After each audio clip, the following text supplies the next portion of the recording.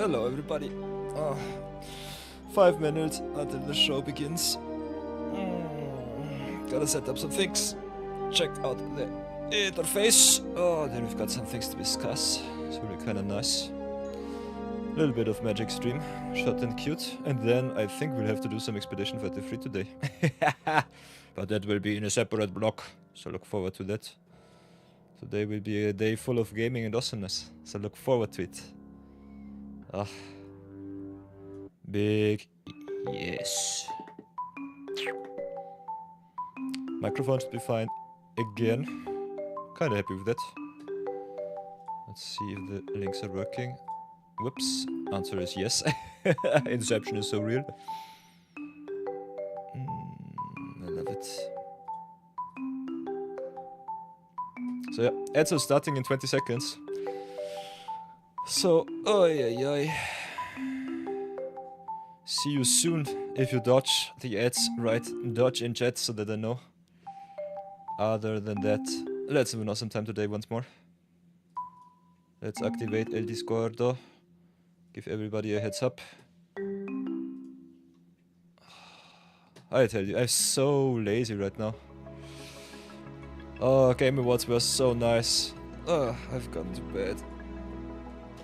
I think at 3:30 in the morning, something like that. It was nasty. But I love it. So yeah, we've got some ads. In 3 minutes will the stream start. Until then, be good, be brave, behave. Chillax a little bit with me. Maybe a little bit in chat, maybe a little bit not. Lurk, whatever you want to do. It's totally fine. Whoops. I, for whatever reason, started Fallout New Vegas right now. Big whoopsie daisy. Gotta do some magic stuff, and then we'll continue. Making ever so many videos. Oh man. So that's a big accuracy, if I've ever seen one. I'm as pale as a ghost. I love it. Gotta change my YouTube handle, but for whatever reason I cannot get the Night of Yore.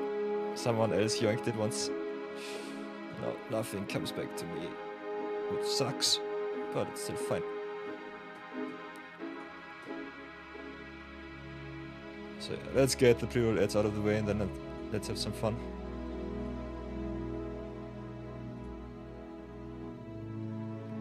Beep. Discord is all verified, you'll love to see it. We already have over 20 members in our Discord, it's so fun. 25 members is busted. I love it. So good. It's perfect.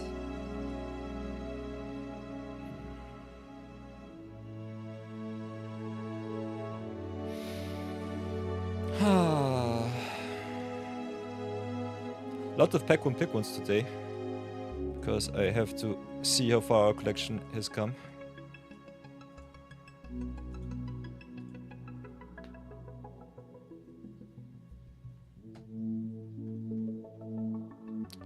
Then I think we should be good to go.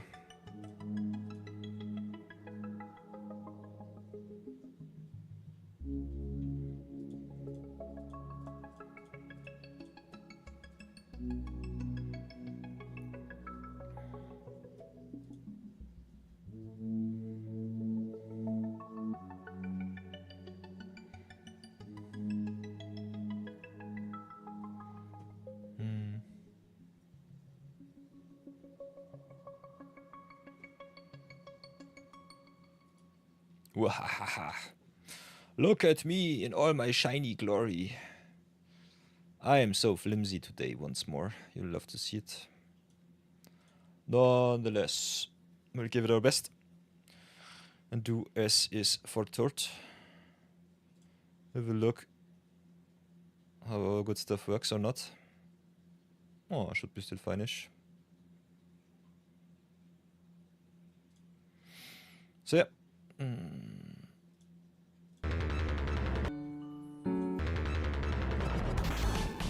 As you can see, everybody, View Battle Weekend 7 was kinda nice. View Battle Weekend right in front of ourselves. We had some nice little zero budget bro yesterday with some Azula cunning usurper.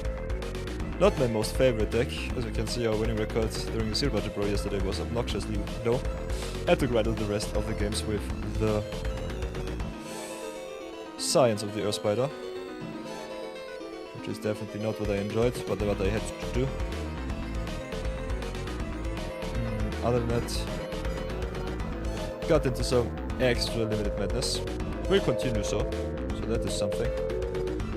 And I think we're quite lovely, quite happy that the Game Awards won Clear Obscure a lot of good stuff.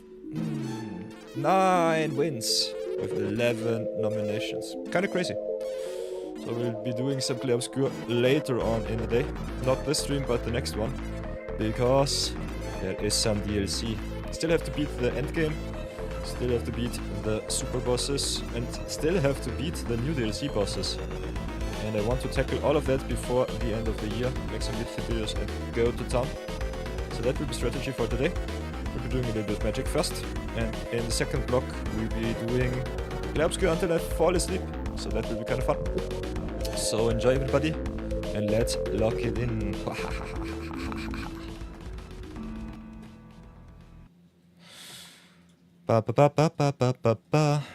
Hope everyone is doing fine. Ads are over once more, so that's good. Boink, boink, boink.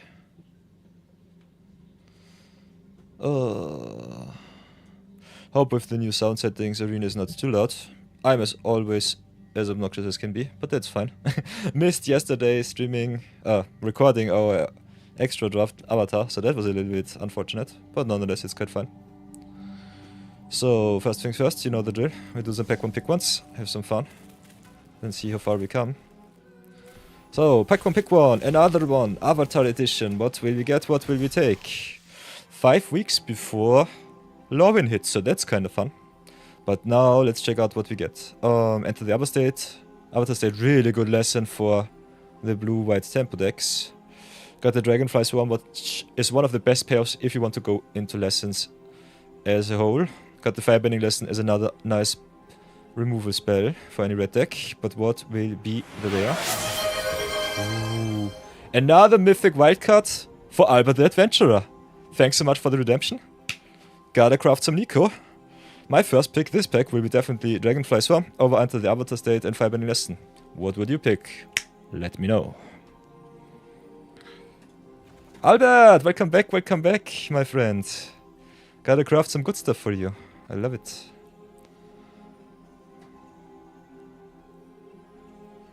How do you do, Albert?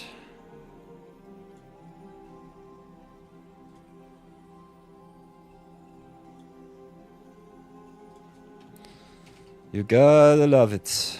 Gotta play some Niko for you today. I'm excited.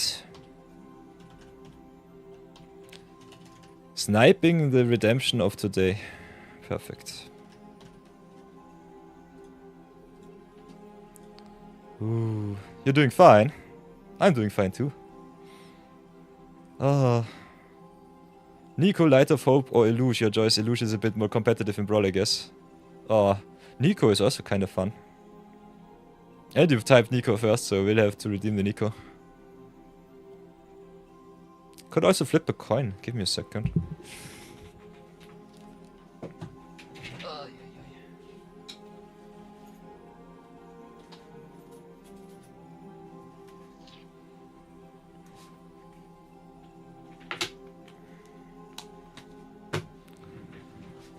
Oi, boy. Okay, Albert, here goes nothing. Heads is Niko, tails is... I hope that works with my setup. Heads is Niko, tails is Illuge.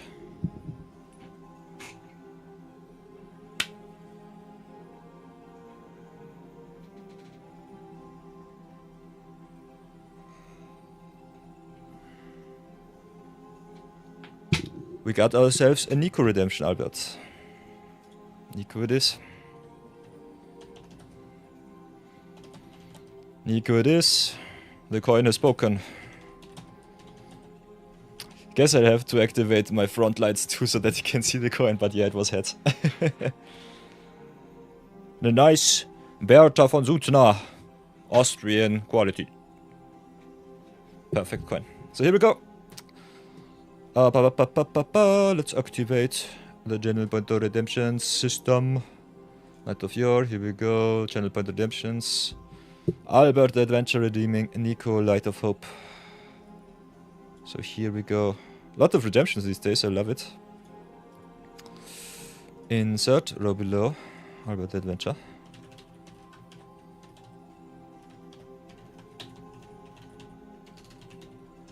Whoops.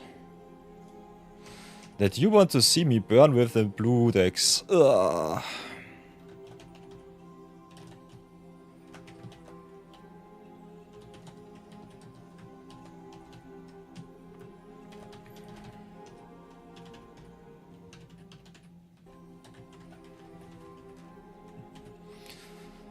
Nice, Albert. Here we go, here we go. Thanks for joining me once again. Always fun to have my awesome followers and friends come by. So, got the decks. Whoops. Maybe hit back in. I open a mythic wildcard and the first thing is Albert redeeming the mythic. You'll have to see it.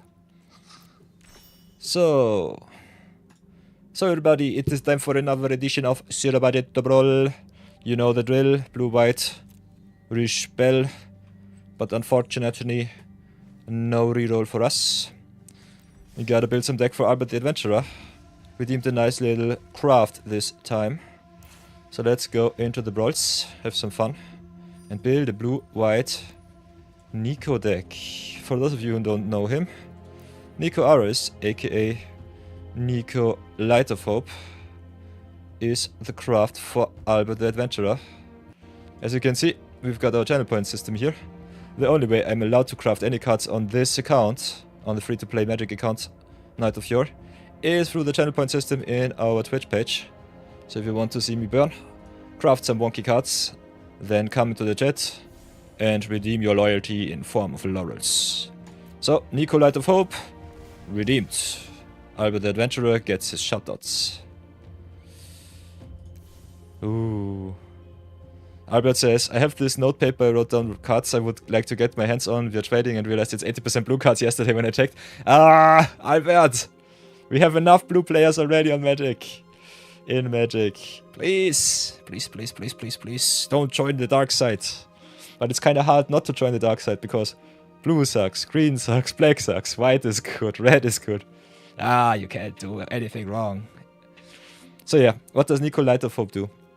When Niko Light of Hope enters, create 2 shard tokens, which is awesome. Makes you some value right off the bat. And they are some buffed up clues, because you can scry one and then draw for 2 mana. And that has also a nice little tap ability, which says, exile target non-legendary creature you control.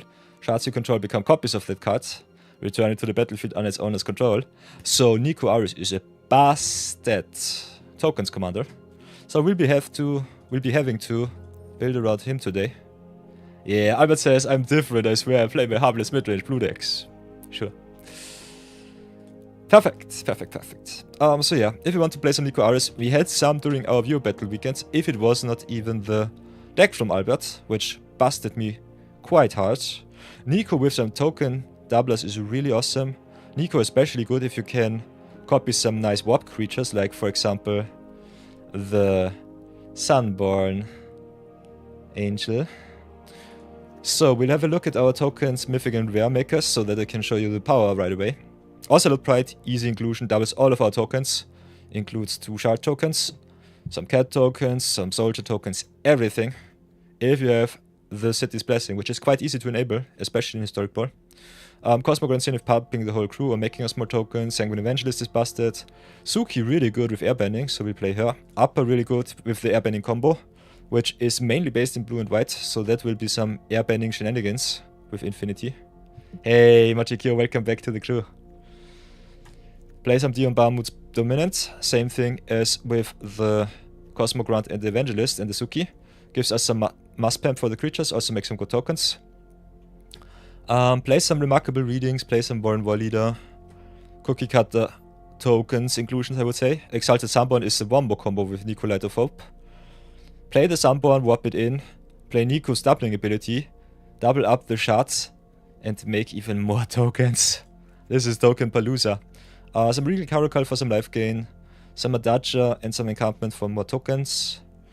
Could also copy some stuff with Thousand Faced Shadow. Big shoutouts to Bambit. He wants me to craft the ninjas, so I'll have to play them. Got also some Storm Chaser talents, which makes us more tokens. Niko especially works the best with his own charts. But I think just playing tokens and go to town is the way to play this commander, so we'll do that. So everything that makes a copy of a stuff, makes multiple tokens, is very well appreciated. Some cards that reward you for playing a lot of Go White theme is Kato, for example. The ultimate with whenever I play a caster spell, create a blue ninja is kinda busted. All of the enter the battlefield doublers, all of the non-creature token makers, kinda nice. Especially with the shard tokens, I think you can play some artifact sub-theme too. So we'll try out Mechanist once more. Maybe play some Avatar Kurok, not sure about it. Katara Water Tribe's Hope is busted in this shell, so that's good. Could double up our artifact spells with Mendicant if we really feel fancy. Mendicant also becomes really big, so that could be kinda interesting. Yeah, Long River Lurker and Charming Prince are surprisingly nice in this list for several reasons. Totally true, Albert. So yeah, you have a lot of good options here. This is just the tip of the iceberg, I would say. Because Zero Budget Brawl does not allow me to craft anything. My viewers decide what I have to play, with some channel point redemptions. I'm honor bound to my openings with all of the packs that we have. We'll play some Guide of Souls, is busted in tokens. We'll play some cheap removal like Path to Exile, is also a very good ramp spell in white. Some must-save spells like Atemi are definitely appreciated. Airborne Ascension triggers by itself, doubles up our ATBs end of turn. Could reset also some sagas, like Most Helpful Weaver, not sure about that one. Not the biggest fan of Get Lost, but it's a cheap removal spell, so I will try it once more. Skynight Squire also rewards us for playing a lot of creatures, so that will come in. Might have to play the Grand Abolisher, I'm not the biggest fan, but forcing your opponent to play sorcery speed when you play a lot of creature-based token strategy is normally kinda good, especially if you can get a very big turn off. So especially for combo decks, I would say this is a very good card. Also the Voice of Victory, so auto includes there. Yeah, Albert also says Airbender Ascension is also free off at this point in your standard list. Niko is insane, what you can do with white and warp stuff is just past that, totally true. So yeah, we'll play some Serima actions. I kinda like to fetch out my good legendary creatures. Other than that, what else can we do? Could play some Halia, because if you make a lot of tokens, you also get a lot of life-gaining creatures. Recruiter of the Guard, thank you to Le Somal, searching us ever so much power. Search the Serima, search the Minar for some card draw. Could make more tokens with the Wojcik Investigator, but we'll have to find some payoffs too. So keep that in mind. What else do we have? Definitely love me all of the sweeps. A Steady Reclaimer, surprisingly good. Especially if you have some good permanents like Serima, which are non-creature spells that you can get back. So normally an inclusion for me. Oh yeah, and be aware you can't blink legendaries with Niko. Albert made that mistake once again. Once before. So keep that in mind. Thanks for the reminder, Albert. Definitely get some sweepers into your deck, that's for sure. Abandoned Air Temple, one of the best cards for our deck. Monumental Henge, kinda nice to being able to search, also have some Restoring spells. Really good if you play some Artifact sub-theme. Otherwise we play a lot of Legends already, so that will be always good. Like me Trackhand Trainer, especially with some activated abilities like the Niko Light of Hope. Training Grounds, by the way, only triggers on creature spells, so keep that in mind. Creature abilities are activated, get the discount. The Clue and the other sacrifice tokens abilities will not get the discount. Found that also out, so that's a thing. What can we do besides that? Waterbender Ascension is busted if you go white, attack with a lot of cards, draw a million cards in return. Downpour and Chromos Sea Shark rewards us going white and giving us some evasive tokens, which can hit in for some damage. Network of Marauder is kinda nice if you have a lot of non-token artifacts running rampant in your deck. Enduring Curiosity is also busted.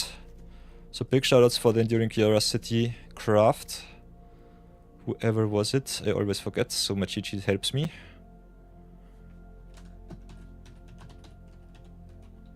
Whoops.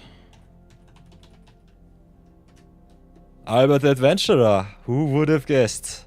The blue enjoyer himself. So yeah, Albert, thank you so much for that craft. What else do we want to get in the deck? Definitely love me the Starfield Vocalist. All of the WAP cards are really good.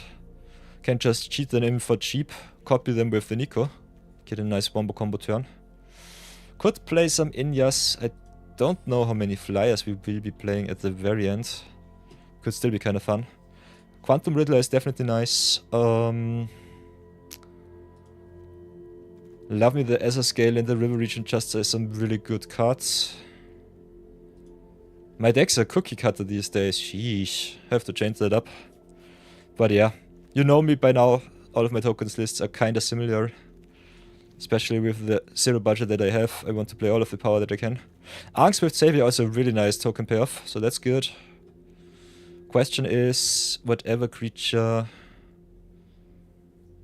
I think especially with Niko copying the shard tokens, the best thing that you can do is either double up some enter the battlefield triggers or make some copies of creatures that are flipped, give you some attack triggers, which is nice. So it should work quite well if you want to go wide with cards like Voice of Victory. Or the Arngswift Savior, for example, putting a count on every tapped creature you control. So that seems kinda busted. Big question is what else we want to do.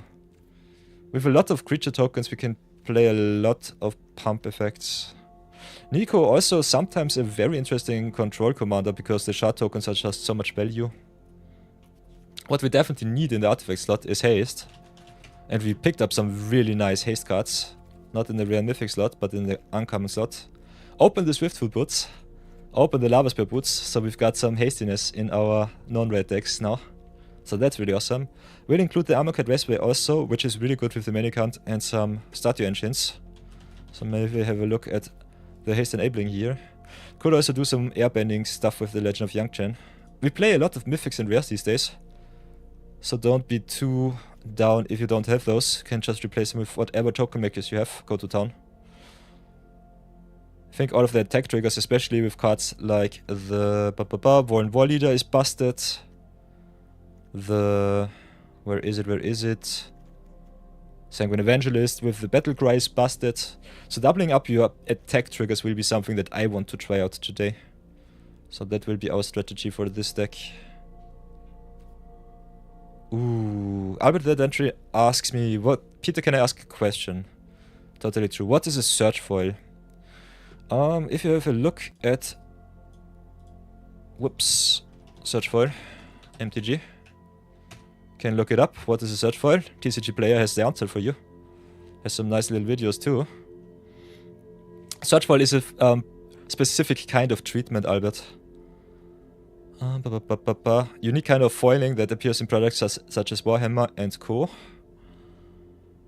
So as you can see, it's this shiny, glimmery treatment. So like a splur and a splash. It's like if you had brushed with the coating over the card. Yeah. I personally think if you don't know things, just type it into Google. Google is your best friend. Papa Google sometimes gives you wrong information, so always question the answers. Because the first answers sometimes are AI and AI is just wonky. But yeah, TCG Player has a lot of good information. I personally Google it and some sources that I personally know, like TCG Player, definitely give me the answer that I definitely also want. So yeah, these are search foils, as you can see. They've got this shiny glimmer. There are also, for example, edged foils, which are newer to Magic. So have a look at that. Edged foiling is always with a little bit of engraving. There you can see it. Seems a little bit more crispy, a little bit more detailed. So yeah, there are a lot of different foiling treatments these days. The most important thing that you should know about foiling is it always gives your cards a curl if you don't keep them dry. And on the other hand, the foil treatment also decreases the price of your cards from time to time. They are more rare, but also a little bit tougher to handle. So some collectors don't love that too much. But nonetheless, they are quite nice. So I'm quite happy with those. Yeah, you love how they look. Bite them yourself, dryback to put in your box. Yeah, drybacks are so good. Drybacks are really good for that. So yeah, we'll have to get all of our exile effects. So big shout outs to Marathon too, with 4 the swords to plowshares. Might want to play some Seam Rip, just to have some cheap answers for cheap commanders. Bum bum bum bum bum. White Aura Set is always one of my happy-go-lucky cards. How many sweepers do we play already? I think only 4 or 5. Yeah, Day of Judgment comes in, that's for sure. Exile all. Don't have Farewell, but it should be fine. Detention Fear also a really good card, just as a catch-all for some tokens of the opponents. Other than that, I think we have some nice little attack triggers already in the deck, so that's good. Need also some mana rocks. So I think the only thing that we change these days with our lists are normally a little bit of enablers like Swift Boots, Lava Spear Boots for the Niko, just to activate right away. Then we also have our mana rocks, which are important. So getting in some dual-faced cards for Modern Vices is normally what I like to do, just to stay as consistent as possible. Also some removal that doubles as a land is really nice. Depending on what you need right now, can play it as both sides, which is good. Then acceleration-wise, I personally think mana rocks, we've got a lot. With Niko being a 4-drop, we can play some tapped lands. Might have too little removal, we'll have to look that up. Get the Transformer and the Arcane Signet in. All of the 2 mana rocks are something that I like, everything else might be a little bit too tough. Arcway being able to ramp us also quite nice. Command Tower coming in is truly good. Pit of Offerings I like, especially because it's just some graveyard hate in colorless slot, which you can slot into every deck, which is good. Could play some Rogue's Passage for some big creatures. This is my first iteration of the deck, so don't marry it too soon. Got also some search engines, which give us even more value. I personally love me the Starfield Chatbot, so I think I'll make a slot open for that one too. Maybe get rid of the Geralf. Maybe get just rid of a land. Kinda like the extra land drops, especially blue-based decks normally struggle a little bit with those. Questions how many instant sorcerers do we really play? Just 11, 13? 10?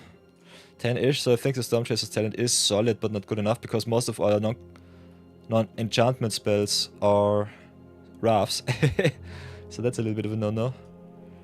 Other than that, we also have some nice legal search engines like the Syrian Bargain Spinner. So that's kind of fun. But yeah, get all of the good fetches into your deck. Because we don't have any blue-white tapped lands until Lorwyn hits, we'll have to play it like that. But I think our deck looks fine so far. So copy pasta, make a little screenshot for the Discord. And then play some Albert the Adventurer.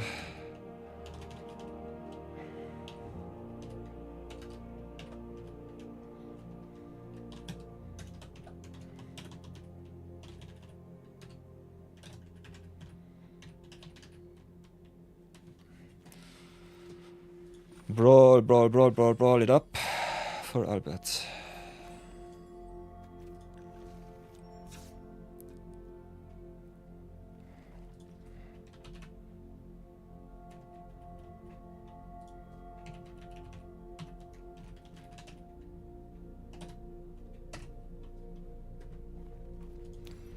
Oops. So 0 budget brawl it is.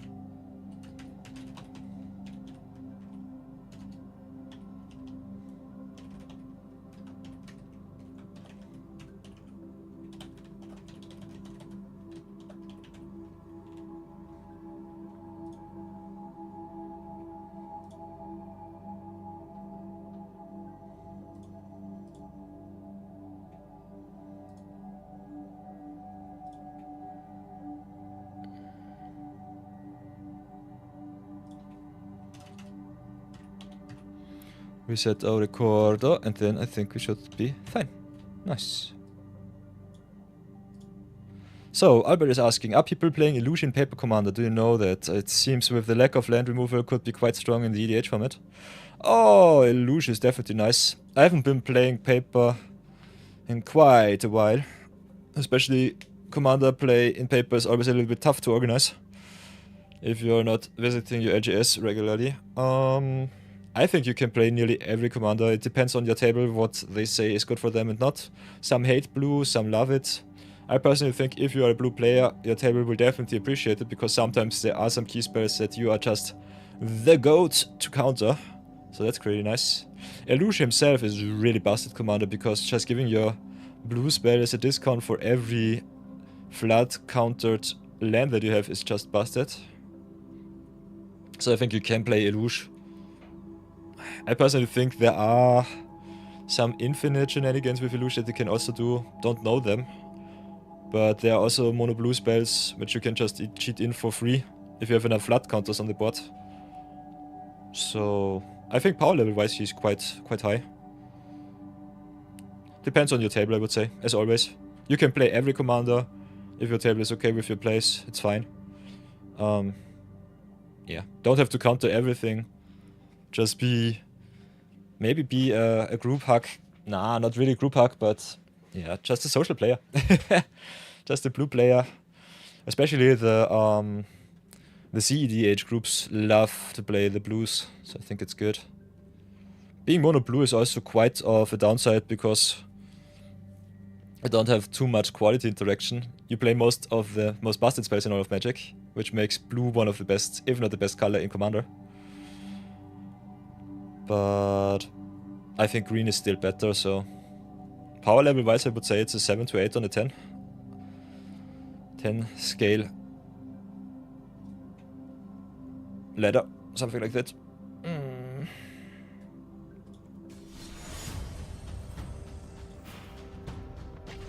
Waha! So everybody, here we go. Counterless Niko, Light of Hope for Albert the Adventurer. Let's see how far we come.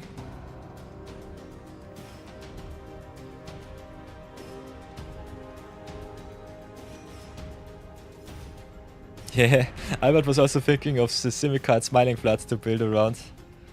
And just include Illusion in it to have access to ramp. Yeah. Ui, ui, ui. We played some Soyova earlier for Marathon. Solotaya, or what it's called. That card is definitely a thing. I could not break it because my collection did not allow it, but yeah, it was really strong. So playing against V-Barnet here without any good removal, just some Airband Ascension. Got some tempo, but nothing else. I don't play too much hard removal in my deck because I'm way too greedy these days with my removal.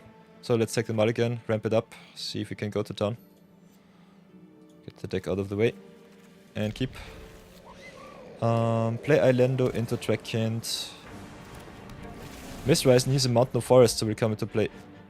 Always tapped. Yeah, the Solatoya, or what's it called? What's it called? I have the Redemption.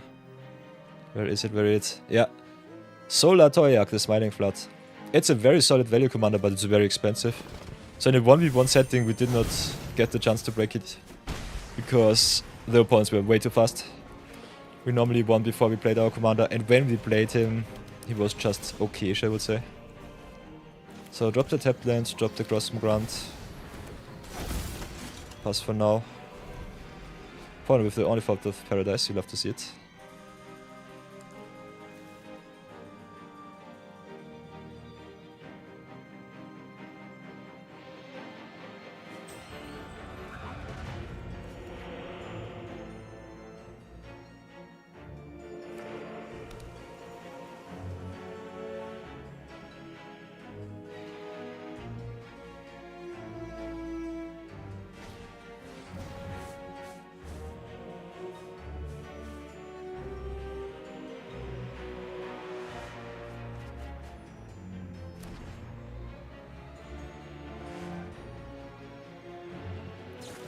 Okay, unsummons. Kinda nice if I hit the 1-drop. I do not, but this is not too bad. Can start with Niko, Light of Hope, which is kind of fun because we can get a lot of copies of the Dragon Trainer and draw a million cards. Exhaust even more for more training grounds. So I think just dropping Niko here while the shields are down is good. And smack in for 1 and pass. So the first Wombo combo might be achieved rather soonish. The more training grounds the better for us, especially for the Katara with the water band. So yeah, everything that makes flood count is definitely good, Albert. I think you don't have too many permanents which enable that. Our opponent with the VV on it here is also quite nasty. So we Fabled Passage, search for another white source, I would say. Would love me more blue for the Dragon Trainer. But if our mana is not fixed... I think we still can go for the blue. Just copy the Trekkie. Could also play Warren Wall Leader. Or Cosmo Grande. But we cannot do anything with that, and I want more card advantage against the EVV's Onslaught. Let's see if they have removal for the trainer. So, exhaust 1. We also have encounter ability, so that's good for our big spells.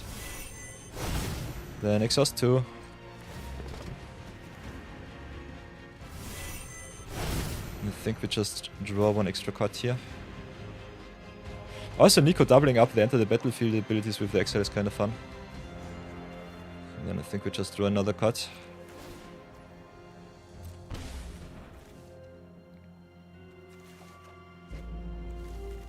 So yeah, that's a lot of value, I love it. We might be dead to Vivi's combo next turn. But at least the card draw enables us some sweeping and some pinpoint shenanigans. Yeah, they printed a blue-red moon. Nice. Albert checking out the Lorwyn spoilers right now. Sweet. So yeah, Lorwyn Eclipse should drop in 5 weeks straight. We already had some Marvel spoilers yesterday. Was not the biggest fan of the Marvel thing because it reminds me so much of Spider-Man. And that was a fiasco for Wizards. With what we have so far, we can definitely double spell something nice. So that's good. Might be still dead to a VV Ornithir combo into some Paradox Engine shenanigans. Yeah, there's the Lightning Bolt. Guess they drew that now. Otherwise I would definitely would have got rid of the Dragon Trainer before we get a million training grounds here.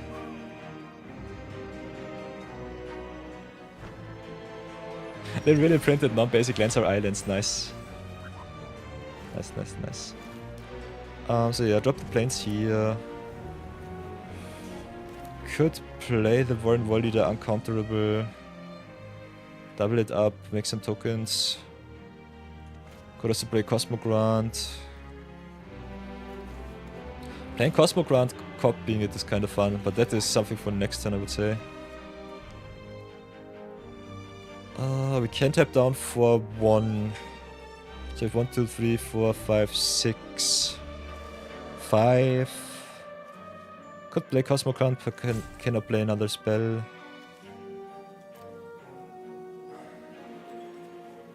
I think I kinda want to get the Warren Wall Leader down. This is a tough one.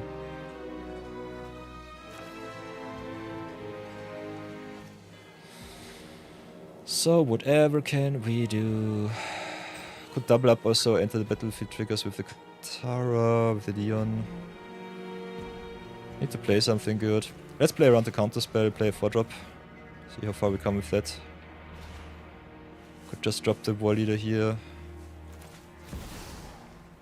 Could just drop the Dion too. But copying the War Leader is the only thing that we can do, because it has to be non-legendary.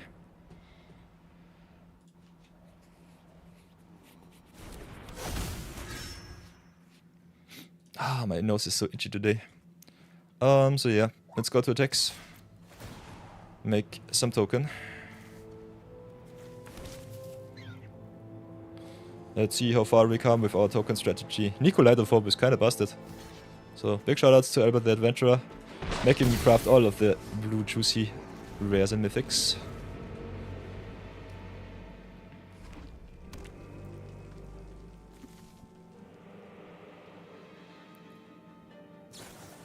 Okay, there's a rift. This sucks. Yeah, back to end this.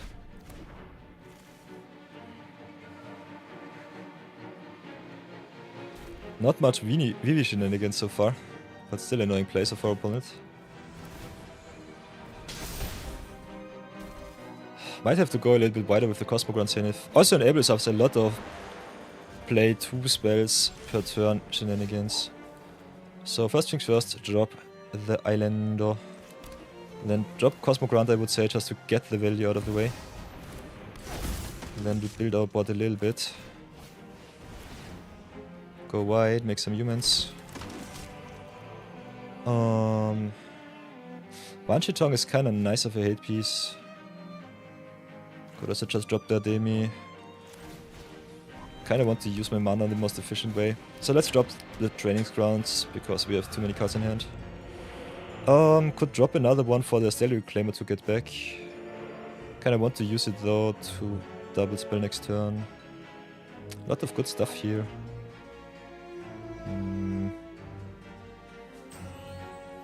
So yeah, because it doesn't really matter, just drop the Training Grounds. We don't need it for the activation costs. We can get it back with the Reclaimer. Can still double spell Reclaimer into Leon, Ademi. So that's good. Opponent with the burn. Sheesh. So that's a thing. Pings me for free with every no-creature spell right now.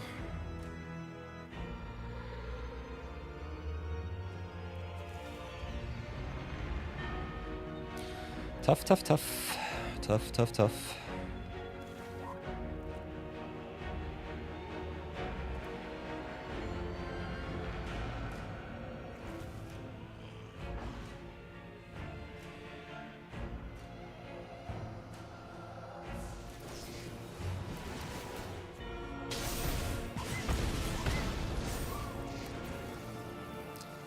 Okay. Guess I'll have to block a little bit, because 3 damage per turn is a little bit too much. But what can we play? Could only 7 mana right now. Could play Katara. Kinda want to play Halia into some token shenanigans. So play the Halia here.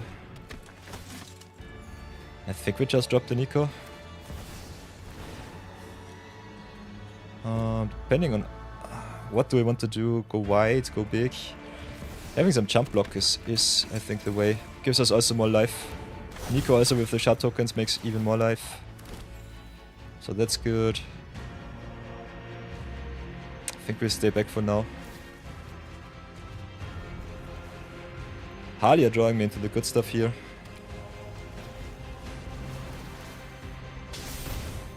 So yeah, opponent a little bit fairish, I would say. The turn they draw a card draw spell or some exile shenanigans, I might be dead. But for now I think we can just jump block. Have some very nice Katara finishing turn. So that's good. So jump here, stay healthy. Ooh, Enduring Curiosity is also busted. So first things first, copy the Cosmogron Zenith here.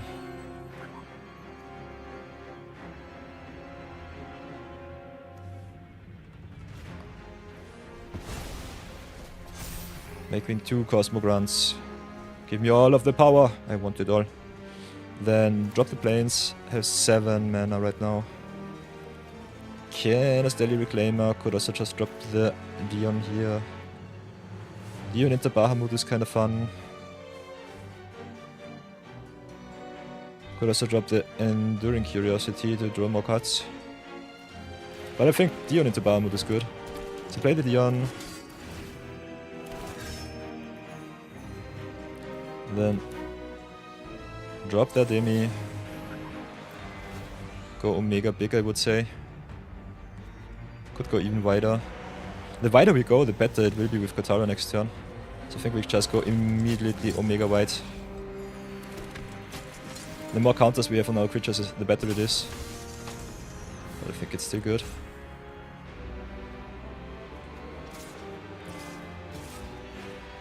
So smash in with the tokens, keep up the hexproof, indestructible, set us up for a nice Katara turn next Next rotation where I think we can win the game. Our opponent just has to whiff for 1 extra turn. So draw an extra card. Ooh, Downpour is also nice, getting rid of the visibility. So do they whiff? That's the big question. Or did they draw the Nivix Mastery?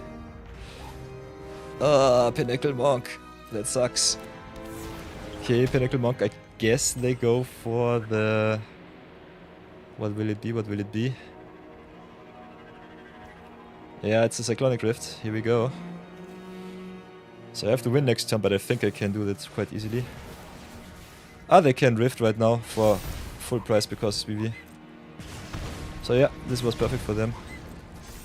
Overloaded Rift once again. Ah, being Rifted twice sucks so bad. I hate it. With the 69. Nice. Sheesh. So yeah, we'll have to rebuild once again. Yeah, that's the biggest problem with token decks in paper, but you have to have so many tokens. You can also replace them with dice. So normally if you play 1,000,000 tokens, you just have 1 token that you dedicate the spot for, put the 20 dice, for example, on it, and do it like that. You've got many options to get the burden off you. So play the Cosmo Grande first. Play the Signet, go white once again. And I think we have to drop a lot of good stuff. Kinda want to get rid of all of the stupid abilities here. So play the Amphibian Downpour, VV down, Mage down, Mage down. So no more shenanigans like that. That was obnoxious. I have to drop 5 cards, which sucks.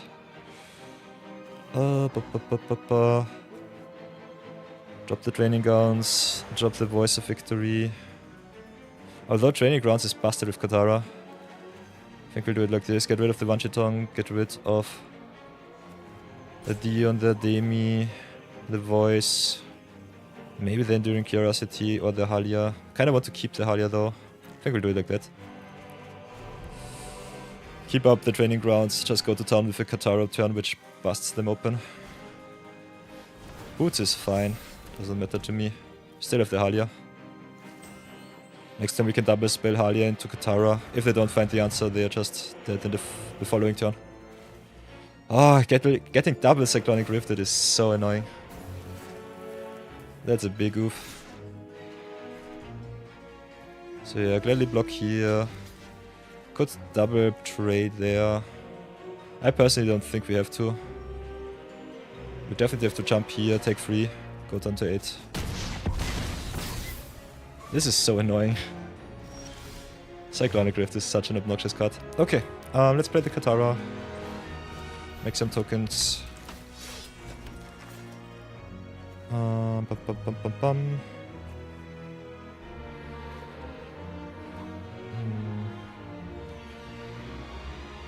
I think we do it like this. Swap in the Halia here. Get even more humans. And play the Training Grounds, uno dos. And set up for an awesome turn. Play the Springs tapped and pass for now. Oi, oi. So yeah, whopping in the Halia did nothing. That was stupid. Still, as long as they don't draw a sweeper, we should be fine. Their deck banks on playing VV as busted commander. Having the answer for the Katara sucks. So yeah, big oof there.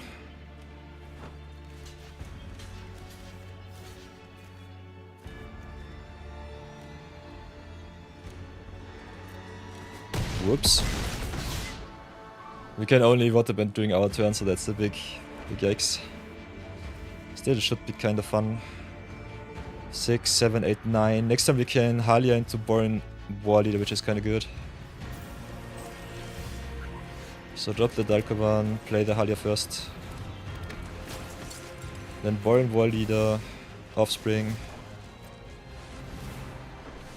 Put even more power on our board. I think I want to pump up right now.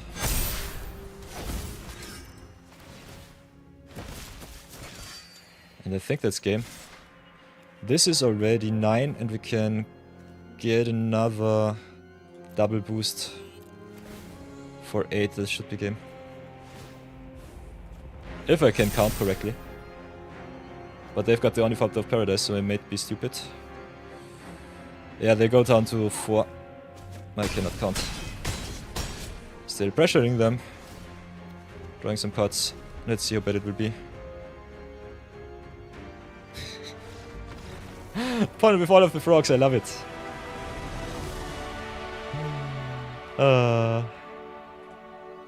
Perfect! I love it to steal some games from VV. Perfectly fine.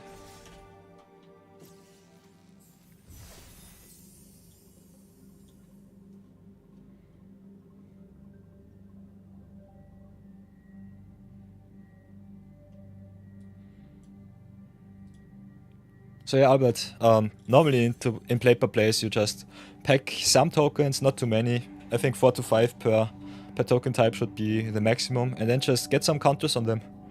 And if there come some big attacks, some big blocks, you can just get the counter to the number down with all of the tokens that's died, and it should be fine. The big problem with that strategy is if you have some +1/+1 counter shenanigans too, and you put even more counters on your tokens, on your counters, then it becomes obnoxious. Which is one of the reasons why I love me some digital play. The computer does everything for you. You don't have to think about that. So yeah, sometimes you divide those. This is one of the reasons why I advise you to play more than 1 token per type. Because if you have a soldier with 1/1/1 counter, 2 soldiers with 3/1/1 counters, and so on, you can just stack them up and distribute the different counters on the tokens. Yeah, Aspev does not help for sure, and the air temper also makes it worse, totally true. It makes it way more powerful, that's for sure. But yeah, that is the destiny of us token players.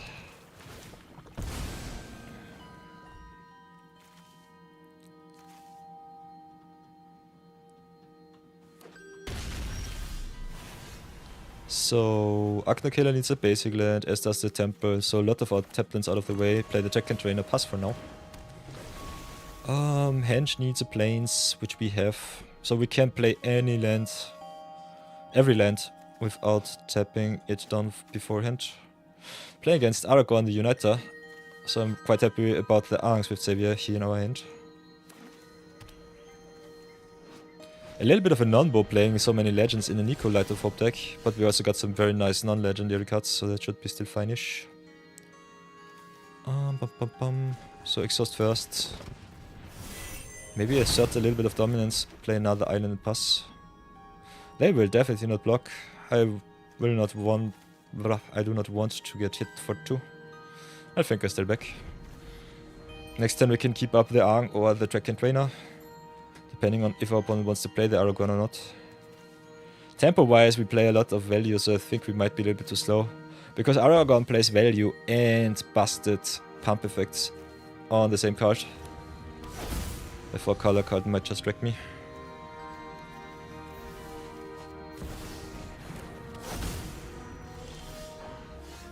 Okay, Suki is nice. We'll drop the planes, pass for now. Opponent with the turn 2 Ristic Studies. Turn 3 Ristic Studies, you'll love to see it. So what will it be? A lot of card draw for them, which sucks. Because Aragorn just wants you to see cast a lot of spells. And that needs extra card advantage. I hate that Ristic Studies is legal in 1v1 formats. I think this card is so stupid. In any format that it's legal in. So play the Arng. Delay their plays a little bit.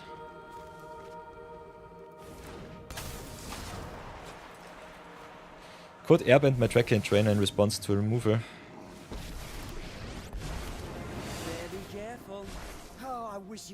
Do they have a 1-drop too? Okay. So what can we do? Can play the Warren Wall Leader. Can also just play the Suki. I think both are fine. Don't want them to draw too many cards, so I think dropping the Suki, paying the 1 is better here. Getting rid of the Domri right away. No extra mana for you. I'm not finished with you. Not by a long shot. I am finished with you, Domri, so goodbye. Please don't come back. Here goes nothing. So yeah, training grounds with the Ankh's flip ability, what the bend is always sweet. Can drop the Niko too. Maybe get more trainers, get more training grounds, what the bend even easier. Halana Lena with the hero of Precinct 1. I would have played the hero first and then the Halana and Lena gives you another token. Otherwise still busted. So we can water bend right away. Pump our board. Halana and Lena might just wreck us. Drop the henge, that's for sure. Niko is making us some shots, which we can tap down is nice. But costs too much, so we cannot flip. Or can we? 1, 2, 3, 4, 5, 6. Should be still possible. I will not pay the one for the Ristic Studies. But I think we can flip the Ankh this turn. Because we can tap down the shot tokens too. So activate like this. Tap 1, 2, 3, 4. Why can I not tap down the shot tokens? Water bending works normally with artifacts. Ah, shots are enchantments, I'm stupid. Okay, good to know. So yeah. Draw opponent another card. Want to get rid of their hero of Precinct 1 though. Because Aragorn loves to play multicolored spells. So yeah, this sucks. Nonetheless, we'll go and attack in. Just with the Ankh. So yeah, keep in mind Niko makes enchantment artifact tokens and not... enchantment shard tokens and not artifacts. So that was a little bit of an oopsie. They look like artifacts, but they are not. And this might kill me, by the way. Even faster than it did before. Not being able to flip the Ankh and punk my board is something that I do not want. Do not need. So yeah, I get the Niko back in hand, which is fine. Still take a lot of damage here. I think we'll have to take the 7 though. Then play the planes, play the Vulnerable Leader, pay for full price. They can draw their cards, I will die either way. They have a lot of value on board. Can pump twice, so we've got some good attacks here, I would say. So get some attacks boosted. They can double block if they want to, which is fine. We need to pressure them somehow. I have to activate the Cyclonic Rift counter. This is the third Cyclonic Rift that I've been played with. Oh, and I'm dead on board. Ah. Nice. I think we need a Cyclonic Rift counter. Would be kind of fun. How many Cyclonic Rifts do you see? How many heuristic studies do you see? So yeah, 1 in 1. Perfect. Perfect little beating right here. We have ads in 2 minutes, so I think we'll go into a short little ad break, everybody. If you don't know, this stream is a Twitch affiliate. So I got the choice between running ads, running no ads, monetization, there you have it. For every 60 minutes of ad-free experience, we have to run 3 minutes of ads, which supports streamers, supports the community, so that's something. So if you want to support the stream, get the ad blocker off. Other than that, get yourself some snacks, some drinks. We will continue with some Niko Aris Light of Hope gameplay for Albert the Adventurer. But until then, let's go into the ad break. 3 minutes of ads. See you soon. Be good, be brave, and have a lot of fun.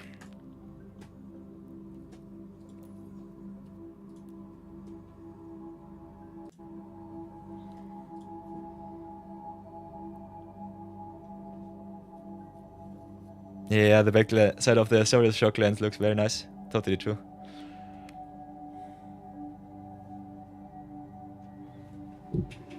I get myself a protein shake. Be right back. Beep, beep, beep, beep.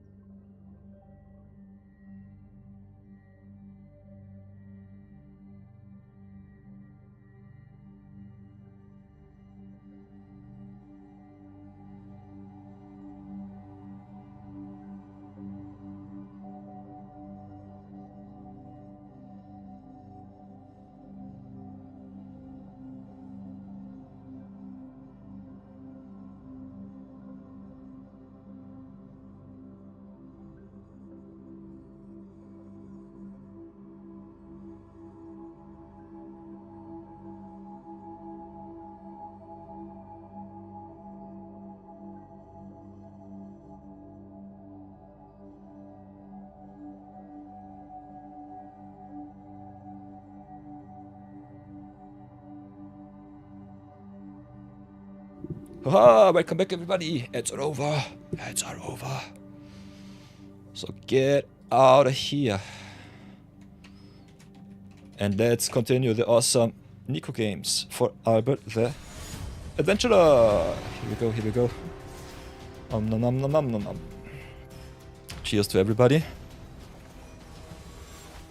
By the way, did some of you see... Hey, Slavsocks! Slothsocks _ joined the order. Thank you for the follow, Slavsocks. Appreciate it very much. Did any one of you see the Game Awards yesterday? It was kind of fun. Clear Obscure. Yoinked all of the good wins. It's just perfect. You didn't yet? Ah, they were awesome. I told it before I went to bed at 3:30 AM this morning. They started at 1:30 European time, so that was a little bit tough. Yeah, you heard about Larian's new game, Clear Obscure. They brought out the DLC. So there is also some new DLC, some free DLC with the game now. Really nice. And yeah, I'm doing also a giveaway, so if we... when we hit our 31st subscriber and on Twitch, I will give one copy of Clear Obscure or Kingdom Come Deliverance to one of our lucky subscribers. So that will be kind of fun. This is mission 33. I will keep that up for the rest of the year. To also celebrate my 33rd birthday, which will be happening next December. So yeah, drop the Voice of Victory here. Pass for now. Yeah, doing some giveaways. Might lose a little bit of money in the process because I find out that subscriptions, depending on your location, are worth more or less money. I had Ember Pingu subscribe to me with his Prime, Twitch Prime, which is worth €1.55, and Mochi Kyo is from India, so not from Europe. Subscribed to me with a tier 1 subscription, was only worth 80 cents. So I might bite a little bit the apple there, but I think it's definitely worth for the community. So if you answer some free games, consider a subscription and join the fray.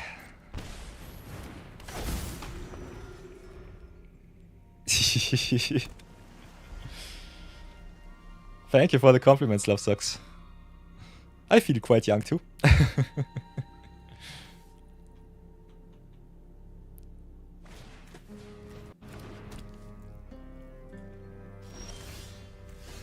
So what can we do? Currency Convert is busted. The opponent definitely has a counter spell open, but they cannot play it because of Abolisher. So I'm kinda inclined to play an untapped land, which I don't have.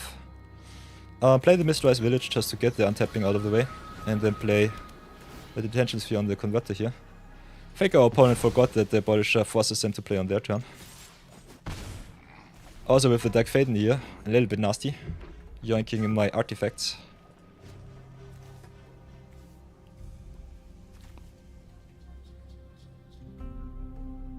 But yeah, I want to give something back to the community, and I think some Steam gifts are the easiest way to do so. It's always a little bit tough to find the right way, especially if you are... Ooh, that's nice. Especially if you are acting worldwide as a streamer. So what can I do but cry? Can exile their stuff from grave to get me a triple land, which is kind of fun. So yoink the impact, yoink the relics row, I guess. Get rid of my Voice of Victory to get also white land. Free color shenanigans enabled. And I think we start with the Niko Ares into the Ocelot Pride. That will be awesome. This is a wombo combo. So if the Niko lives next turn, this will be nice. Yeah, Expedition 33 DLC is quite nice because it's what's it called? Versus Canvas, something like that. And you also have some new super bosses. I saw Sabi Reps play the DLC today. On a mission. I think he's still playing it, if I remember right. I'm a talented improviser. Go back to Twitch. Nah, Sabi Reps fell into a coma. He's offline right now. Had a 10-hour stream today. So yeah, we've got our wombo combo. Can attack into the Abolisher if we want to. Play the Ocelot de Pride. They can only eat one of our Ocelots, so that should be awesome. So drop the Ocelot here. Could play with Enchanter too. Let's do like this. Ocelot Pride copy. Then smack into the deck Faden, I guess.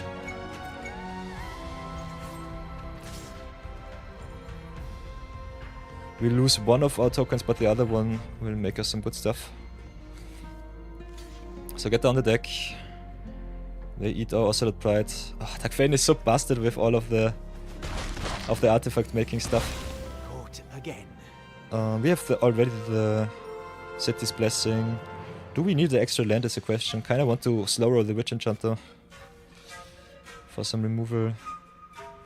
I don't think so. Could give our Remarkable Readings unblockable, uncounterable. I think it's still worth it. Let's play the land tapped. End of turn. Get the Ocelot Pride back first and then trigger. Okay, get two cats. It's still fine. Was it worth it? I don't know. I think it was at least something. Our opponent yoiking the Abolisher here sucks. Dark Faden, blue-red control is nasty, and they have everything. Our sweeper is also really bad in this matchup because we cannot target planeswalkers. Too many stuff, with too much stuff, so we need some board presence here. I thirst for information.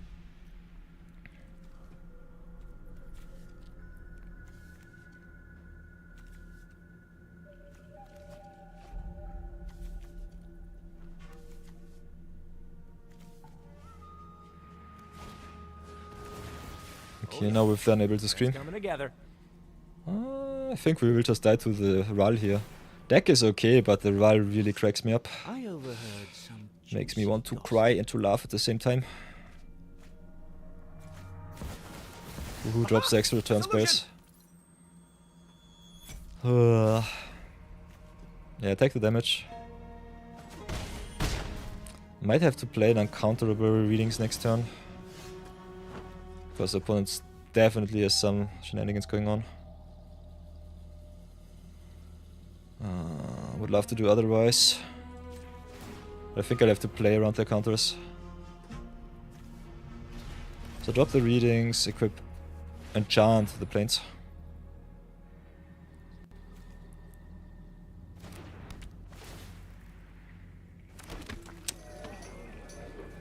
Oh, smash into the deck and cry.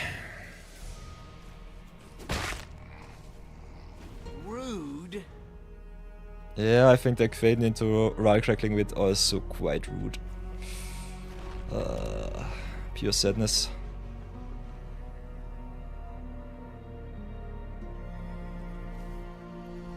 So yeah, playing Azure Scale and then copying it with Niko would have been awesome. Takes a lot of mana though. Also, I'm stupid. The shard tokens can only double up your attack triggers, not your enter triggers. Does not work this way. Still have to master the way of the Niko. Oh yeah, it's always the same.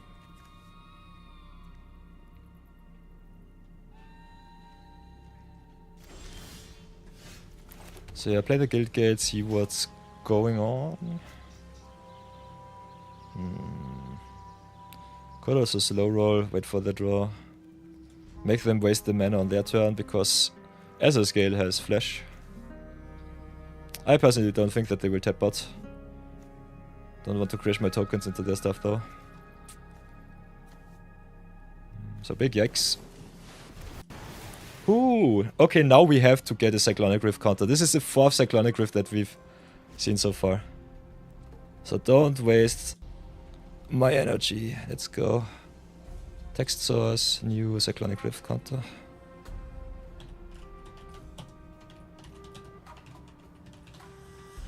Let's do that.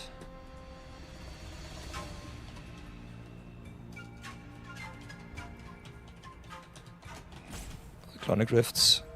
Oh, this is the 4th one. So here goes the Cyclonic Rift counter. Enjoy.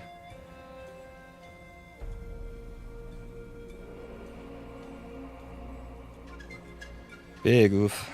Sheesh. Do I want to show my face? I don't know. I hate it. It's time So yeah. to embrace the local culture. We could be funny. Just get in with the SR scale. Get 2 enter the battlefield triggers. Get more non-lands. So not too bad for us. Gives us also back the Niko. They get back the converter, which is fine, but we get the detention fear for the auto tokens. Their rel is the biggest problem here though. So let's see how bad it will be.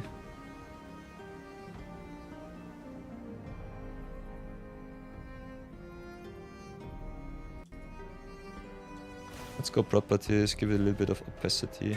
Information's almost as good as money. Something like this.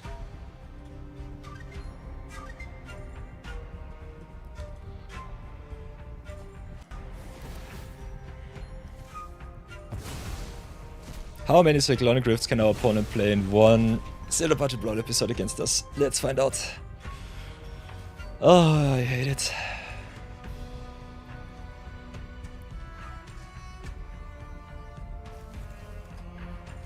Cyclonic Rift is such a stupid card.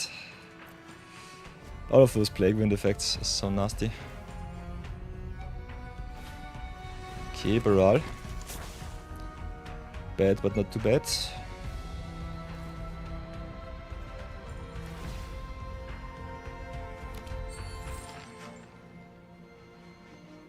Converter is so good though. Also the Bastion really bad. I think we'll have to exile the Ral and pray that it's good enough. Would love to get rid of the Otters. We still have the Day of Judgment so we can double spell. As long as they don't have a counter spell as their last card, we should be at least fine-ish, I would say. So drop the land, drop the Sphere first. Let's see if we can get rid of Ral. Oh, they have the counter spell, of course they have.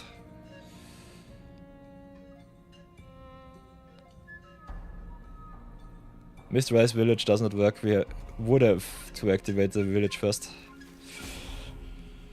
Oh, so that's a no-no.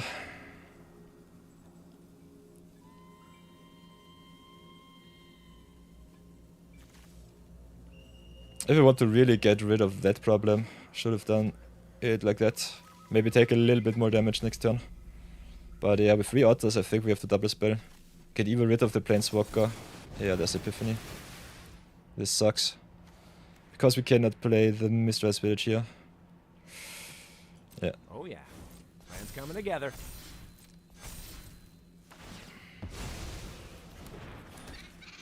So yeah, this sucks. But yeah. Never did they ever not have it. I hate blue. I hate those unfair blue decks. They suck so bad. Play the Day of Judgment, rough the board. Doesn't really matter because of their board state. Can play the 1000 Phase Shadow, thank you Bambit, but I don't think it's good enough. They can just play a non-creature spell and ultimate the Ral, and that's game. Ral's ultimate emblem is so good. All of the spells having Storm just kills us. Sooner than later. Also they can play the Khan's Bastion here. I will concede that game because I don't want to see it. Don't want to waste my time. This just sucks. So yeah. 1 and 2. But it is what it is. I will take it. Historic Brawl is busted. Standard Brawl not better. Oh. But everything is fun. Showcasing my skills off. Or my non-skills is sometimes a little bit iffy. But I think it's okay. Just have fun with the crew. Get smacked a little bit. Brew a little bit around. That's the way of the Magic players. All PvP games need a little bit of sodium in your life.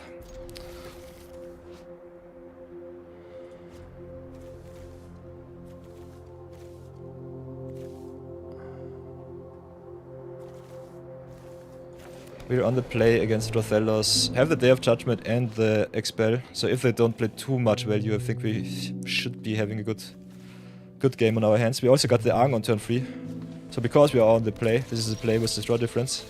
We might be fast enough to get rid of the Rothellos often enough that we can tempo out the opponent.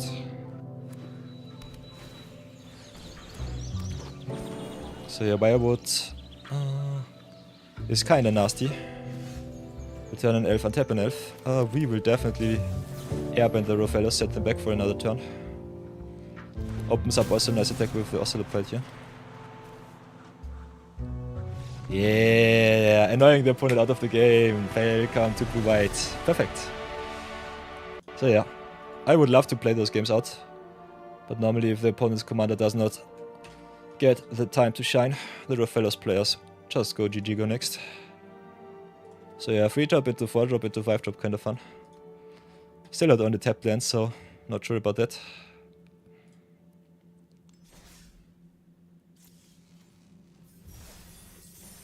So let's see if we can get 1 or 2 extra good games in.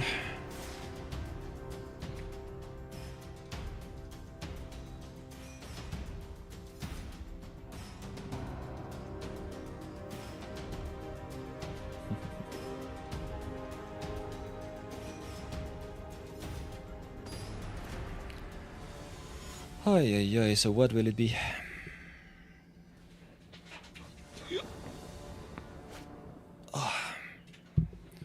Ooh, Lava Spur Boots, that's a nice one.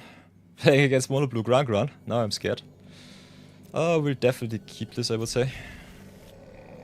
We are against Mono Blue on the draw, which sucks. But we have some instant speed spells too in our deck. Ooh, Grand Abolisher is also kinda nice.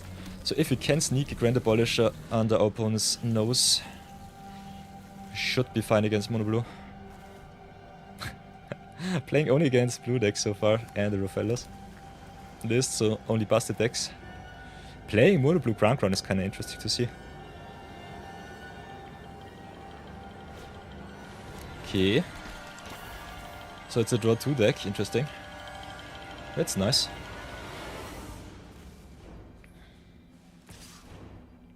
This is a really serious zero budget brawl deck.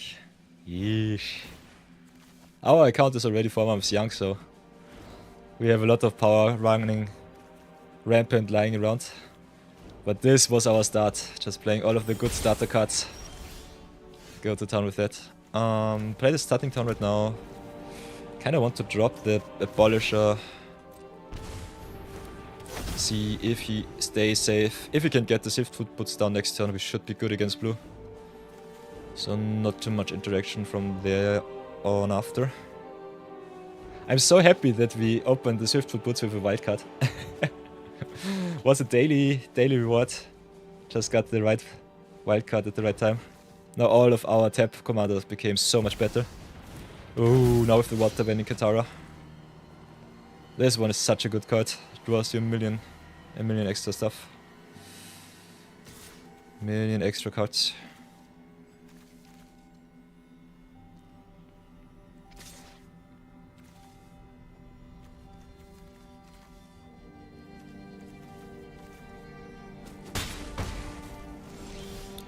We've got some options here. All of them are okay, I would say. Could just save our Abolisher, could commit a little bit more to board.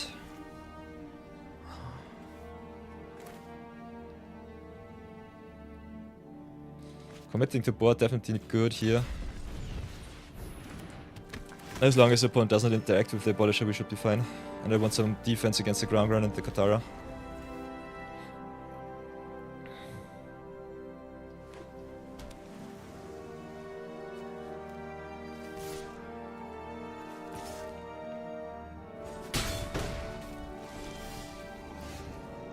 So play the island, play the Niko, do it like this.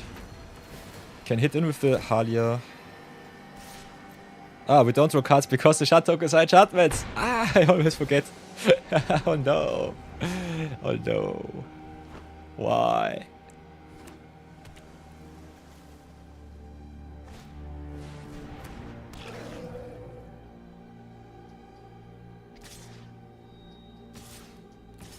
Ooh, very interesting attack there.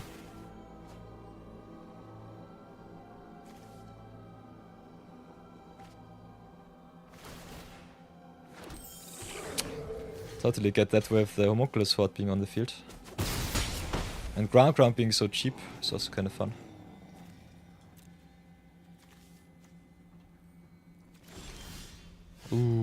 that's a good one. I want to keep my abolisher so bad, but the Homologous Horde just going exponentially is kinda busted. Might not have the time to do so. Definitely drop the planes, that's for sure. I think we just have to attack in and then rough. This is too much value.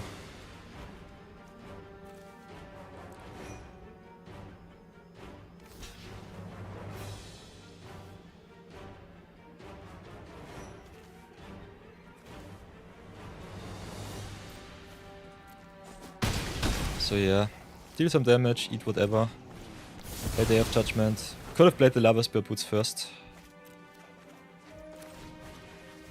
Yeah, because counter spell in hand. So that's a bit oof. Next time we can warp in the Quantum Riddler, give it haste with the boots and hit him with the flyer. So if we drop the Swiftfoot boots first... no, we don't. We don't have... we don't have the capacities to draw two. Still, it should be fine. So drop the Swiftfoot boots to use our mana. Equip the Lava Spur, I would say, just to get the extra damage. Smack in. Warps out, which is nice. Upon with the 2 Yinla, Moon and Ocean. Draws a card whenever it becomes tapped, so that's busted. And whenever they become untapped, they get a counter. That's nice. So that's a nice blue tempo deck there that the opponent has, I love it. That seems fairish. Very sweet.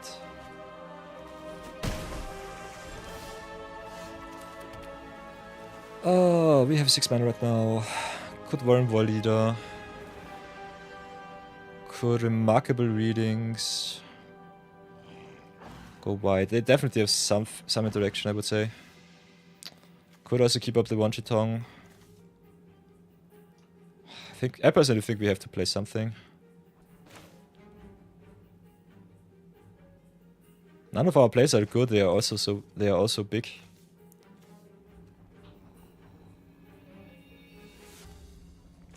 I think we'll just try and drop the Quantum Riddler here. But against open blue mana, I'm not so hyped. So give it hexproof, pass for now.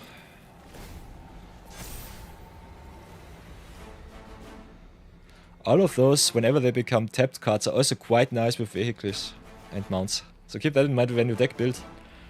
If you, for example, build some 2 Yinla, put a lot of station lands in, put a lot of vehicles in the tap your commander. Gives you all of the value. And you can do so at instant speed with this card, so that's kind of fun.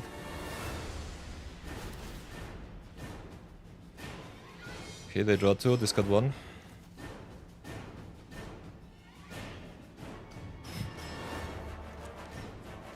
I feel like the underdog and I'm playing all of the busted mythics and rares. For whatever reason, I feel always so humble against Mono Blue. Mono Blue is my terror matchup, I don't like it. Do they have a combat trick? What will it be? He's a devious Andy, so it's definitely a possibility.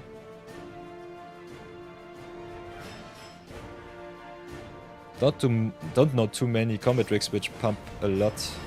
Okay, instead he goes for the Lost Days on his card. So seems to be a new player. Nice. Nice little value engine that they have there. Also sets up with the lessons for the ground. That is a true zero budget Brawl deck. Just play whatever you have in your collection. If you're a new player, doesn't matter, go to town, have a lot of fun. What can we do? 1, 2, 3, 4, 5, 6, 7. Can play Curiosity, draw more cards, which I kinda like. Give all of my good stuff haste. Could have also dropped the One Chitong for 1,000,000 mana.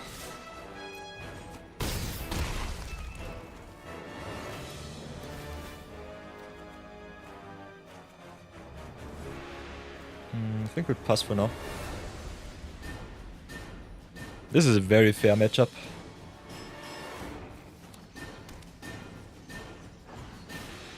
Ground is a very interesting commander choice. Okay, there's a Sapphire Medallion. They have some rares lying around, like the Rivendell. So I'm kinda surprised.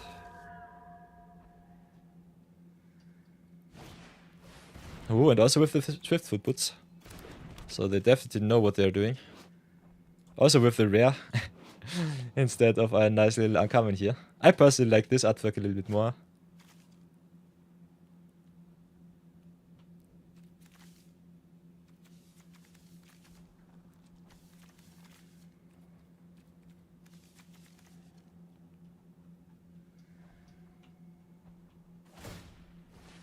Sweet, sweet. Here's the Tui and La. Untouchable. Can't touch this.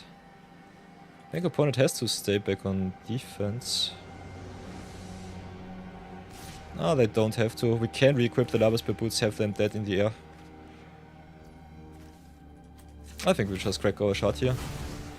Have a look at the top. Don't really need it though. Draw the Vinar.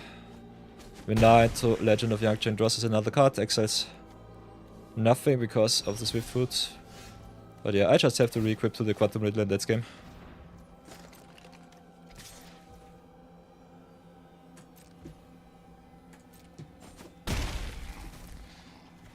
Nice, nice. So nice little 3 and 2. And because we have one tiny surrender of the Rofellos deck, I think we'll go for a 6th game and see how far we come with that. Other than that, we definitely won our game against the Rofellos quite easily. Ooh, and we've got 2 mythic wildcards. Nice. I do an avatar draft today, so yeah. Ooh, Legend of Kyoshi and Fated Vampire. So yeah, claim our stuff. I think then we do just a deck tech and do some drafties. If Slav Socks wants to see the drafties, we'll do that. So everybody new to the channel, Slav Socks, I look at you. If you look down in the chat section, we've got here the Laurels, which are our channel points.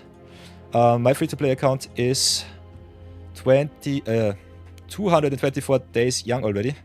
Was a little bit of experiment how it feels to play Magic in 2025 from scratch. I'm a seasoned veteran who has over 20 years of experience with Magic the Gathering. So I think that was kind of fun to see how far we come. This account is not allowed to craft any wildcards. Craft any cards. As you can see, my collection is quite big after 4 months of play. And if you want to redeem something, we've got here the channel point redemptions. This time redeemed a Brawl Commander for Albert the Adventurer, one of my loyal followers of Germany. And yeah, we made some Brawl Decks there. So if you want to see some commanders being played, or want to craft some fun little constructed cards for me, can do so with the channel points. Other than that, we'll definitely do some drafties too. Try to do it on this channel to flesh out the collection. Other than that, I also have my other alt account, which has nearly 30,000 gems every season, so we can splurge a lot there. So I'll give you all a little bit of a deck tech here right now, and then we go into some avatar drafties, because Slav Socks wants to see me burn, and I love it. How did I feel with the Niko list? Niko, Light of Hope, quite a nasty commander if you can enable him. Really good with some haste enabling, so Swiftfoot boots, Lava Spear boots, awesome. Enduring Curiosity, all of the big rares, is always pretty strong in our collection so far. Like me, especially the attack triggers of cards like the Sanguine Evangelist and the... Where is it? Warren War Leader. So that's just kinda nice if you can enable it. Other than that, Albert also played a wombo combo against me with Niko on Arena, where he copied his Sunborn, his Exalted Sunborn Angel, and made 1 million copies after that, so that's also a thing. Always keep in mind you can only exile non-legends. The shards that come into play are enchantments, so no artifact shenanigans for me. I misread that, sorry for that. And yeah, Niko is also busted in the in the control shell, so you can also play him as a payoff just for some extra card draw from the command zone. Nonetheless, big shoutouts to my payoffs in Katara Water Tribe's Hope, which was kinda nice. Draken Trainer, I think, is a very good addition to the deck. And yeah, other than that, play a lot of good white stuff, a lot of attack triggers, and have a lot of fun. See you in the next one. For all my Twitchers, we will be doing some drafties now. Yeah, you didn't know MTGA did Commander. It's called Brawl. It's called Brawl these days. So yeah, zero budget Brawl. Brawl is a 1v1 format for Commander. There you have it, to the right, behind my head, because it's so big you cannot see it right now. Give me a sec. Check. So yeah, the format which is the nearest to Singleton and Commander as a whole is Brawl. So if you want to play 1v1 Commander, you've got the chance. Reminds me a little bit of Canadian Highlander. But yeah, lots of different flavors to the same type of strategy. Just play 1-off format instead of 4-off. Yeah, it's called Brawl and it's 1-on-1 Commander basically. So that's pretty nice. I will be going to my other account because I don't have the gems right now on this one. To do some avatar drafties. So let's log out for a sec. Get in with my other account and then I show it to you.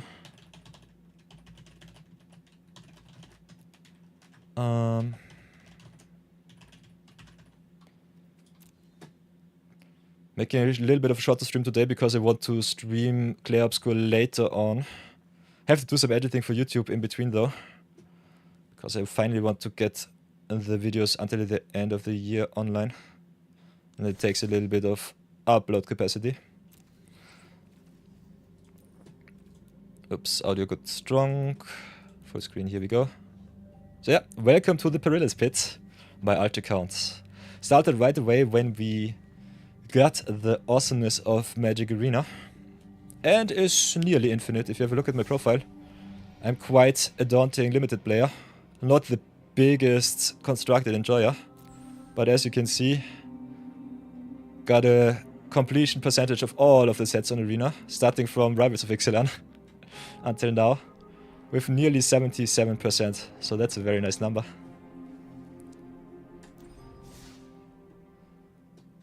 Yeah, these days you even run 2 Marangs in your Niko list if really comes down to long games. Start blinking the Marangs and helps you draw. Totally true. Totally true. So yeah. Welcome back everybody for another edition of Limited Madness Extras. Last time, unfortunately, beep, I missed to record the last episode, so that was a little bit oof. We still have the VODs on YouTube and on the Twitch if you want to see the draft. Went solid 4-3, so I'm quite happy with the record, because it was Iroh Grand Lotus Lessons, and I think most of our wins came from Iroh, so that was kind of fun. But yeah, reset the punt count for everyone new to the channel, new to the stream.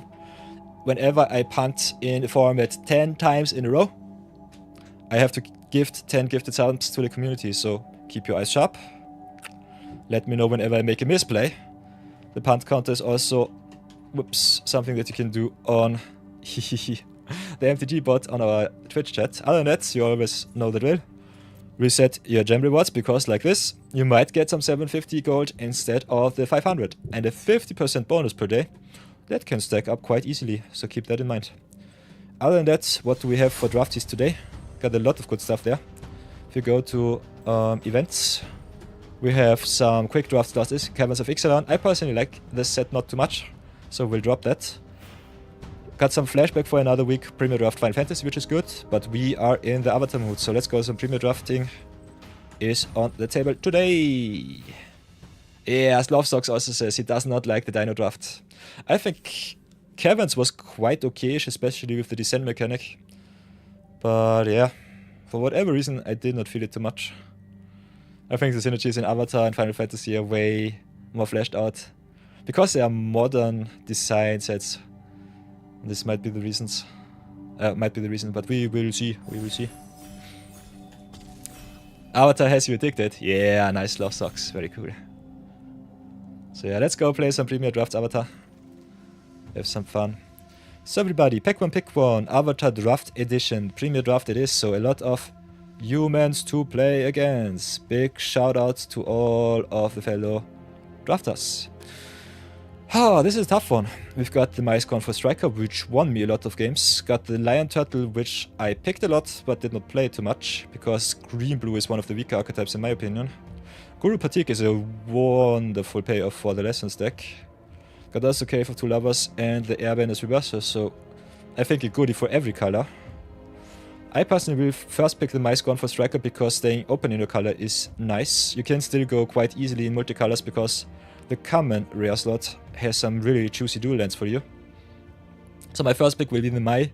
The second pick, in my opinion, is the Guru Patik. And the third pick, because I'm a rare drafter, is the Lion Turtle. What would be your first picks? Let me know, let me know. Love to see it. So yeah, also Avatar having multiple rares in the pack is kinda busted. We opened yesterday, we got past 2 Osai the Phoenix Kings in one pack, so 2 Mythics in the same pack, which was kinda crazy.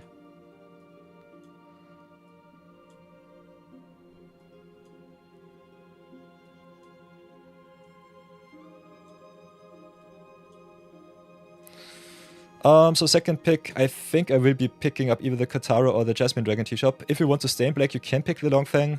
Not the biggest fan of the sacrifice shenanigans in the format. I think going more value is a little bit more worth it. Having some payoff in the land slots is something that I love. Black-blue tempo is really good. Katara Binding Prodigy is busted as hell. Very good aggressive card, very good defensive card with the card draw. So I think you can pick both. I personally would recommend you pick the Katara here. But I kind of still need some rares. And I think the Jasmine Dragon Tea-Shop also very good if you go long game. So I'll pick the land over the Katara. Can definitely be not the best play. But we'll see how far we come. Also, I want to show off a little bit how easy it is to rare draft in Avatar Premier Draft. Because many people ask me if the quick drafts are better.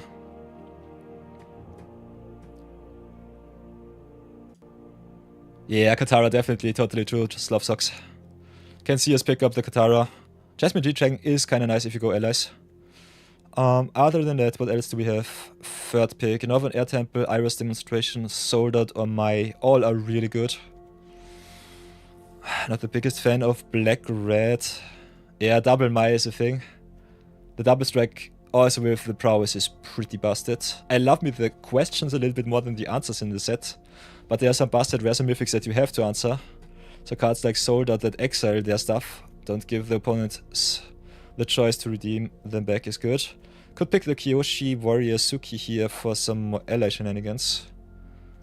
Can see us pick everything. Kinda like allies, so I think I'll take the Suki here. Double white a little bit tough to splash, so keep that in mind. There we have the Southern Air Temple, which is just busted if you get some token shenanigans going on. And go white token's one of the more annoying decks to play against. So I think I'll pick the Southern Air Temple over the allies at last, and the Razor Rings. See how far I come with the white. Because I love white in this set. I think white is really good with the go white. Green is really good with the go big. Blue-white is really good with the tempo. And especially if you get some counters on your flyers and evasion creatures, it's just busted. Normally I would pick the allies at last, but I've been rather low on my picking order with the removal these days. Yeah, now that we have the Firelord Zuko. Rewards your airbending. Rewards also exiling your lands, so that's kinda nice. Got the Serpent of the Past for the Lessons deck. Ruffians and Cycle of Renewal, some cards that I love. I will be picking the Zuko, see how far I come with that one. Also got some nice little extra value with the firebending. So picking power in pack 1 is normally what I do. Might not always be the best thing. Yeah, 2 times Mai. Definitely something that would have been nice for the Zuko here. Mai and Zuko belong together. Does Zuko reward lands? You don't cast them. Whenever a permanent you control enters from exile, so it works with the lands getting destroyed, getting exiled, and coming back. So that's a thing. What do we want to pick up here? We could stay in black. Could pick the other Zuko. I don't like him, so I will not take him. Like the Pox Bearers though. There are some allies, there's some cheap stuff. Sparring Dummy might be the best card in the pack still left. So what can we pick up here? As you can see, Earthband says becomes a creature, and when it dies or is put into exile, return it to the battlefield. So that works with the Zuko. But you have to enable some exiling. The most effective way to do so is with the airbending cards, in my opinion. So he's not a very high pick, but he's a very powerful card though. Shao I think is good, so we'll pick the Shao here, I guess. Cruel Administrator is kinda busted, so pick that one. Then we have the Vindictive Warden or the Angst Journey. We already have a Southern Air Temple, also fixed some mana. So I think I go a little bit value driven this time.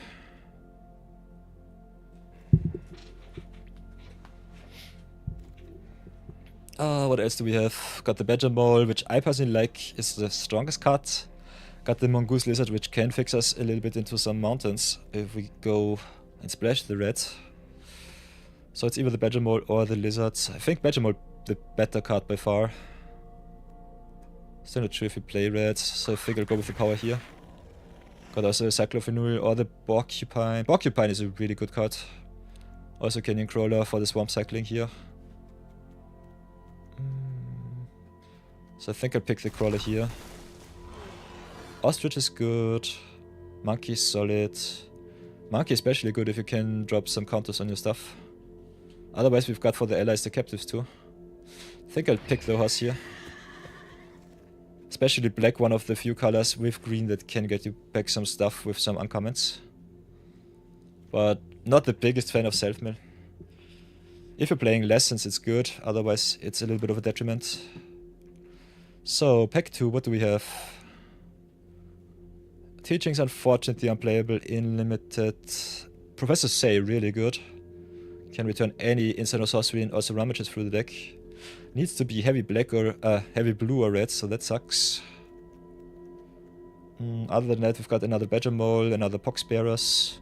Invasion Tactics is solid if you have enough evasive allies, which we do not right now. If you make enough tokens, it's still solid, I would say.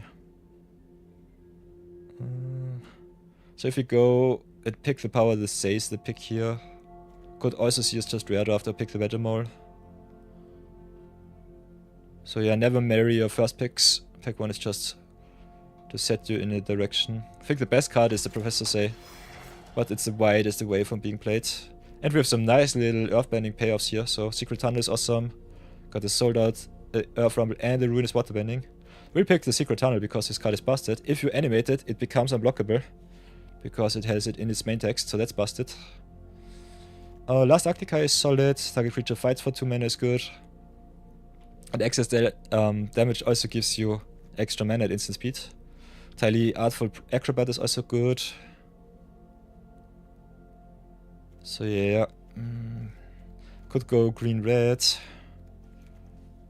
Could drop the white. We have a lot of options here. I think I'll pick the Agnikai just because it's instant speed interaction. Now we've got Fire Nation attacks, so red is wide open. Fire Nation attacks, Lightning Strike. This is just awesome. So I kind of like the red that we see so far. Letting the Tylee go might be a little bit tough. Especially with cards like Secret Tunnel, which can give you also unblockable. Yeah, Mardu it should be Slav Socks, but I'm not sure about it right now. I think green and red is a little bit more open. What's very important during drafting is also seeing the signs. The bad thing with Avatar is especially that the signs are very widespread. You can play nearly every color combination in any possible direction.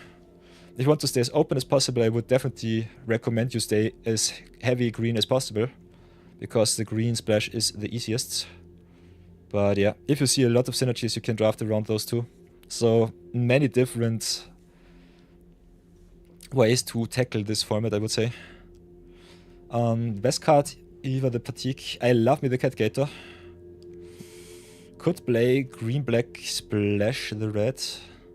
I think Cat Gator is good if you are heavy with the swamps. Otherwise, the Guru Patik is good because he also searches us our temples if we need them. Okay, another Secret Tunnel, first time flyer. So I think with 2 Secret Tunnels we have to go Earthband. So green it is, I guess. Air Nomad Legacy and the Suko, sheesh. Would love to go flyers too. And we have some Earthband with the Daily Indoctrination in black.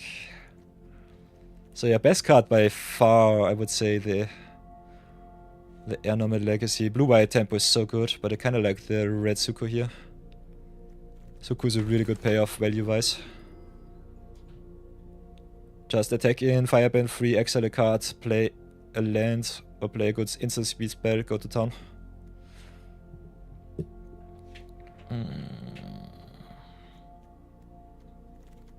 Ooh, Fire Nation Palace 2. Foggy Bottom Swamp or the Long Fang. So a lot of good green and red stuff. We'll take the Palace here.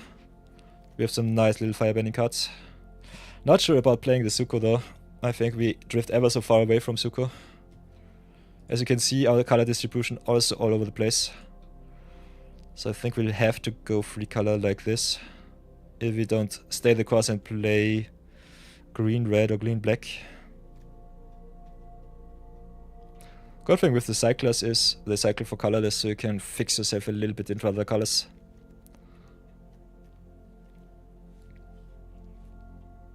Also, Firelord Suko kinda nice with the Exile Prince. But I personally don't think you have to force the free color cards. Especially if they are value cards like the Firelord here. So let's see what comes back. Fire Nation Cadets is nice. If we have some lessons, it would be awesome. So yeah, red definitely comes by, that's fine. Could still splash a little bit with some cards like Angst Journey being able to slot into every deck. Many people rate this card not too high. I love it if you can kick it for a temple from your deck, it's so good. Get yourself the splash color, get yourself the template, go to town. So if you want to stay green-red, could take the Cycle of Renewal here. Is also very good for the multicolor approach. If we want to stay more aggro-lined, we could take the Vindictive Warden. But I kinda like me Waterbending or Renewal here more. Kinda like the fixing. Now I've got the Boomy Bash or the Ostrich Horse. We need still a little bit of removal. Boomy Bash being sorcery speed sucks. But I think it's worth it. Got the Platypus Bear for some nice little 2-drop. Could also get the splash in with the Canyon Crawler. This is tough. I think we'll take the bear here.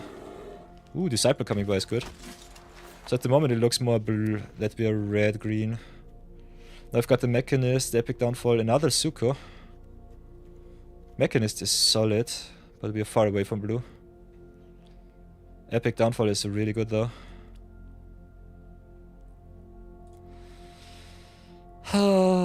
If we want to stay the lane, I think picking up the second Suko might be it. We need some removal. So maybe the second Canyon Crawler for the splash might have been better. Downfall is so good, I know. But we don't have the splash right now. Don't have to go green, we could also stay red-black if we really want to. Which might be better if I'm really honest. Makes our secret tunnels really worse though. So I could pick the fringe pick in the removal slot with the downfall here. Kinda like the Suko though a little bit more. Might get punished really hard for that, so definitely can see your approach Slav Dogs. Now we've got the Shao here. Over the Ostrich Horse, I would say. We are really 4-drop heavy right now. So don't look at our average. I think Firelord Suko is off the table. Still not sure about the green. Could still play the Firelord Suko if you go black, red and splash the white. Angst Journey makes it possible. Ooh, Legend of Roko. So I will definitely have to play the red, that's for sure. Also Firebending Lesson. Swamp Snare Trap, Merchant of Many Heads, Earth King General, we got a lot of good cards. Legend of Roko is busted if you have Firebending. Just making a 4-4 dragon once or twice already wins you the game. Now we've got the choice between the Osiris Cruelty and the Deserter's Disciple. Suko needs some exile, we don't have too much. We have 2 exile princes though. Could pick another removal spell with the Swamp Snare Trap, which we might need. Yeah, I think it's a snare, you're totally right. We have a lot of creatures already. And our payoffs are mostly green. I think we just drop the green, go black and red. Kinda want the lower curve. We already have 2 Shaos without any good sacrifice. Not the biggest fan of Suko's Exile, so it's either the Cunning Maneuver here or the Hawk Monkey. I think the Monkey might be better. And another Cruel Administrator, sheesh. So yeah, our top end looks awesome. We have to drop the green. Secret Tunnel is still solid, I would say. Not sure about the Jasmine Dragon Tea Shop. Ooh, Deadly Precision coming by is awesome. Ah, there's also the daily indoctrinations for the tunnel wombo combo. So how do we feel? Oi oi oi, precision or the indoctrination? I think we'll have to take the precision here. Then we have another precision, the water bending the peddlers. Only have the pox bears to sacrifice. I think we'll have to take the peddlers here. Water bending is good though. Now we've got the wasp, we've got the archers. Got the inspector. Inspector is a solid sacrifice fodder.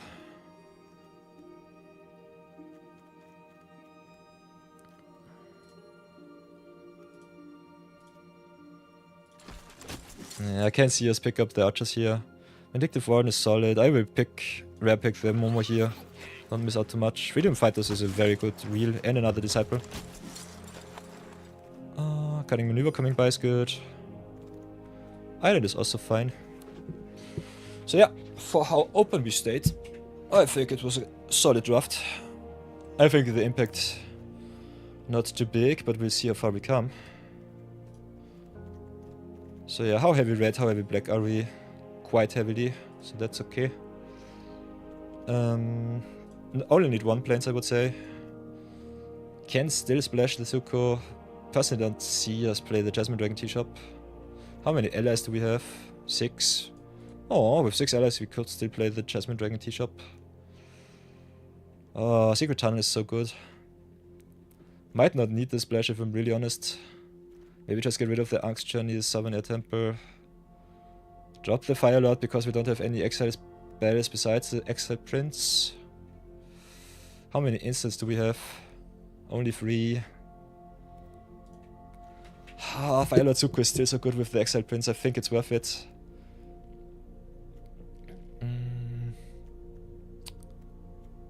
So this is tough. This is a really tough choice. By the way, thank you Wizards for making it impossible to separate my cards the right way. Would have loved my creatures to stay on top if I go type creature. Because I don't want to see the non-creatures, but the creature spells. Other than that, what can we do? Can just play this deck as is, go to town, have a lot of fire bending. Legend of Roku also fixes us, which is kind of fun. Could drop the Cunning Maneuver. Kinda like the Callous Inspector. Second Precision might have been good. We are a little bit light on removal, not gonna lie. Also, our fight effect's not the best with the red-black cards.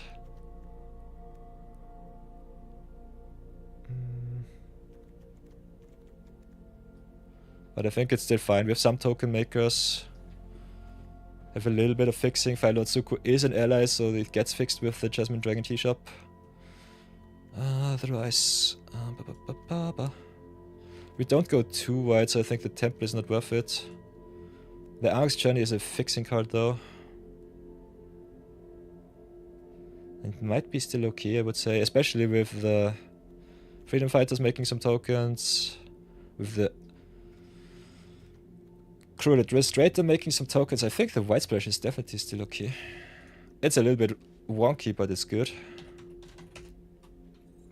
Question is what we cut. Could cut the Hawk Monkey, cut the Peddlers. Could cut the Inspector.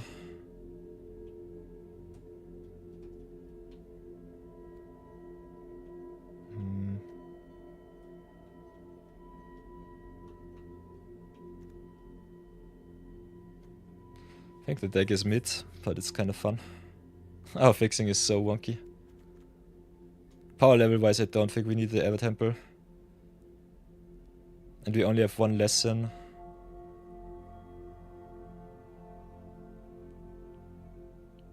Yeah, I personally think...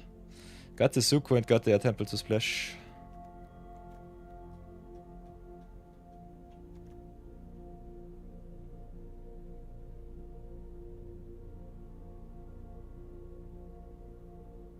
And Zuko gives a counter to every creature. So that's something. Maybe just cut the Inspector, go to town, see what happens. let's try it like this. Kinda want to try out of the 3-color strategy as possible. So for everyone new to the stream, also have an ad break, so we'll take a 3-minute ad break, see you all in 3 minutes, and then we do some drafties. Until then, have a nice time.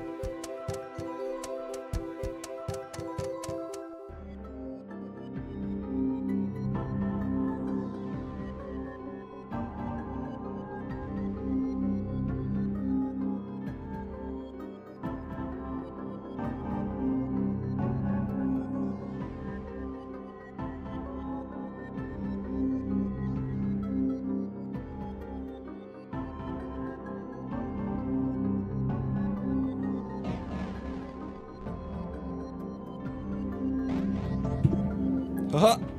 Ay. Beep beep. Get the music out of here. Ads are over. Welcome back, everybody.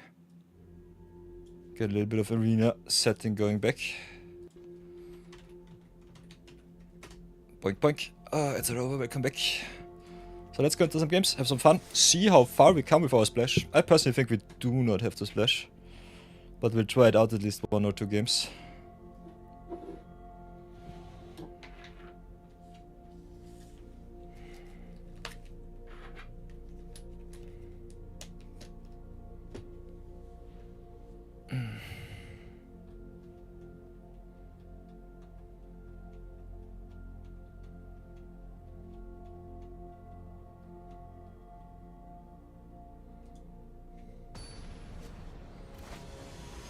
So, game number 1. Playing some black, red, whoops, black, red, white. Oh, good stuff.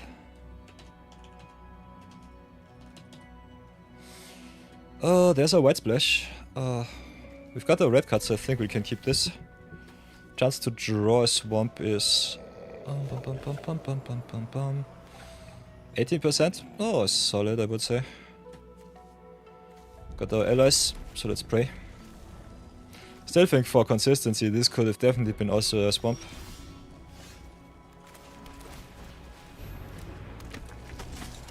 So let's see how far we come.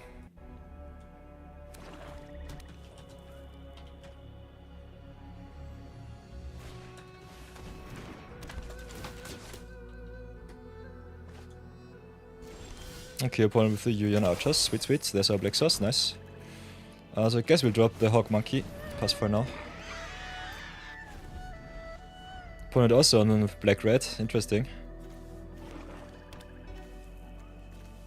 Archers being able to rummage through your deck is kind of fun.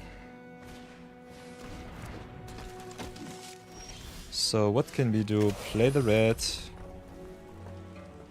Maybe play the Boomy Bash. See what happens. Shao is solid, but in our deck is just fair, I would say. So get rid of the Warden here. I could just offer some trades and go to town. I think Monkey for Archers is okay-ish. They instead take it, which is fine. Next time we can pump it up, give it Menace and go to town.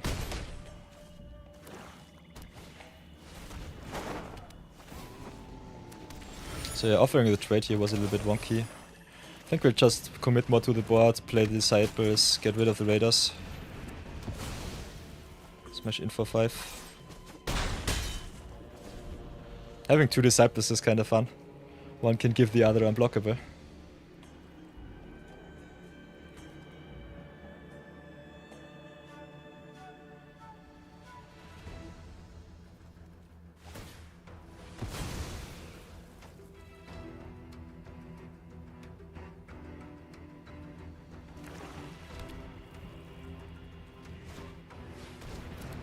And another Vindictive one, sheesh. Opponent goes quite nasty with the synergies here. So yeah, we can do it like this, give the second Disciple unblockable, activate the Hawk Monkey and force the opponent to double block if they want to get rid of it.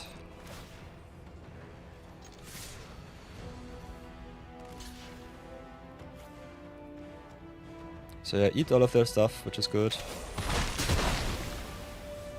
Keep the swamp in case of an corrupt official. I want to play Zhao next turn. Us not having any clues to sacrifice for the Zhao's ability kinda sucks. I think this deck is a solid 4 on the scale to 10. Let's see how bad it will be. Our win condition is definitely the Disciple here. So let's see if he can push us over the finish line. Would love me some Sukos from the top, not gonna lie. So play the Zhao. Play the Palazzo. Opponent has something to play.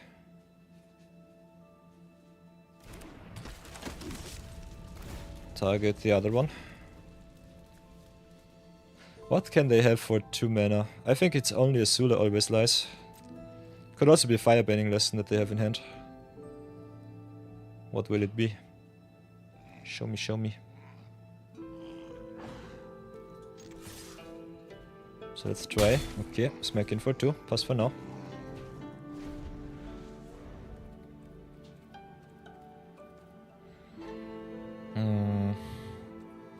I think the best cards for the red black aggro deck at instant speed definitely are how to start a riot. Oh, we'll just take the 5 here. Maybe some cunning maneuvers with the firebending, quite nice.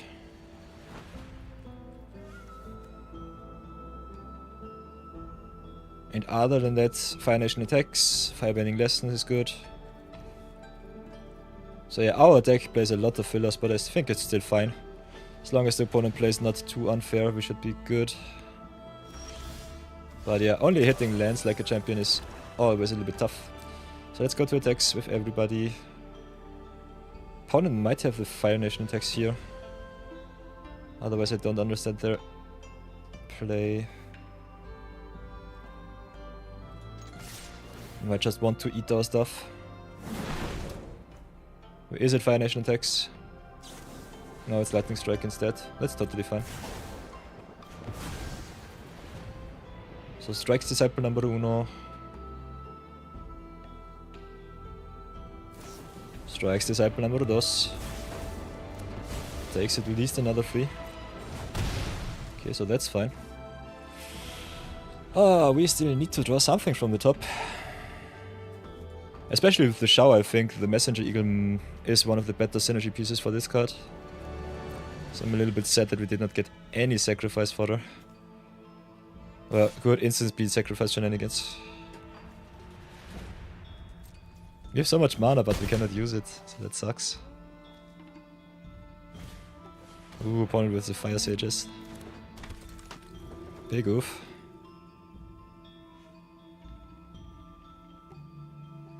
They have to double block either way. Could also just jump. We've got the Administrator, which is awesome. So let's head in with the Admiral first. See what our opponent does.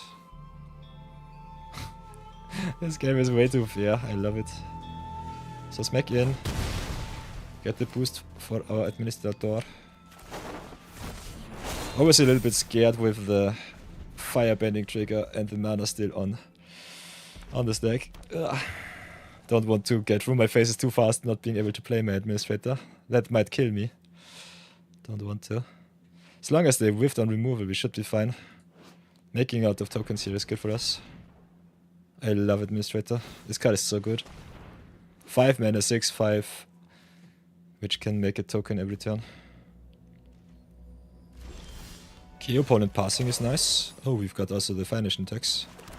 So let's see how much Fire Bender mana we can produce. They can pump the Sages, can jump block. Kinda still want to attack though. Force them to use their mana. This will be a 4/3, so it still dies. I think nothing lost with giving the Shao here more firebending. This is 11 mana, so I cannot double.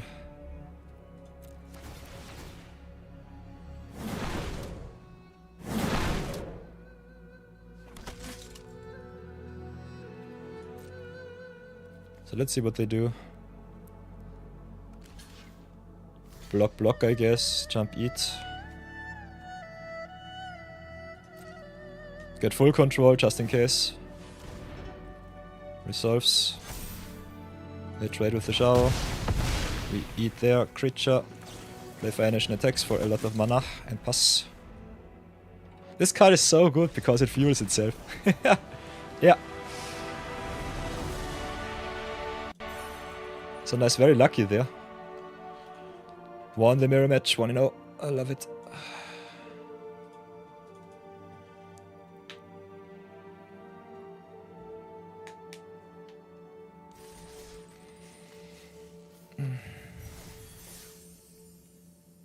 So yeah, I'm still not sure about our White Splash. I think we could definitely just drop the White Splash, get a little bit more aggro elements in the deck and have a lot of fun with that.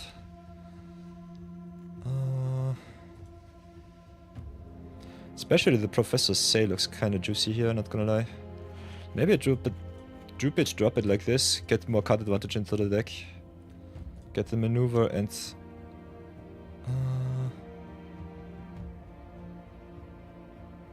I think the Solstice Revelations is also good for some card advantage. Oh, deck definitely needs it. So this will be my second iteration of the list. Whoops. Get the land straight. How many... Play more red than black, so I kinda want more mountains than swamps. Also makes our Solstice better. So we try it like this now. I think the splash is fine-ish, but I don't need it. 7, 14, 15, 17. What did we add? The Professor Say we added. Plus 5 for say. We added Cunning Maneuver and Revelations. Drop the Zuko the Angst Journey. Did we play 41 cards? Am I stupid? Yeah, we played 41 for whatever reason. So get a little bit more red than black. 7 and 7 is fine-ish. I think for the Professor Say on turn 2 it might be better. Then what else do we want to cut? Could still cut the maneuver. Still another clue. And I think a solid combat trick. Peddlers I think is okay. Could still cut the Revelation. Revelation being instant speed is good with our firebending though. So I think I still want to keep that one. Cadets is nice.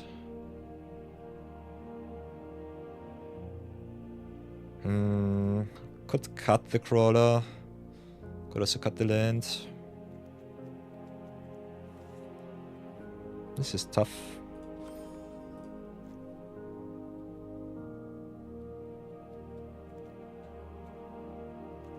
Maneuver also kind of fun with the Shao. Having instant speed sacrifice is good. It's also good with the Professor Say, so this is more wombo combo. Kind of like this. Other than that, we've got the precision for the Poxbearers, but nothing else. Might need the 2-drops. I think the Canyon Crawler is solid.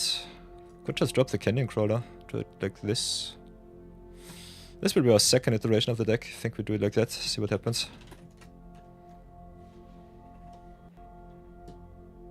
Just drop the white. And see if the Shuffler punishes us. Hoi, boy.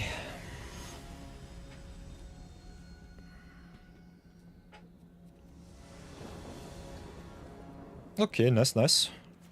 Got the monkeys or the fighters on 3, into Shao, into Administrator, so that's good. Monkeys with the exhaust also really good with the firebending here. So show some dominance and then pass. Drop the swamp, too late again. Playing against blue, white, black with the knowledge seeker, yikes.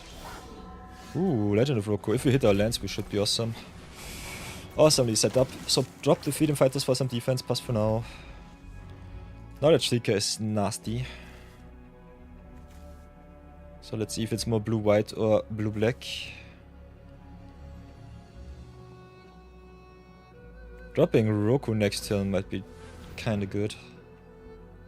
Exile the top 3 cards until the end of the next turn, you may play those. So busted. I love it. Ooh, opponent praying 3 colors, nice. We drop the Jasmine Dragon, play the Legend right now while they are tapped out of blue. Yeah. Land into Zuko into Cadets is kind of fun, so pass for now.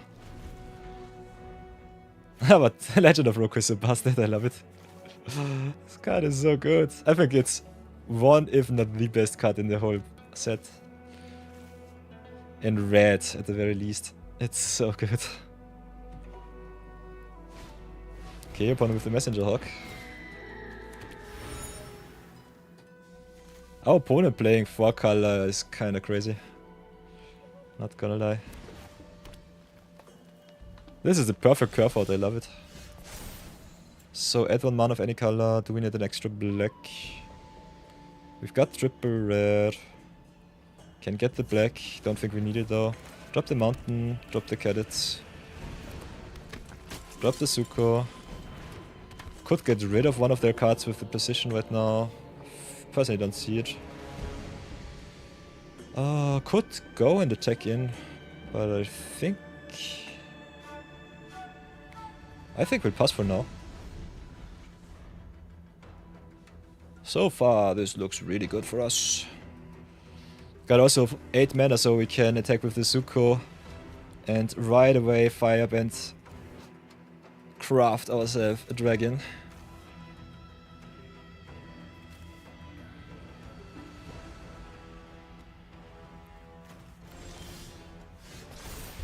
So yeah, Roku exiles, comes back. We'll drop the swamp and go to attacks, I would say. Ooh, they've got the sold out. Nice. That's really good for them. Yeah, it doesn't matter too much. We still go to attacks with this. So do it like this, do it like that. Firebend a lot. Maybe exile the top. We'll see how they block.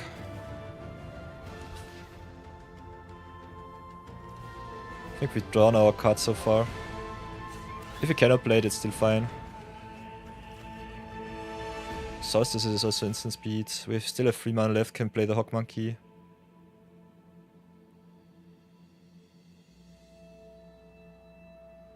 So I can draw another card with the Solstice here. Could also just drop the Cruel Administrator. We'll see. We also already used our mana, so that's fine. So they draw another clue on the board. Kinda want the Solstice as some extra value, so play it right now.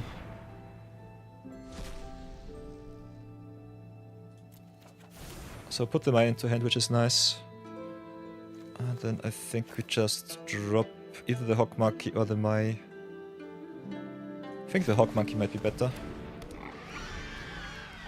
Also gives us the lesson for the Fire Nation cadets. So yeah, now the synergy comes together. I like this iteration of the deck way more. This looks awesome. This looks like a very good firebending deck. I love it. Not dropping the Administrator while the opponent was tapped out might be bad, but we'll see how far we come. Opponent with the 5 color shenanigans, so it seems like shrines. So what do we do? Go to attacks, that's for sure. Let's see what happens. Firebending 5 is also kind of crazy. Gives our monkey the option to exhaust. Got our land dropped with this secret tunnel here. Wow, opponent with the one-shot tongue. So yeah, this eats me real bad. One-shot tongue becoming a 5/5 sucks. This is annoying. Yeah, I should have played the secret tunnel, I'm stupid. Let's see what they do.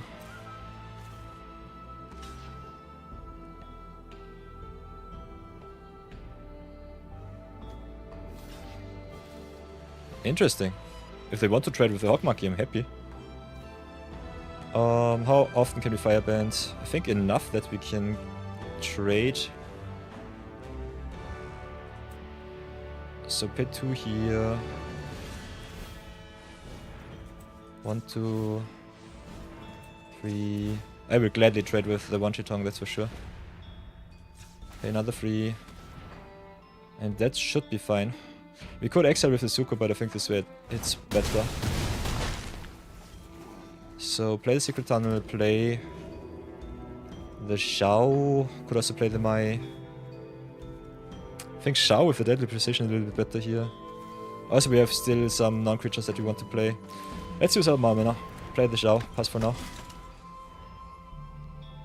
Shao also kinda nice because we can firebend first and on this deck we can make our creatures unblockable, so that's a really nice wombo combo. Should have played Secret Tunnel first, that was a little bit of an oopsie from me. Could have saved our Zuko. And our cadets. Or Zuko and our monkey. I think this trade was still very profitable for us. Getting rid of Wanchitong is definitely something that I need. So Shao back, which is fine-ish. Drop the swamp. Go to attacks first. Hit them with the Hawk Monkey. They can double block if they want to. 1, 2, 3, 4, 5, 6, 7, 8, 9. If I had activated the Fire Nation Palace. 9 mana, Administrator into Boomy Bash. Still can pump. Kinda want to get the Administrator going. So I think I just hit him for the 3. Play the Administrador. Get a counter. Play the Shao once again. Do it like that. And pass for now. Our opponent also with the Abandoned Air Temple, so kinda crazy.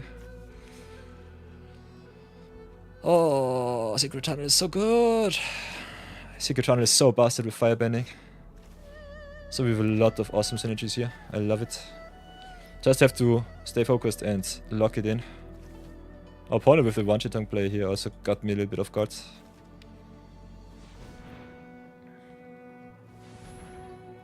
But tempo-wise we are still at 20, so I think it's fine-ish.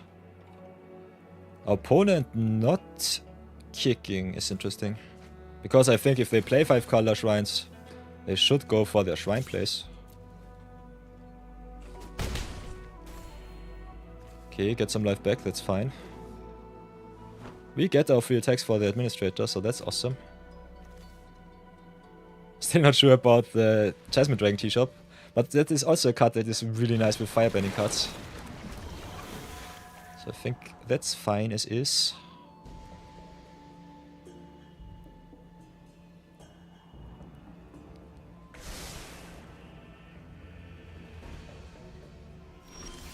So we've got some interesting plays here. Can definitely sacrifice the ally, get rid of the Benevolent River Spirit with my Pump Our board, which I think is good. Could Boomy Bash and maybe win? This is 9, 12, plus 3 is 15. That's it's ever so close, but it's not good enough. Would be good enough with the ally here. Ah, but we cannot attack with that. We would have to make a ally token. Don't have enough mana to get rid of the river spirit. Nah, we'll have to do it like this. Play and sacrifice, get rid of the spirit here. Would love to get rid of the Ankh, but I think the spirit is more problematic. So do it like this, sacrifice here. Then tap 2. Resolves. Uno. Dos. Do they have the Avatar state? If not, it's really good for us. Still have 5 mana left, so we can force them to block. Because that's 11, 15. We can get 2 counters on our creature. We could also Boomy Bash, but I kinda want to force that trade here. Or force them to jump.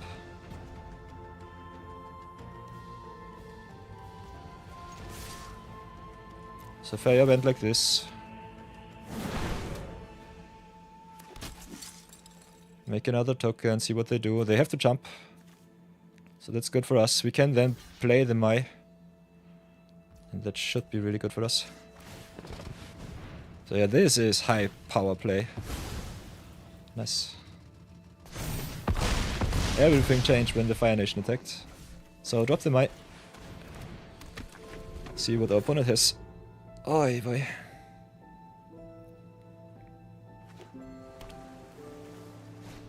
Okay, first time flyer is fine. Ooh, Bay from Bounty Hunters, nice. So they've got their blocks, but we've got unblockability with the Secret Tunnel here.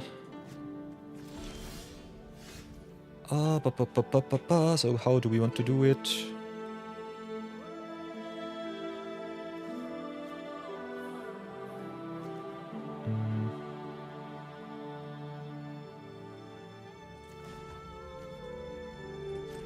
Can get some mana instant speed.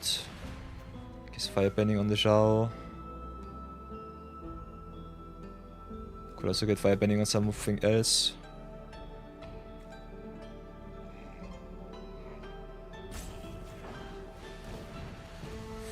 Does not really matter, I think.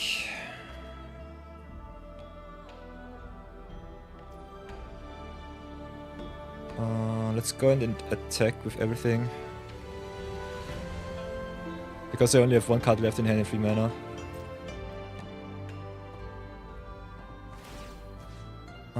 Give the administrator the menace.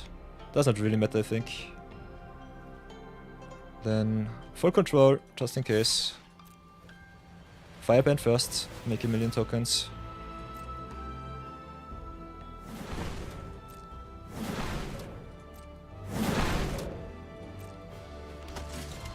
Then play the Secret Tunnel. 2 creatures you control the chair creature type. Get the uncounterability.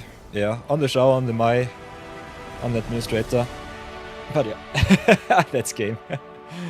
Easy wombo combo. That's pure madness. I love this. This iteration of the deck is way better. Just drop the white, go to town with black and red firebending. Yeah, Secret Tunnel is busted. Oh, this card is so good, even if you don't earthbend it.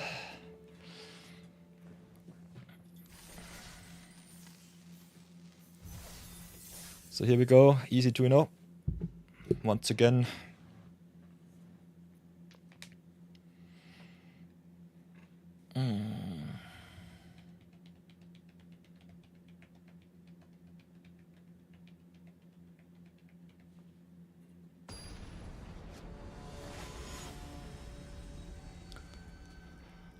Hi. Platinum plebs fighting it out. Got the palace, got the cadets. Cannot play cadets on one, but I think this hand is easy. Easy baby, keep.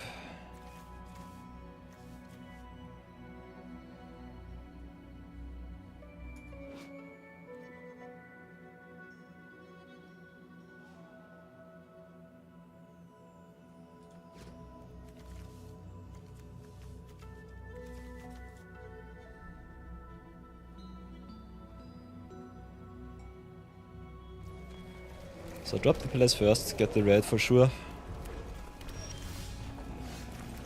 Okay, there's the Professor Say. So a little bit of sadness. Would love to hit my land drops, please, Arena. Oh, this is a classic 2-drop, do nothing. Okay, nice. Student is crazy with the white and red. Might want to get rid of that one. Smash in with the cadets pass. Okay, Porcupine is a thing. Ooh, Legend of Roku, that's nice. Could play the Professor Say to enable the land drop next turn.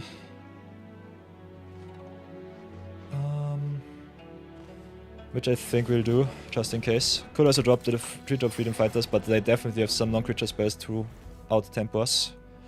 So I think I will just take the 2 next turn. Let's see what happens. Okay, Fire Nation Raider instead. That's fine. Okay, there's the Roku. Roku without any investments. Oh, Agnika is okay. Pass for now. Can drop an extra land next turn, which is good. Agnika fights, which sucks. So I'm not sure about that. We take a lot of damage here. Professor Say only gets us back in instant sorcery, still is okay, I would say. We'll jump block here, because I don't want to take too much damage. But I think playing the Roku is still worth it.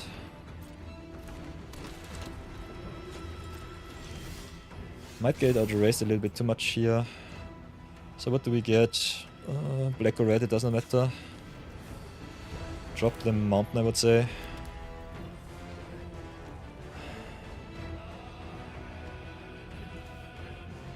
Could drop the Freedom Fighters and fight with the Raiders. Could also just Boomy Bash it. Kinda want to Boomy Bash the Porcupine if I'm really honest. Maybe just Boomy Bash, sacrifice the Professor Say. Do it like this. No extra value for us, but at least some good blocks. Then I think we'll just pass here. Porcupine will become too big. Raiders is nasty. Roku next turn is good.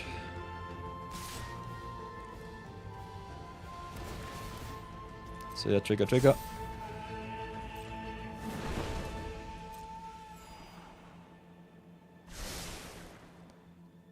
Then I think we'll just jump the Raiders here. And get us back our Boomy Bash. Oh! Whoops. Yeah, then draw this card. Get rid of the swamp, I would say.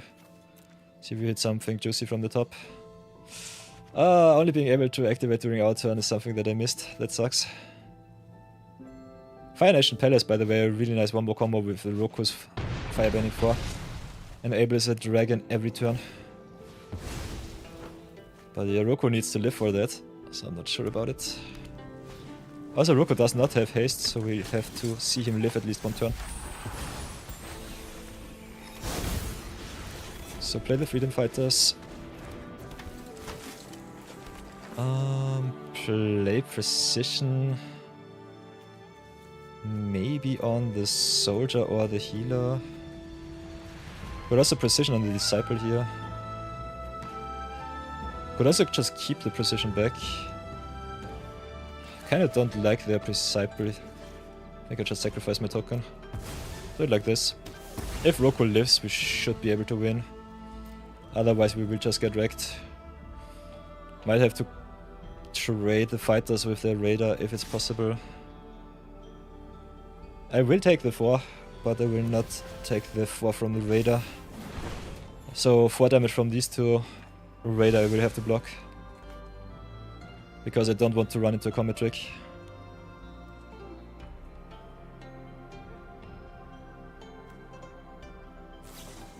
I have to fight a bending lesson, so that sucks. Okay, so I might just be dead if I don't block. So I guess I'll have to block the healer here. I've got twin blades. So yeah, I'm dead. This is exactly 12. GG's. Sucks, but it is what it is. Got outvalued by the Akru mirror match. So yeah, welcome to Avatar Draft. A lot of aggressive decks running around. And sometimes the opponent just has everything he needs. Perfect curve out with exactly the removal. And that's enough pressure. So yeah, definitely value the sweepers high. Exactly the Hamas water bending in black is really good against those decks.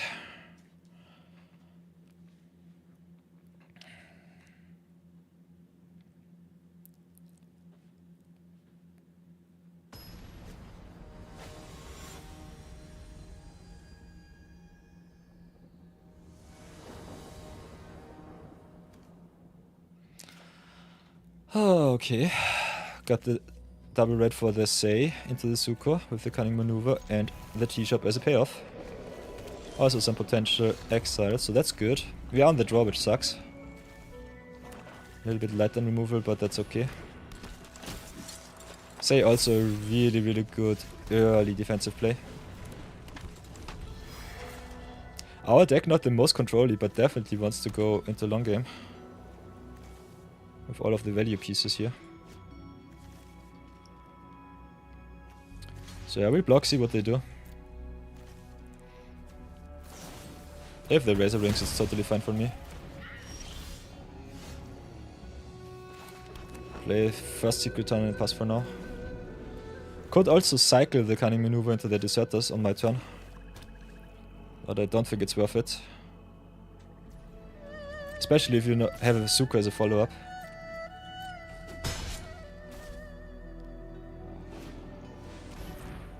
So yeah, Glider Kits is nice.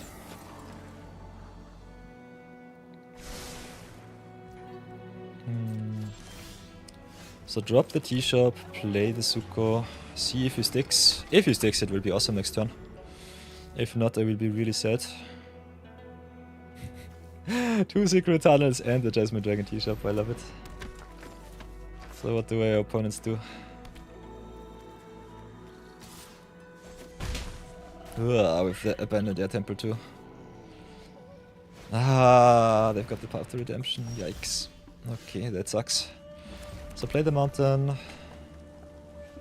Can play Fire Nation attacks, maybe eat something. Could also exile something with the Zuko right away. I think we'll just pass and see what they do. They've got the pump with the Abandoned Air Temple, which sucks, so their flyer will get us rather soonish. So that's a big oof. So play Fire Nation attacks. Double block the Deserters, take another 6. Administrator is nice, so that's good. Get a big boy online. So play Tunnel here, go to attacks. Got to 7 mana. Could Cunning Maneuver 2. Get a little bit of value. Administrator is black, so I cannot even play him. I'm stupid. What do we want to do? And I think we played our land for the turn. Could still exile with the Suku, see what we hit from the top. My sucks. Okay, unfortunate. But she's an ally, so we can cast her. But she's only a 2-2, which is not good enough. But we can give her first a little bit of a boost against the merchant, so that's fine. So pass for now. Not the best exile, but still solid, I would say. My having first strike here is good, but pinging us for 2 damage sucks. Especially if you are behind it is not good. Also Team Avatar with the flyer just wrecks me here.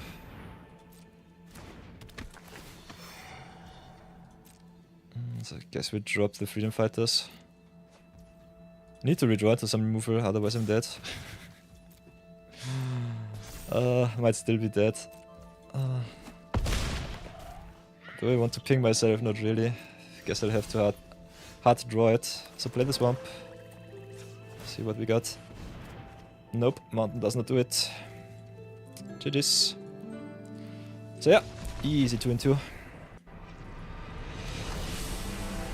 Oi, boy. Oh, that was a beating.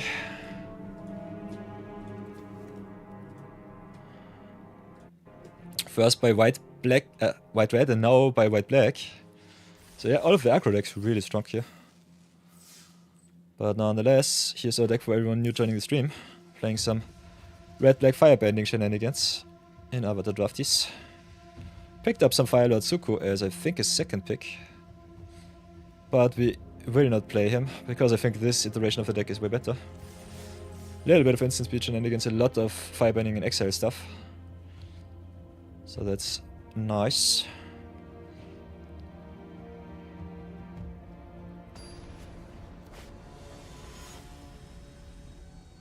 Times New Roman Candles. Nice. I love this title. Very nice game attack. Okay, perfect opener. Got the 2-drop into 3-drop into 4-drop. Let's assert some dominance, short in the palace. Also the Agni Kai, I personally don't think the fight spells are worth it in this format. So this is a little bit oof. Would love me some lightning strikes or some epic downforce, which he unfortunately let go. Ooh, epic pursuit. Obsessive pursuit on the draw is kinda crazy against my aggro stat. Might kill our opponent a little bit too fast. Especially with Shao into Fire Nation attacks or Agni Kai. Or maybe Agni Kai and Fire Nation attacks. Opponent with the 3-color opener, nice. And the Toss of War, sweet. So that's a lot of value. So let's go smack in. Play the Zhao. Yeah, this is just Avatar Draft. If you curve out and the opponent stumbles and durdles around, they will just lose the game right away. Next time we can attack with the Zhao. Eat their token, still Fire Nation attack. This is nuts. So yeah, Obsessive Pursuit really good if you can go late game, but if the opponent just beats you down, that's a tall order. That's a really tall order. So yeah, play the mountain. Can just go and attack in, because Pursuit will get them. Could have Fire Nation Palace first for an extra mana, but I think we do not need it.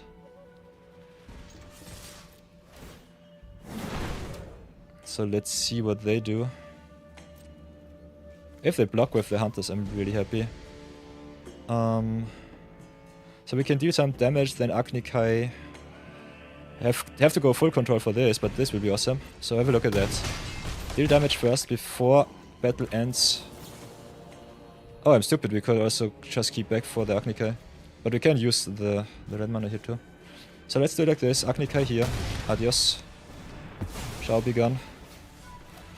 Then Fire Nation attacks, make the tokens pass for now. So yeah, with the extra 2 it doesn't really matter, but this is some instant speed shenanigans that you can do if you need the extra mana. The Obsessive Pursuit will kill our opponent next turn. Because they don't have any creatures on board. They cannot even abuse the life gain of the card.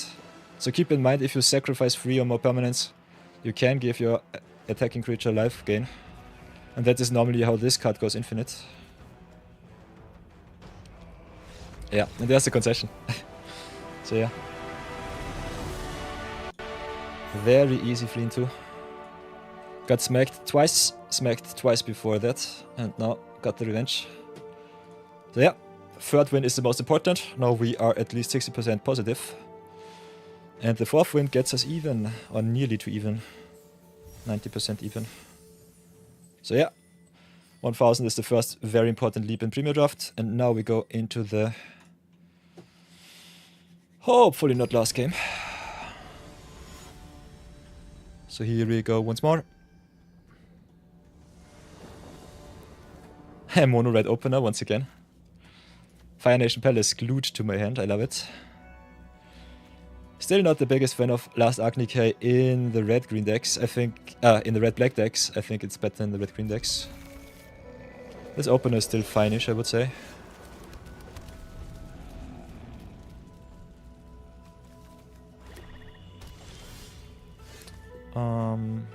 Drop the swamps, show them that they have a second color too. Partner with the 3-color opening. So yeah, this seems like white-green allies with a little bit of black splash for some goodies. Drop the mountains, drop the freedom fighters. Next turn Shao into Archnicai and attacks is kinda nice. So this will be our turn 4 play, this our turn 5 play if everything goes to plan. Until then we will stay on defense, that's for sure. Because Archnicai fights and does not deal damage, it's a little bit iffy. But I think it's still worth it. So play the Shao, pass for now. Keep the defense at least somewhat strong.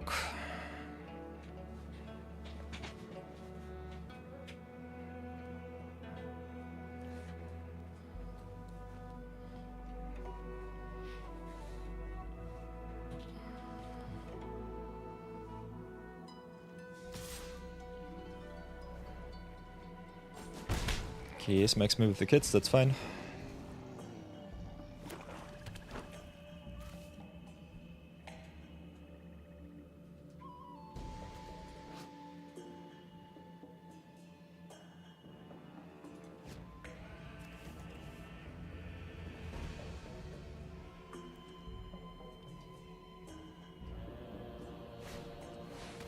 Okay, Earth Village Ruffians, nice. So what do we do? I think we just go straight in and smack with everything. What happens, happens. Could earn ourselves some extra mana. Let's see how much I get punished for that.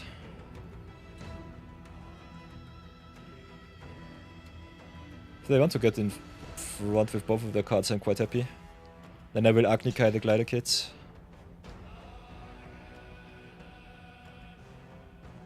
If they don't block, I will still go for their flyer.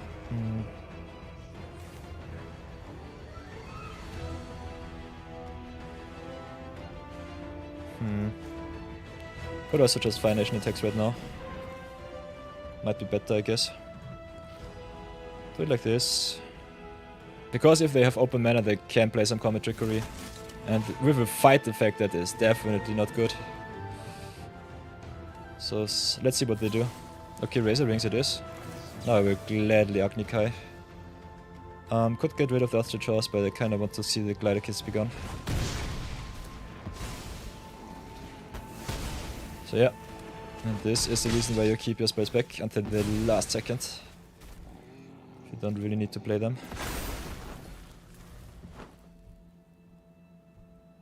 Could have had an extra mana to play the Fire Nation Candidates too, so a little bit of tempo loss, but I think it's still fine.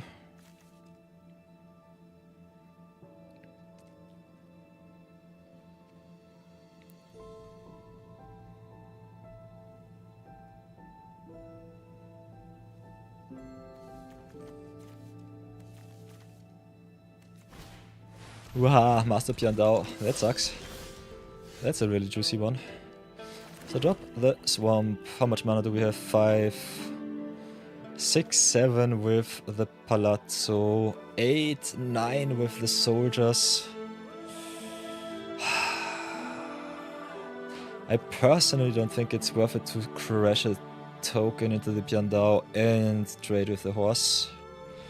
I think we might have to keep our defense strong. Let's play the cadets. Play the disciples. I think we'll pass for now. Some Boomy Bash from the top would be nice. So yeah, this is the biggest downside of our deck here. I did not draft too much removal. We had some nice little options to draft them. But I've gone and done it. Have gone for some power. So let's see, opponent can reveal an ally, equipment or lesson. So yeah, that's bad news.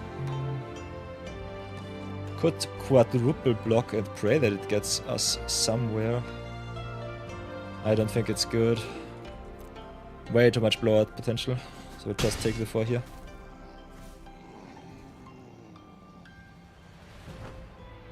If they play the general Earthband onto the plains, they still have some good defense, I would say. So yeah, Fireband really plays terrible from behind. So this sucks a little bit, I would say.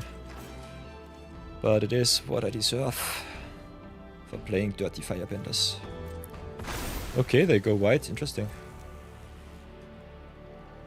So we still got some good attacks there. Also with some cunning maneuver.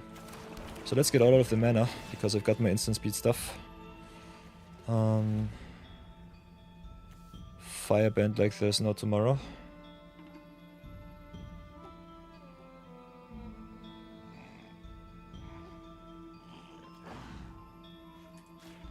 Maybe do it like this.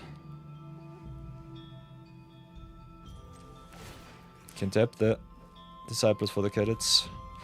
Disciple plus cadets kind of fun because you can pump after attack and they are still unblockable. So let's go smash in. Keep the token back for some defense. Offer some trades for their lands. Which is some free removal for the Earthbending deck, so big oof. Could eat one of the lands, get a clue, sack it. We have only 10 mana unfortunately, so this is a little bit too much. So let's see how they block. They are still so far ahead of us. So I don't know. Might be tough.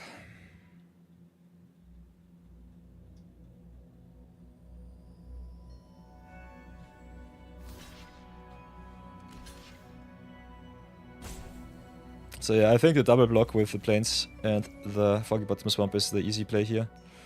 We can pump our cadets for extra 4 damage. Doesn't really matter too much. The crash here is fine. I think just playing our Fire Nation, as long as we have the mana enabling, it's good. Have at least some jump blocks for the Piandao. Piandao will win their opponent again though. This is way too much value and they are far ahead with the life and with the damage. So we cannot raise them. Ella is too strong. Still think a 3-3 record is good with this deck. It's not super overpowered. We only have one busted rare with Legend of Roku. And other than that, it's more filler deck, I would say. So yeah. I'm rather happy that we got even to 3 wins with this list. Was not too optimistic. But yeah, especially the first few games were quite fairish, so keep that in mind. Even though Avatar is quite overpowered, it's like Final Fantasy in that department that, yeah, some decks are just very fair, some decks are just so synergistic that you don't have the slightest chance to win against those. So yeah, don't ever feel sad, it's always fun. Opponent also with the Tesa Karlov sleeves, I love it. I will not take too much damage, so I will jump block here.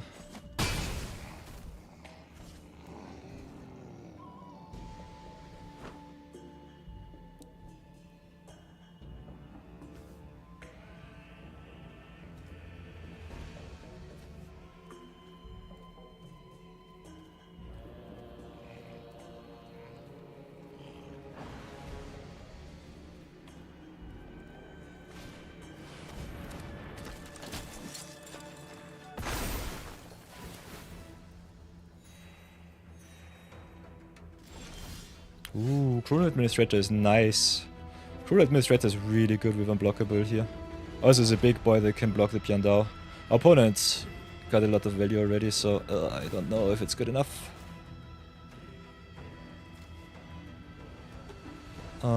We could also activate Fire Nation Palace. Enable a little bit of shenaniganry here. Which I think is fine-ish. Do it like that. Tap 3, get 1 extra mana. Nah, it does not work. Cancel. That's too much shenanigans. We can attack for 1. Get the extra mana, give the boost, cunning maneuver, get the glue. Still have 6 left.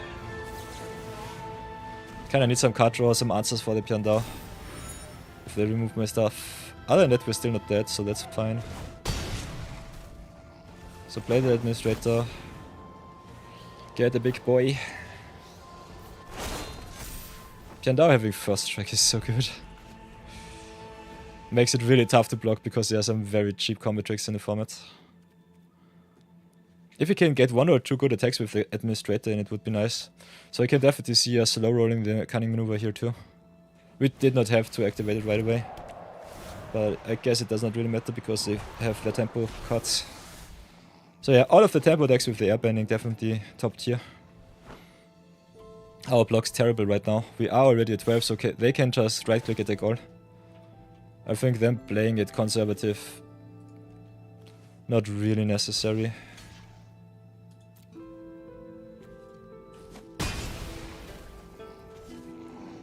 I unfortunately don't have any good late game action, and their value is just way too big. 2 Earth Kingdom Generals is just busted with all of the earthbending. They gain so much life. So yeah, one of the best cards in those matchups where you clash aggro or midrange against midrange are all of the life gain cards, so pick those high. Especially in Avatar Draft, you need them. Really important to get you some extra wins, maybe come back from some very aggressive openers from the opponent. As you can see, it's very effective against my aggro strategy here. So yeah, give unblockable. Get my big boy online once again. Fireband. Could have cracked the clue first, see what's on top. Can still crack it now. Just another swamp. Swamp is good with Say. So pass for now. But yeah, they have the glider stuff, so they can just beat me down with a 2-turn clock. Give the Piandao flying so that our blockers do not even matter. And hit me for at least 7 damage.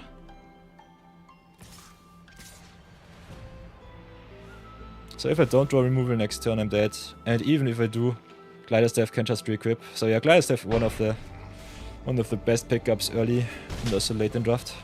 Very good tempo piece and a very awesome evasion piece. Especially for decks like green, white, which might struggle a little bit with their tempo if they don't have enough evasion. But yeah, all of the white-based decks are so good in this format. White and blue, in my opinion, the most obvious candidates for some good decks in this format. So yeah, we can get back the Agnikai, which is something. They can still re-equip when we're dead. We have to tap the Say to get something back or draw something. Don't have the Sweeper. So yeah, I kind of want to see what we have left in deck, but we're dead definitely, so let's see what's on top. Top deck Glider stuff was really good for the opponent.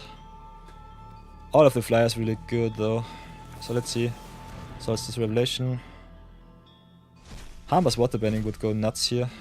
Yeah, cannot play anything. Pick up the Shao. But that's game.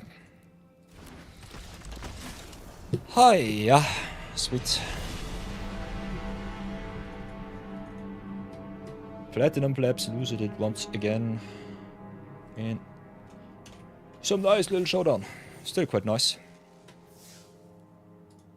So, short little deck tech for you all. So, welcome back to the deck tech. We started with a little bit red, black and white splash. Summon Air Temple really good, Fire Lord Zuko and the Angst Journey really good. Angst Journey I think especially nice if you have some splash temples that you can search. Search it to your splash color and also your awesome temple payoff. Other than that, I think the black-red iteration of the deck a little bit better. It's straighter, especially with the colorless lands a little bit more streamlined in our mana base.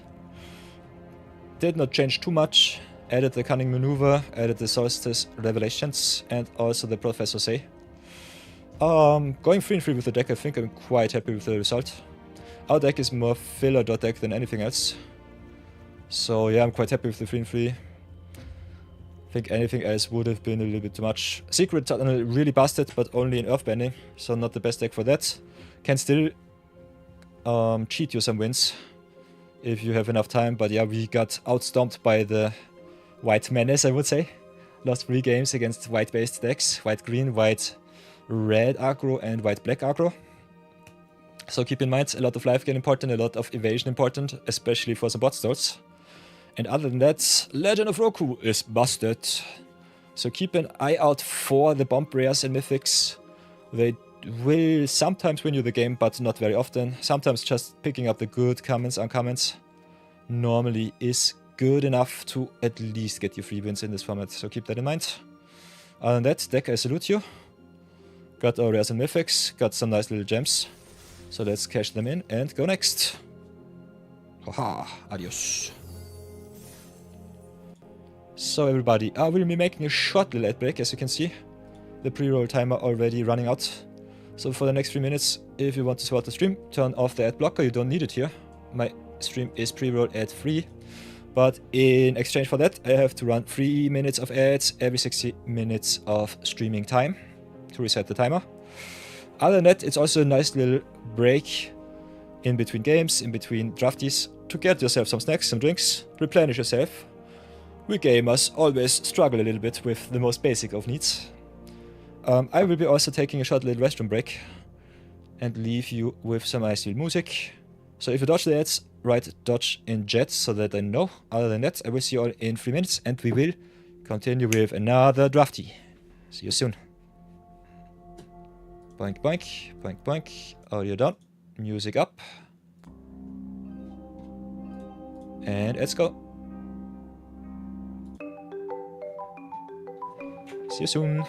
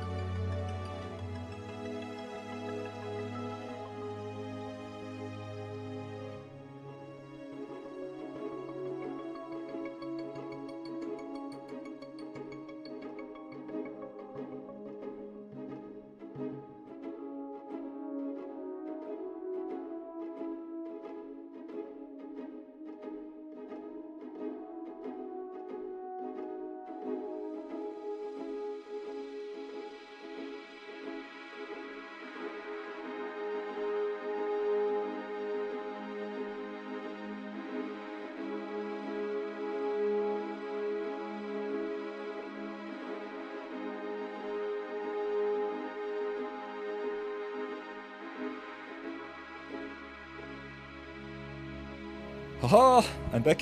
Last minute of ad breaks, a little bit of a drink. Then we'll continue with another drafty, I would say.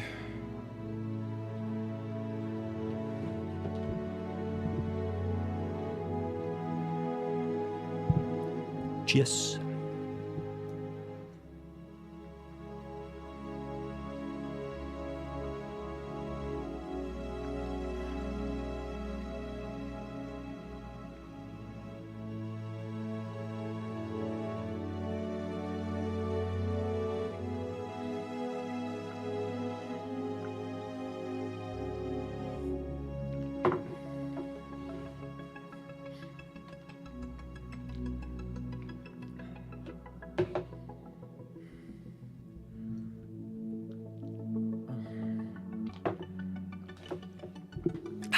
Ads are over. Welcome back, everybody.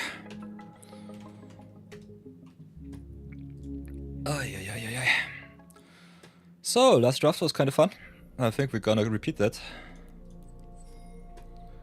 So, welcome back, everybody, to another episode of Limited Madness, where we break Magic's toughest format in Draft and Sealed. I'm your host, Peter, so welcome back. Going by the name Knight of Yore right now. Might change it up in the future. Who knows, who knows. Nonetheless, got a nice little 3-and-3 draft in as a warm-up. So let's go and continue our streak and get ourselves a winning record this time. As always, Avatar draft, kind of fun.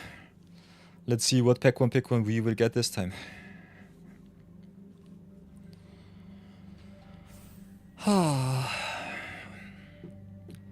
Only 5 weeks left until Lorwyn Eclipse hits the market. Wizards with all of those juicy releases. Kinda crazy to see. Makes me a little bit exhausted from time to time.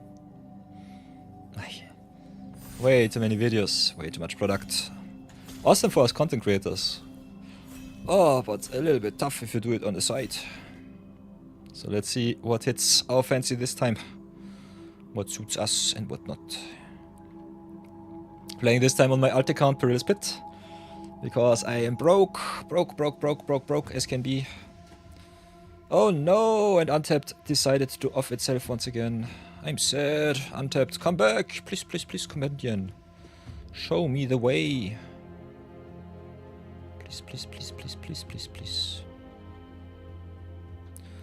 So yeah, doesn't matter, I've drafted enough Avatar to see what's good and what not. So pick one, what do we have here? Aqua Kayla is solid first pick, I would say, in the land slot. If you want to go draw to the deck, June Bounty Hunter, one of the better payoffs that there are. Got the Aerial's Demonstration, which is a solid lesson. Really good removal, especially the sweeper effect is really good of this card. So I personally would first pick the Aerial's Demonstration over the June and the Aqua Kayla.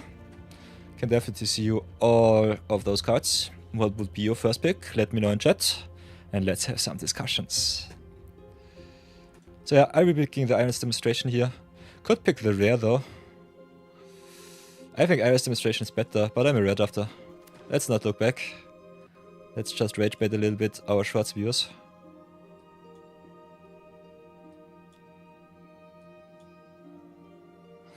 So, another Secret Tunnel and another Cat Gator. Secret Tunnel is busted, as is Cat Gator.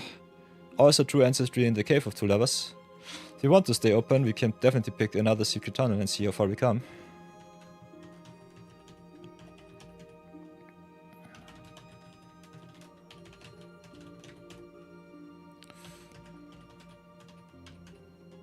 I'll do it like this.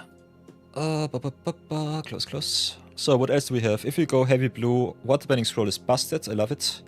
Other than that, we've got the Tylee and the Heibai. So a lot of good stuff running around here. I think the best card in the pack is the Tylee, otherwise Heibai really solid in Sacrifice. Also being able to gift its counters to maybe some flying creatures is really good. Waterbending Scroll is really good though with the extra draw. I love me some extra card advantage. So the decision is between the Scroll, the Tylee and the Heibai. I can see you pick up any of those cards.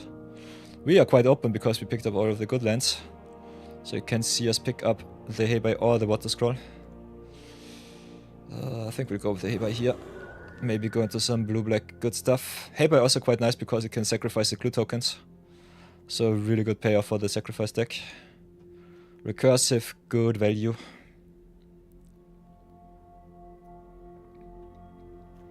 But I can definitely see you also pick up the Tylee or the Waterbending Scroll.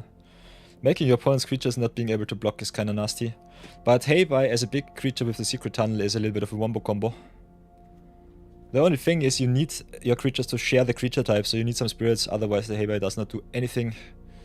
And Secret Tunnel does not too. So Secret Tunnel really good in allies and humans. Some spirits in the set, not too many though. So that's a thing. Talking about allies, Earth King and Protectors is nice. Got also one of the best lessons in the whole set. Firebending lesson is busted. Hermetic Herbalist is really good to fix your mana if you want to go blue-green allies. Or blue-green lessons. Definitely a good pickup. I personally like me the lesson a little bit more than the Herbalist though. So I think I'll pick that one up. You could also go for the dual land and just see what busted rares and mythics you can pick up across the way. Along the way. Gather White Lotus is solid. Inspector is filler. As is Poxbears and Sentries. I would pick the Badger Mole here over the Foggy Bottom Swamp, but I can see us also go Sultai. So green, black and blue. Pick the Foggy Bottom Swamp. Maybe splash some green. Maybe play green, black, splash some blue. So yeah, with the Heibai especially, all of the Earthbending is good, so I'll pick the Badger Mole here.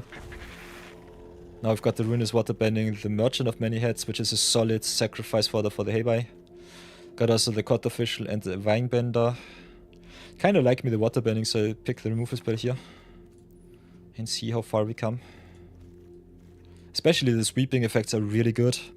And Waterbending also being able to give you back some life whenever the creature dies is really good. So we've got the Messenger Hawk or the Cycle of Renewal, both really good lessons. So might get punished for not picking up the Herbalist earlier. Kinda like the Messenger Hawk being a solid 2-for-1. Cycle of Renewal fixing us is also good. But the tempo spells and tempo decks are normally where it's at. We are playing a little bit around those right now. Try to find our lane, I would say.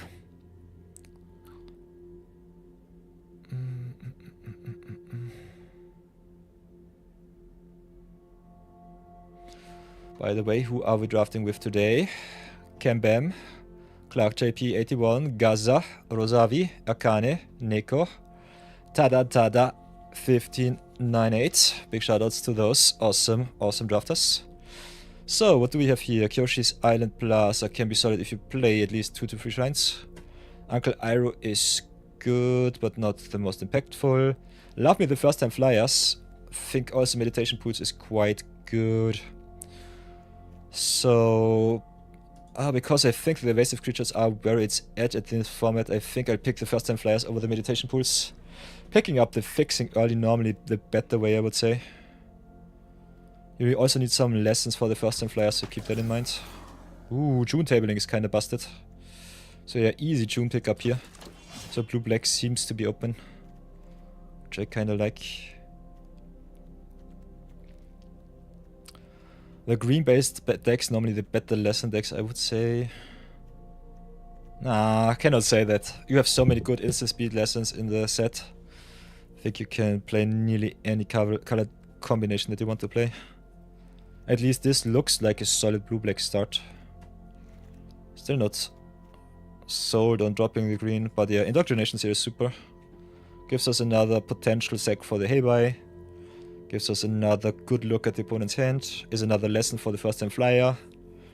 Should just go to town and smack the opponent down. So blue-black tempo, one of my favorite decks in the format. As is blue-white. And as is the white-based beatdown strategies. But yeah, as I said before, you can play nearly any color combination, so that's awesome. Really simply Gucci. Another secret tunnel.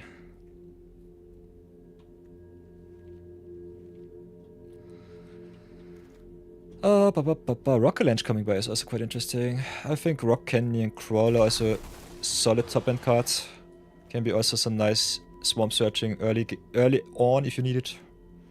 So very good early, very good late. I think from the cycle, it's the second best card. No, I think it's the best card. The second best card would be the Lizards. Now take the Zula Always Lies over the Captives. Just short black, pick the Poxbears. So a sacrifice sub-theme also quite nice. Ooh, and the Snowballers. Snowballers a really good tempo card. Oof. Got the upper, got the Momo. Got the Submersible. Got the Daily Agents for a potential splash. Big oof. Oi, boy, oi, boy, oi, boy. We can go white.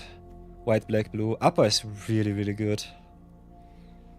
The double white a little bit tough to splash, so we might have to pivot into white, black. Or into white, blue. Other than that, Submersible is okay, but upper is way too good. Momo is also solid. Daily Agents is busted with the Earthbending. So we could still play some green splash for the good green cards. I'll pick the Mythic here just for the collection and maybe because I want to play the white. Now we've got for our base blue-black deck the Hammer here, got also the Wartime Protesters. So yeah, if we're going to go power in this pack, picking up the Protesters is solid as a splash for some allies. Hammer is, I think, the correct pick here. Is an awesome 5-drop in blue-black, straight up. Wartime Protesters is really good though. And Hammer is tough to play in other decks. I think I'll just rare draft here. Can definitely see us pick up the Hammer. But those of you who know me by now know that I'm a rare drafter. And we could still splash the red here. I think Protesters is that busted that I will pick it up. Channel Fireballs waiting for Protesters is first pick solid 4, I think. Hammer also is a 4, so... or a 4.5 even. But if we shot it black enough, Hammer might come back to us. Where the Protesters will definitely not.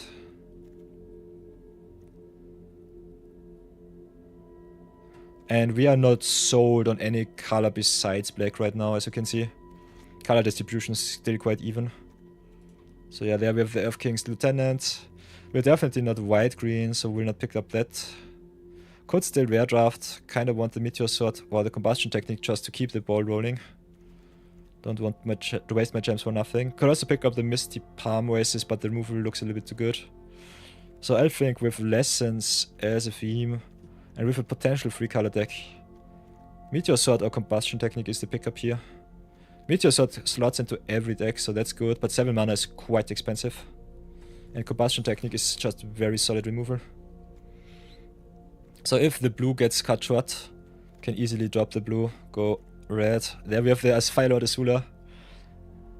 The Realm of Ko, the Combustion Technique, the Foggy Swamp, Spirit Keeper. As you can see, there will be something tabling for us, I guess.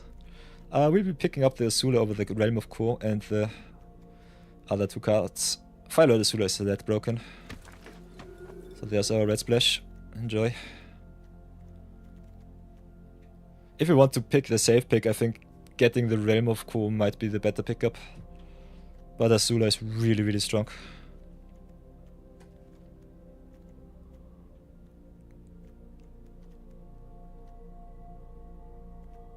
Also really nice if you can combine the Firebending too with some removal space like a Combustion Technique. And we don't have to play base blue, we could also go base black, red. And then splash the blue potentially, just for the Azula. So here we pick the Sold Out because it's instant speed. All of the instant speed cards grow in exponential value with all of the Firebending cards. Don't like the big spells, but you can play them in the Firebend deck. So we might have to slot back into Firebending, which I think is okay.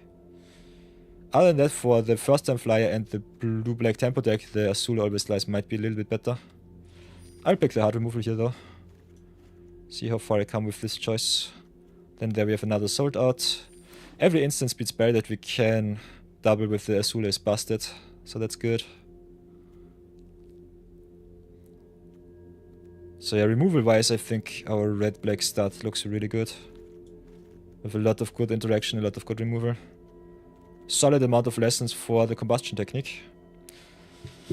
So could have also picked up the Technique, maybe wield the Azula, but I personally think as long as there are rares in the pack, our opponents will rare draft.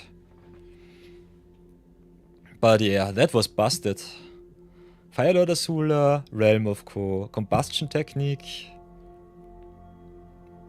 So many good pickups there. Cunning Maneuver Super is another instant spell. Gives us also a clue which we can crack for the June. Draws another card. Other than that, Vindictive Warden is solid. Can use our extra Firebending mana for some ping. Like me, the mana sinks, so I think I'll pick the Warden over the Maneuver here. Although doubling up the Maneuver with the Azula is kind of fun. I think investing in your creatures might be a little bit better. Ooh, Meteor Sword coming by is quite nice. Warden or Archers. Archers might be a little bit better than the Meteor Sword. We already have some removal. Having some hard removal with the Sold Out. This is some really good card if you go late game and the opponent removes a lot of stuff. Yeah, I think we just pick the Archers for some redraws. Ooh, Cave of Two Lovers coming back. And the Airship Engine Room. That sucks. Both of those cards are so good. Cave of Two Lovers is too good. Otherwise, I would love the fixing for the Azula here. Love me some Free Splash. Might not be able to play her. But yeah, Cave is too good. Have to pick up the Cave. So much value. Gives you 2 tokens, gives you a mountain or a cave, and also gives you some Earthband. This is too good. Especially with the Wartime Protesters. So another Vindictive Warden or the Restless here. Restless is a very good defensive card. I think we go tempo here and pick up the Wardens though. Might get wrecked once again. Here I think it's the Merchant over the Misty Palms. Boiling Rock coming back is really good for us. So if you have a card that you want to splash, definitely consider at least 2 dual lands. And the splash is normally for free. Now what do we have here? Ang's Iceberg, Fire Sages is busted, Fire Bending Lesson is good. So I think we'll pick the Sages here over the Lesson. Combustion Technique did not come back. But we have a lot of lessons already. 1, 2, 3, 4, 5. So that's a solid amount for some good hard removal for 2. And Sages just growing exponentially with the Firebending is so good. Let's pick the Sages here. Now I've got the Water Bender Ascension over nearly nothing. Zuko being able to get back Azula is kind of fun. Also his instant speed, which is nice. Gets doubled up with the Azula. Ascension draws you a million cards though. Still not sure about our blue though. Still struggling between blue and red right now. Think synergy wise the Zuko's Conviction is good. Got the Rebels, the bot time Protesters to get back, the Azula coming back. Don't have too many allies, but can pick some up. Ascension is just solid in blue. Really good for the draw 2 deck. I think we'll take the Conviction here. Okay, don't mind me. Pick the Ascension because I'm greedy. Now we have the Zhong or the Sold Out. We'll pick the Zhong. We have a lot of lessons to double up. Especially a lot of good cheap lessons. Other than that, if you want to go more heavy blue, can decide for the Submersible here. But yeah, I think our red a little bit better than the blue. Also, our removal is mostly in black and red. Hey, Bambit, welcome back. Seeing me rare draft a lot and fumbling around. Oh, welcome back, Chris. How do you do? So, what do we want to pick up? Corrupt Court Official is good. Buzzard Wasp Colony is nice. We have a little bit of a sacrifice sub-theme here. Some token makers, some recursive creatures. So I think the Colony just being a good flyer is fine. Otherwise, Raider or Official definitely good for some aggro decks. Want a little bit more evasion, so I'll pick the Colony here. You just got home from a concert. Nice. Who did you watch and listen to? So yeah, our Wartime Protest is a little bit weak right now. Would have loved to pick up more of those. But I think the deck still looks at least playable, I would say. Solid 23 cards so far. Lot of instant shenanigans. Wolfbat is a solid filler, I would say, not the best. Comes back only once, which is not good enough. Solstice is okay-ish. Treetop Freedom Fighters is really good. So I think we'll take the Fighters here, up our ally count for the Protesters. Administrator and another Azula, sheesh. Having 2 Azulas is busted. Cruel Administrator is so good though. Also Messenger Orc coming by. This is busted. What do we want to do? I might just land up straight up back in red-black again.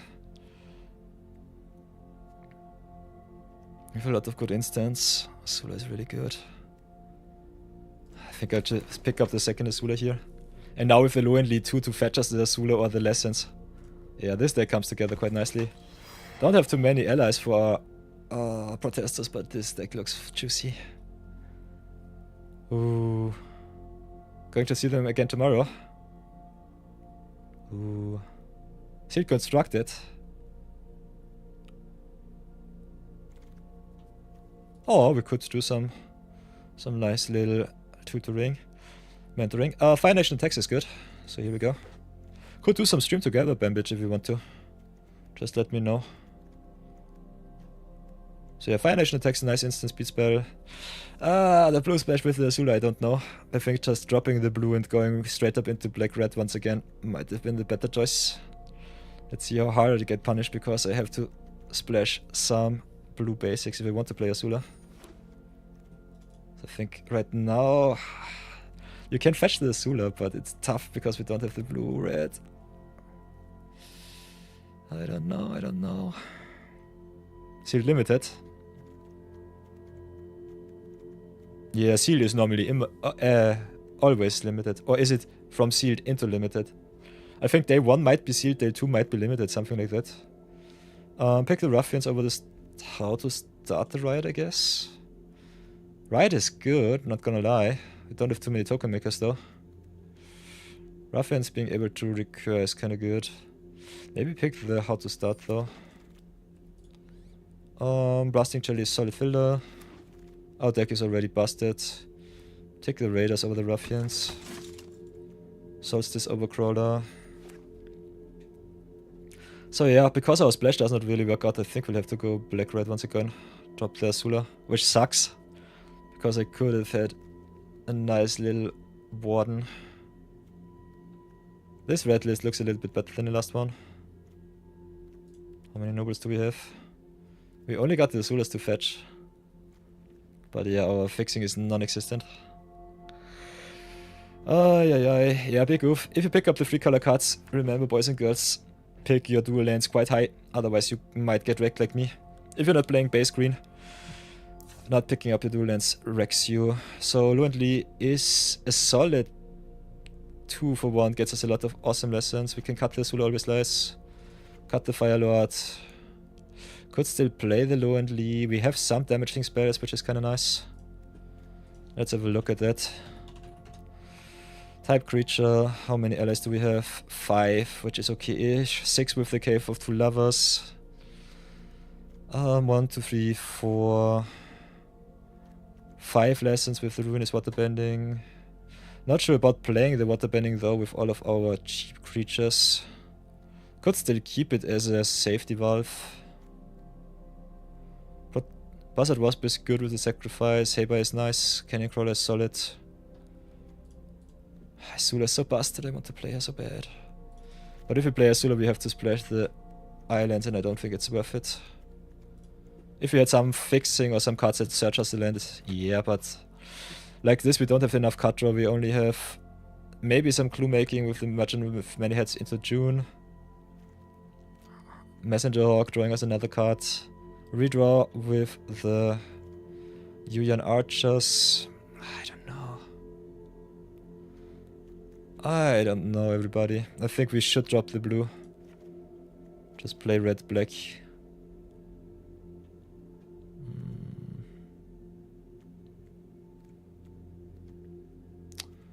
What do you all say? I think we could drop the Waterbending, maybe cut the Azula Always Lies. Makes the combustion technique worse though.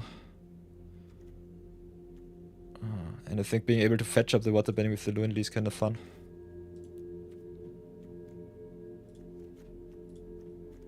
But Waterbending also wrecks our board so heavily.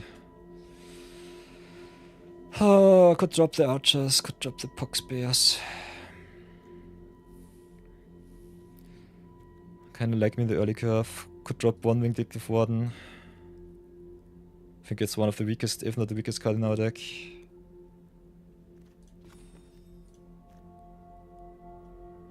Yeah, sealed is where you open 6 packs and make a deck. That's like the pre-release. That's the sealed. If it's a qualifier, it's normally day 1 and day 2. And normally in the qualifier you start with draft and go into sealed, or start with sealed and go into draft. Normally you start with sealed and go into draft, if it's a limited qualifier. If I remember correctly. It's been quite a while since I did the last qualifier. So yeah, Azula always lies a really good tempo. Can shrink, can eat, can get some big creatures for us. So I think picking all of the Azula always lies is good.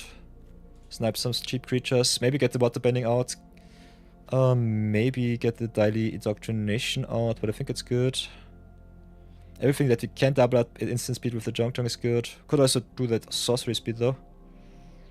Every extra lesson is good for the combustion technique. Lo and Lee fetching us Azula would have been so juicy, but double splashing the blue lands is so bad. I don't know. I think it's not worth it. Could drop the warden here, just go to turn like this. I think we'll try it like that, see how the power level works. If we want to be fancy, we can definitely play the Azula with blue. But not having the dual lands here really wrecks me. I think this might be our deck. Not sure how good the Lo and Lee is. Just being able to goldfish a silver bullet is also kind of fun. So the water bending might be still good. We'll try it like this, see how far we come. Play some red-black aggro.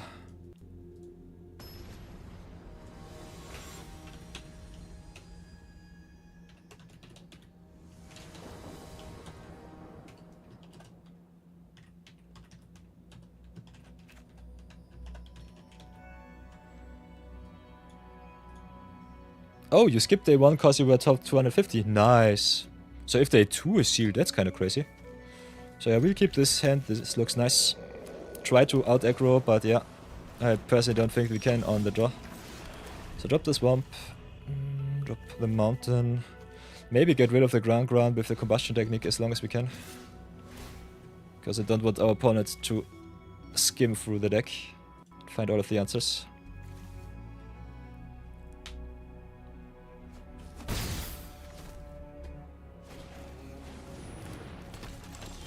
Waha, also compassionate healer. Sheesh.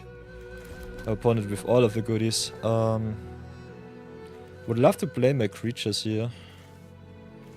I think I still do. Merchant trades quite well with the healer. But yeah, this looks like some water bending shenanigans going on. And there are some really good combat tricks also in white, so always playing against the white-blue decks is kind of crazy to see. We'll gladly force them to use their combat trickery. So bye-bye healers. Glider kits it is fine. So Jong, exhaust, play a 2-drop, is kinda good. So play the Jong, see if he sticks.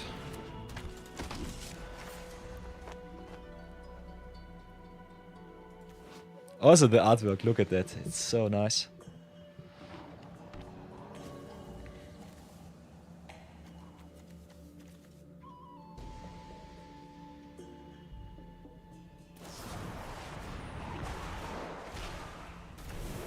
Key opponent with the airbending lesson, that's fine.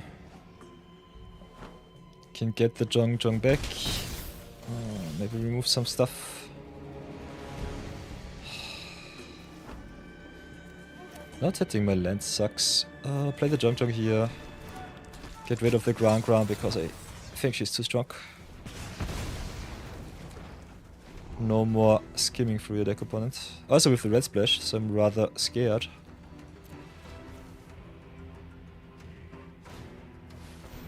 Yeah, there's the enthusiasts. Oh, come on, deck, please, give me my land. Still have some good plays. We have to double spell the turn we activate, so that doesn't work. Can go up to 4 with the attack. Still need 1 extra mana, which sucks. Could sold out the glider kit, which is okay-ish, I would say. I don't know. The longer I wait with the removal, the worse it will get.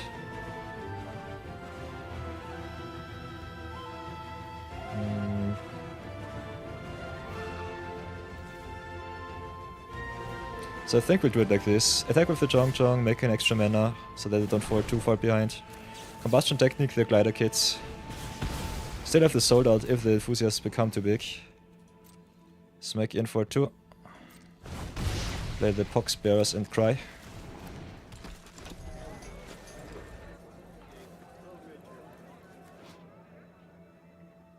Pentapox, a deadly skin affliction bearing similarity to Pentapus markings. Was entirely fabricated though. The Fire Nation did not know. So yeah, our opponent hits the land drops like a champion because of Ground Ground. Into Katara, which is busted.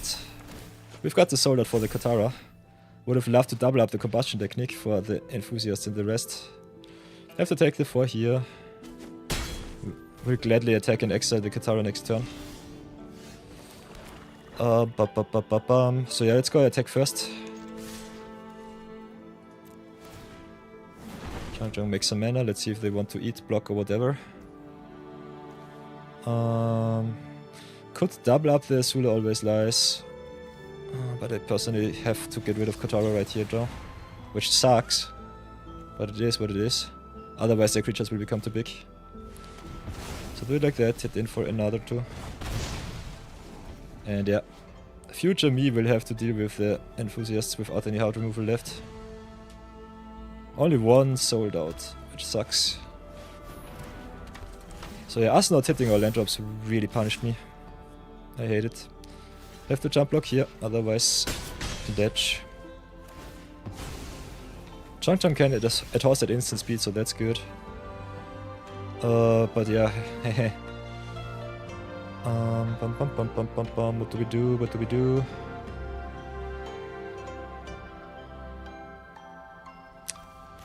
Not hitting my land drops, I say. We are so screwed because the opponent hits the land drops like the champion they are, and we are just screwed all over the place. Always 1 mana to shot for the good big plays. So yeah, play the Heibai, maybe they don't draw a creature. Otherwise we can double block the enthusiasts. I will have to get rid of that card. Now with the snowballers too, that sucks. They are so lucky, they have exactly the curve out that they need. Ground into Drew, draw healers, and then just go to town with the tempo. Yeah, I have to jump, otherwise I'm dead. No hard removal. Heibai tap down for another turn. Yeah, opponent just had it all. We hit our stuff way too late. So play the tree drop, but it comes down to... way too late. Cannot even play Azula Always Lies. Have to double jump. And I think we're still dead because they hit for at least 4. Yeah. We have to jump here, and they hit exactly for lethal. Yeah, sucks. As you can see, Avatar punishes you quite heavily if you don't draw your lands on time. Otherwise our curve would have been busted. But yeah, opponent had all of the questions, I did not get the answers in time. So 0-1 it is.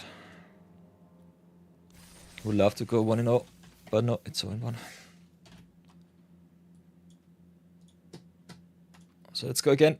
Still think cutting the 2 Firelord Azulas was right. I think our deck does not have the option to play something on splash with a lot of islands in my future. Don't like it. Still might have to include her just to up the power level of the deck. I think we still have a solid list. On the play this time, with Merchant into Cave into Sold Out. So drop the prison first.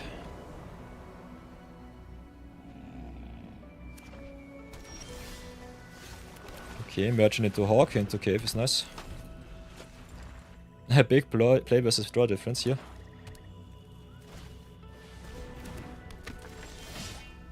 Okay, Combustion Technique is fine. I think we play the Hawks, hit in for 2. Playing against blue-black.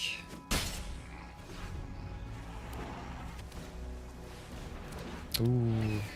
June into Hawk is also quite nice. Guess they will smack us for another 2. That's fine. We can do 2 things. Get rid of the June or the Hawk. Could also just draw another card. Kinda like drawing here. Could also play the cavern, just get all of the value. Smash in for 5. I think we... What do we want to do? I think we daily indoctrination, have a look at their hand. Keep the combustion technique for some bigger spells. Yeah, and Azula. Bye bye, adios. They can play Benevolence River Spirit right now, which sucks. So that's a big one. Especially with the Ward too. But yeah, them dropping the Azula definitely wrecks me, so I have to get rid of the bump. Oh, what else can we do but cry? Can play the cave, stay back on defense. They can smash in for a lot of damage. But yeah, playing the daily indoctrination really good here. I love the discard spell. Getting rid of all of the busted creatures in the set. But yeah, 1-for-1 removal only sets them back a little bit. If you can smash some value creatures into grave, it's good. And that will take a lot of damage here. Missing our land drop for the River Spirit again is so bad. It's so bad.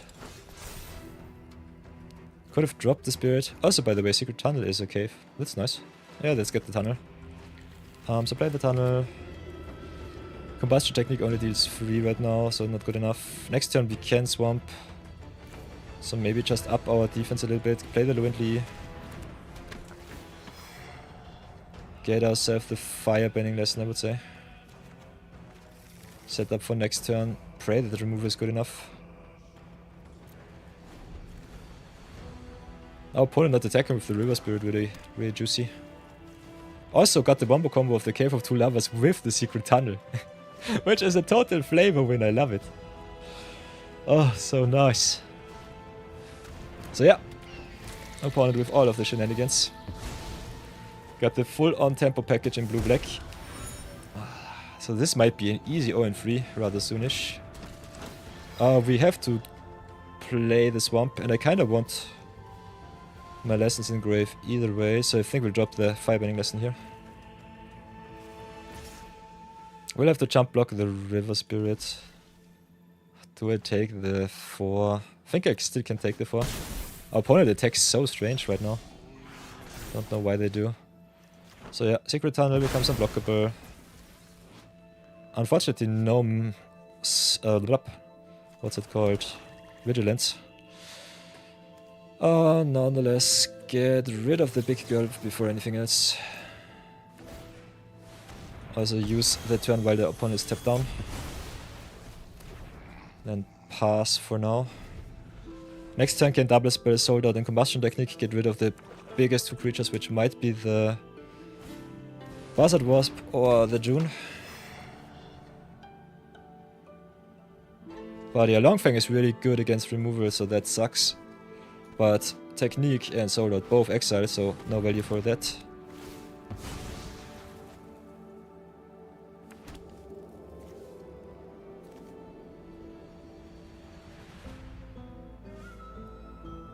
So yeah, no extra draw. They can attack for 2 in the air with the Wasp.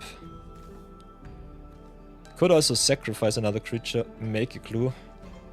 So we'll have to get rid of the June. I think we'll have to exile the Longfang and the June here. Colony also really bad, but only if the opponent has counters on their stuff. These are the value pieces that wreck me.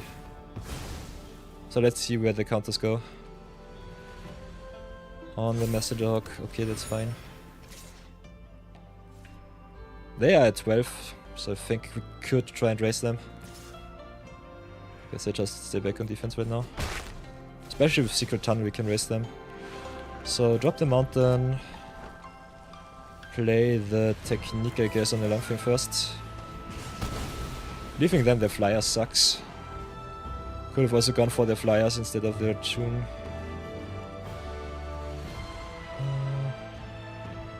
Getting rid of the Hawk also really good for some attacks.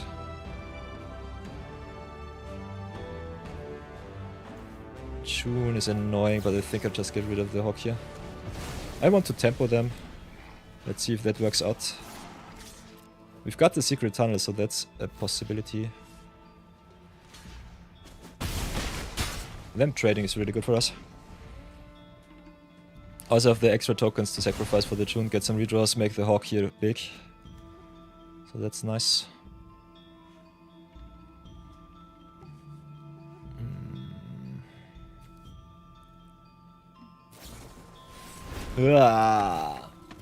Of course they had to top deck the Azula. This sucks so bad. Guess we'll give them the Hawk. Because Merchant can come back. And I think we'll give them the Indoctrination. Something like this. We will play our June next turn, so that does not matter. Cannot really tempo them. Could still try somehow to do so. Play the Feed-In Fighters. Play the June. Can attack with everything, just sacrifice whatever they block. If they don't want to trade, it's good. And I think we just do it like this. Yeah, sacrifice a token. Adios. Make a clue, make the June unblockable next turn. And next turn they are dead to the Secret Tunnel activation, so depending on what they have, we might get them. Ah, this is such a close game. I love me some good nail biters, but the Azula is too busted. Was not good during our zero budget brawl yesterday, but is definitely way too obnoxious in limited.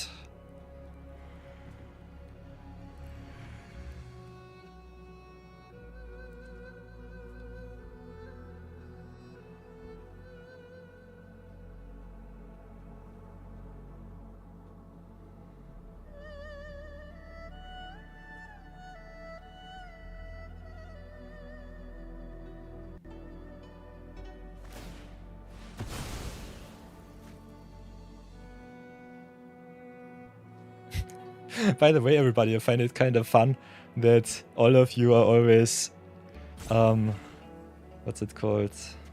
Beschweren. What's this beschweren of English? Complain. That all of you complain that you don't have any channel points or tell me that you have to slow roll your channel points for some redemptions. I make you poor. I'm such a bad boy. Okay, we can try and go for a game. We'll definitely do so. So both of my ally humans here get unblockable. See how far we come with that. Nice. Oh, so at least the pity gems are achieved. Perfect. I definitely earned me those. Sheesh. This game was busted. Think about it, if we did not snipe the Azula on turn 2, would have lost to that card quite easily. Oi, oi, oi. So yeah, quite happy that you have a lot of fun with the channel points. I love it. For everybody new joining the stream, here's our decklist so far. With a nice little Firelord Azula in the sideboard, which I cannot play because no dual lands. But yeah, the win percentage is in the limited madness extras more important than anything else.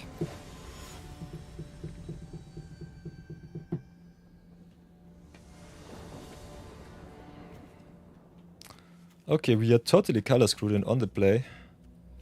Fire Nation attacks on 5, but nothing else. Oh, got some value, but it comes way too late. I hate to mull on on 5, but I think we'll have to do.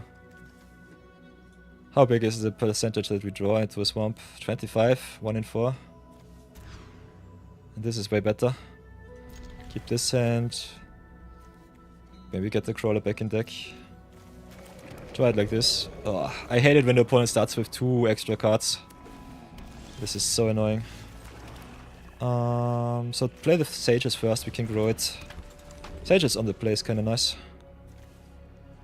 Can also remove and play a 2-drop after that, depending on what the opponent plays. Merchants is not really a prime target for removal.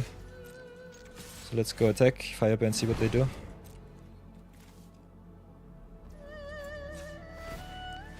Just get the extra counter in. I love it when my deck denies me my land drops. It's just perfect. Firebanding, by the way, also pretty nice with the cycling. So extra mana instant speed is really good with some instant speed activations like just playing spells, just using abilities.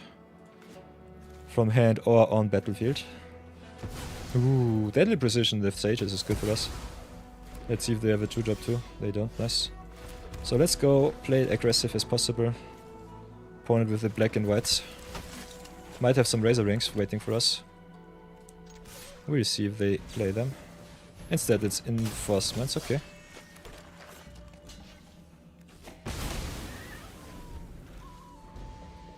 Because of the delay, you know that they have some instant speed interaction. In Avatar there are many different plays. Could have been a pump spell, could have been the creature. So I think it was still worth to try it.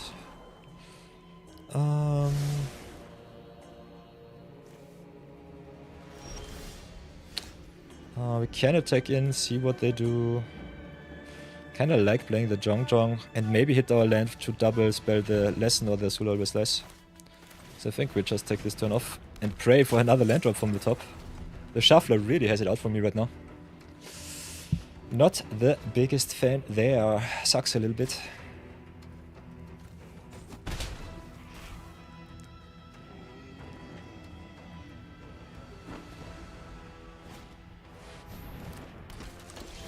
Okay, there's the swamp, nice. So now we can do some nice little comet trickery. Got some very good options here. I think we just go in and attack and see what the opponent does. Make some mana, can play the Firebending lesson for 5. Could double up the Zulu Always Lies. Get the Zhong big. Could just trade here. Play our 2-drops.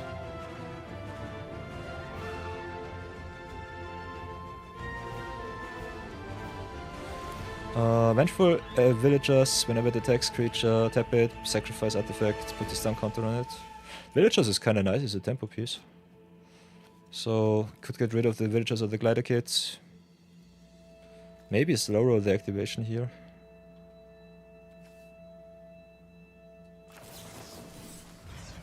I think I want to get rid of the flyers. Let the trade here happen. Keep up the possibility of a very nice combat trick. Could have definitely saved my token there. Get my creatures bigger.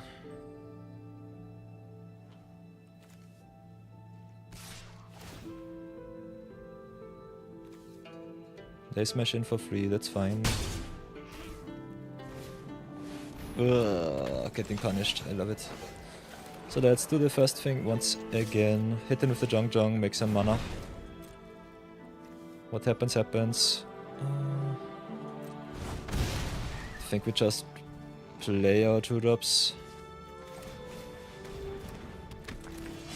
Our opponent raises us really bad with their big stuff. So sacrificing my lesson for their flyer was a necessary evil, but them having the beat-laden merchants as a follow-up with the merchants of many heads is a little bit of an oof. Because now I'm in dire need of some card advantage and some removal. We have some really nice answers for their graveyard recursion. Just need to draw it. Especially Combustion Technique or Soul, that would have been awesome. Ah, they smash in for 8. I will definitely have to jump with the Box Bearers here.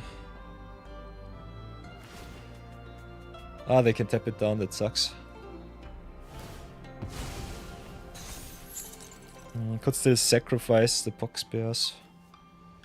But only during our turn. Might have to take the 8 here. Don't want to give them the June. June is my out to shenanigans. Villagers really wreck me right now.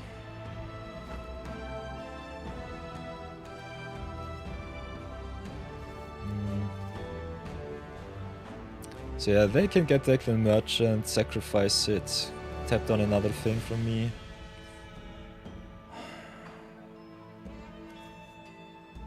Yeah, I have to do something, but I think I have to keep up the activation of the Zhong.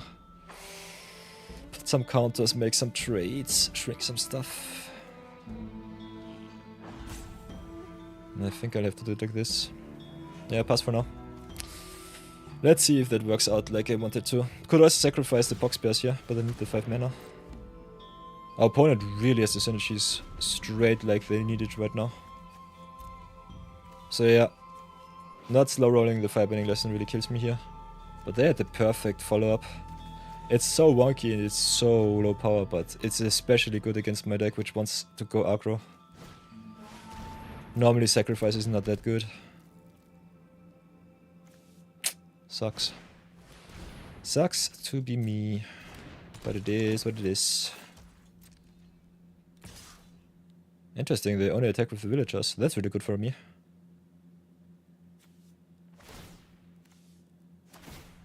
So taps down the Jong, gets the boost.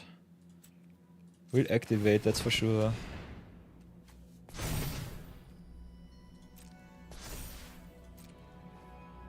I think they sacrifice the merchant here. We can shrink the villagers by 2, give 2 counters to the June. Choose one or both. Shrink first, pump later. Double it up. It's still a 2-for-1, but it is what I need to do. To get rid of the villagers. If their last card is exact the avatar state, yeah. Then we would have been dead either way. I think they should have attacked with both creatures, if I'm really honest. Of course they had it! Why wouldn't they? Nice. So yeah, I definitely should stop conjuring cards into my opponent's hand. Oof. Big oof.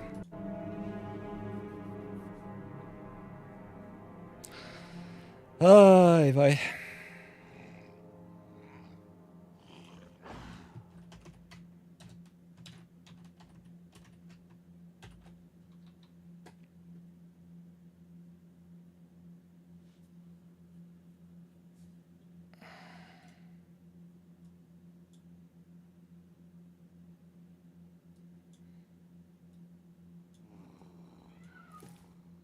Enjoy chat.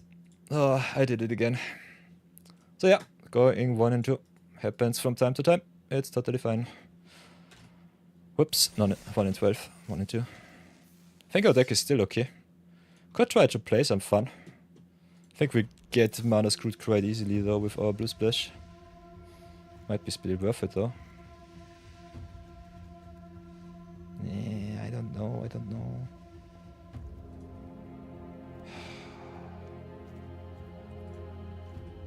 I think the blue splash is not correct. Change my mind. We are way too mana screwed. Being able to fetch Azula is kinda nice. Doubling up our stuff is good. Ah, screw it. Let's get Azula and have some fun. Maybe play some Waterbender's Ascension.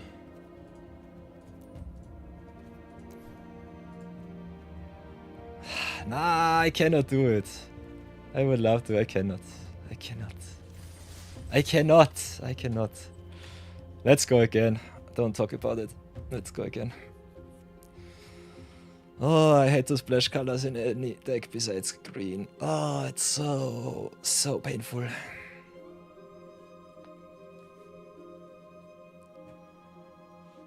Oh, we don't talk about it.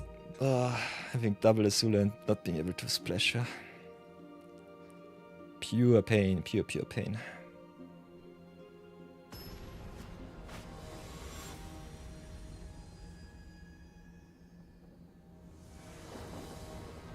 Playing against the Golden God now. Got some nice little opener.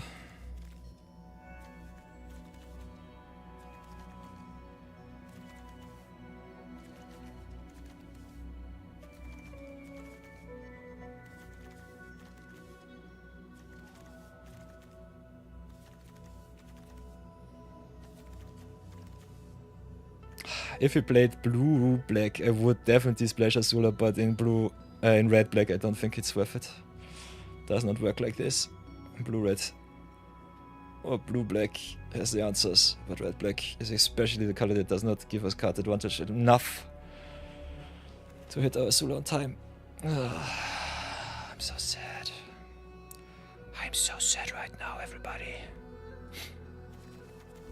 Nonetheless, we picked up 2 Azulas for our collection, so that's fine. Quite happy with that. Come on, opponent. We have ads in 3 minutes. I want to play the game. Please, please, please. Okay, got the mountain into the archers. Might have to drop a spell. I can also decline to draw, and I kinda like my hand so far, so I think I'll keep. Don't want to run into the trap of not hitting my land drops. Opponent with blue-red on the play. No turn 2 play, kinda crazy to see. Blue-red lessons normally has all of the 1 and 2 turn plays. So drop the Freedom Fighters, just smash in with 4-5. I guess they want to trade. If they trade with the archers, it's fine. Don't really care. Would love another Black Source for the hay buy. Cave sucks. So that's some good stabilizing. We could attack in with the tokens. But I think it's not worth it, so pass for now.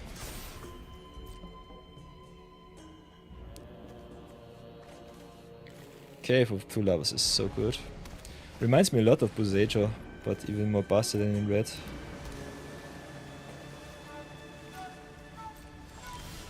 Ah, still missing the black. Oh, they have the quench. Big oof, big oof.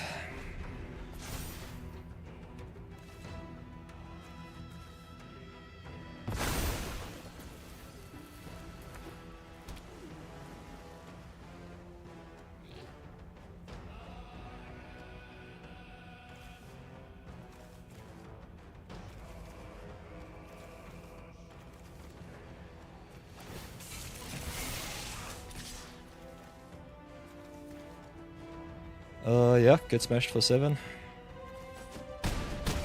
This game might be rather soon over. Worship at the worship. Sheesh, this card is so busted. So without the penguins and the clue. Okay, there's my black source. So hey by active. Might have to slow roll the sold out. Worship does not have unblockable. The quench was so bad for me. So sacrifice the ally. Keep up the technique and pass for now. Can at least snipe the other penguin there. So that's something.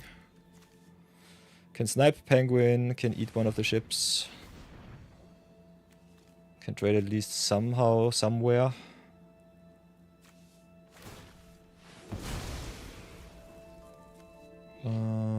Yeah, I think I snipe the penguin, as long as they don't know their third card in hand. If they have another quench, I will be so sad. Could also be octopus form. Or just the crew here.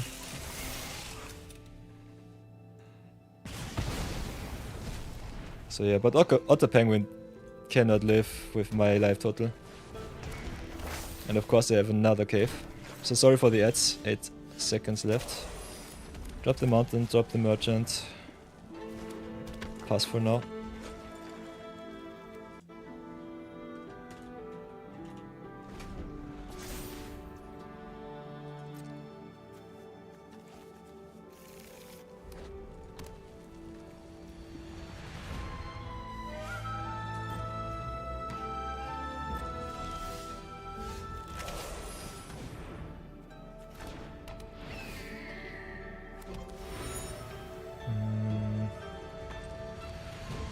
Pass.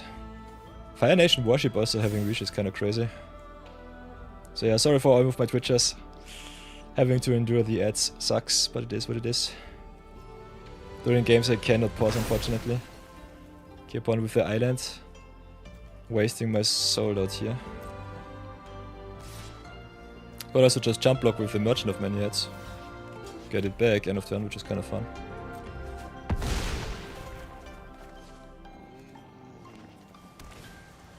But this will stay a problem, so I don't know.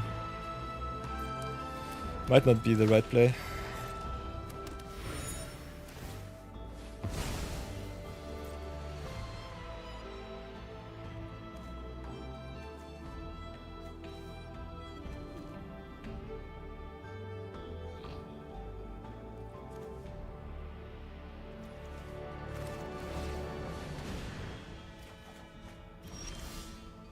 Okay, Indoctrination is interesting. Let's see what our opponent has in hand.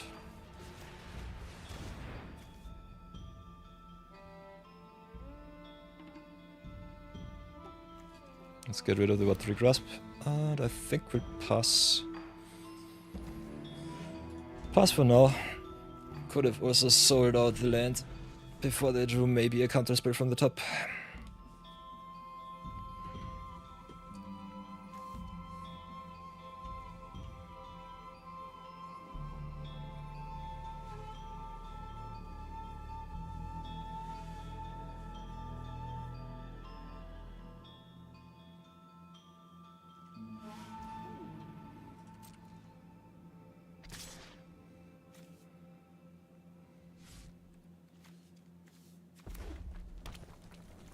Let's see if they drew the Quench.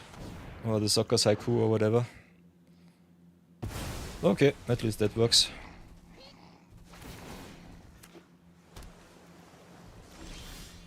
Okay. Let's redraw.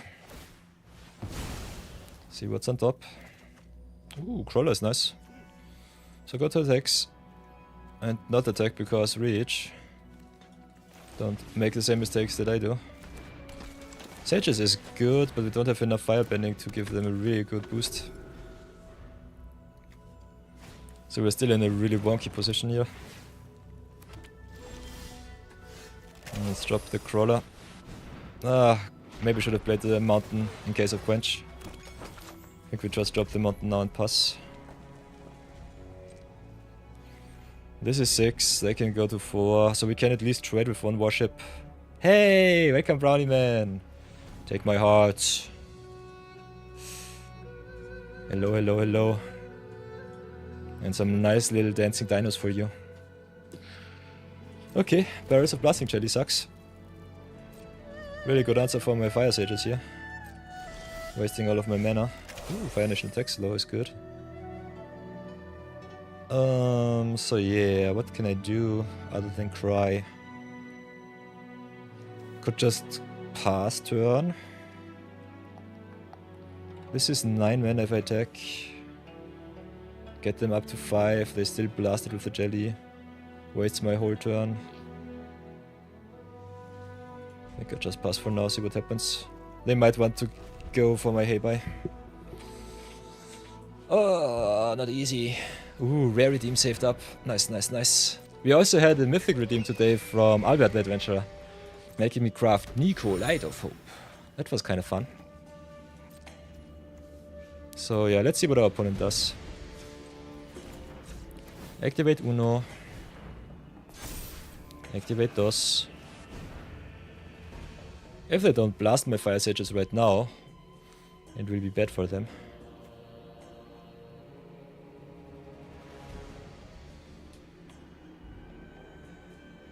So yeah, I can definitely attack with the Canyon Crawler. I think that might be the way.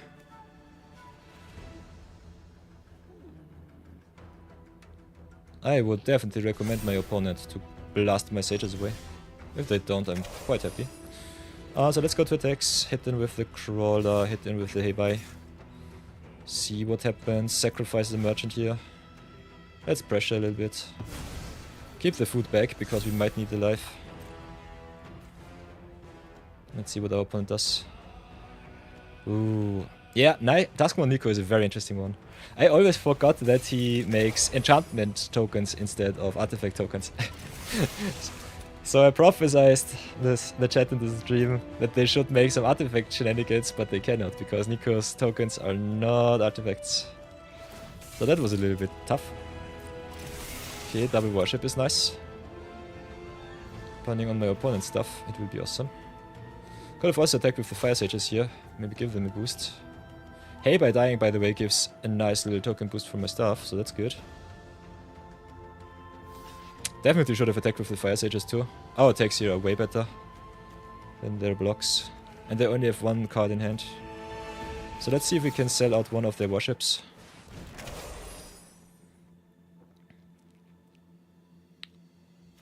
They can still blasting jelly my hey bye again away. Leaves me also 1 mana short for the Fire Nation attacks here. Still think it's fine. That they triple blocked was kinda strange to see. Don't understand that one. So yeah. Take the damage opponent there. I can slow roll, so that's fine. The extra attack with the Fire Sage is definitely the better play, I would say. Okay. Get rid of my Hey Bye, totally fine. The counters will definitely go on my Flyer though. So enjoy another big boy. And I think we'll pass.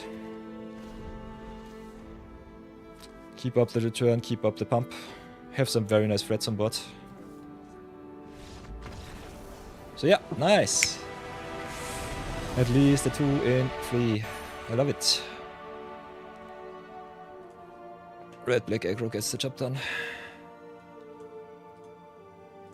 Or is it even aggro my deck? Normally it would be. We have a lot of control elements, but I think it's still more aggro with a little bit of a follow-up, I would say. Ooh, first wildcard of the day.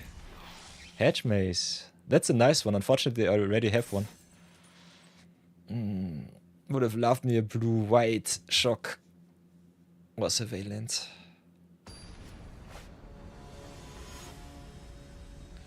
Ooh, playing against the Tea Master. Be greeted, be blessed. Greetings upon you. So this looks more control-y. Normally I don't keep those hands. Especially when I know what lies in my deck.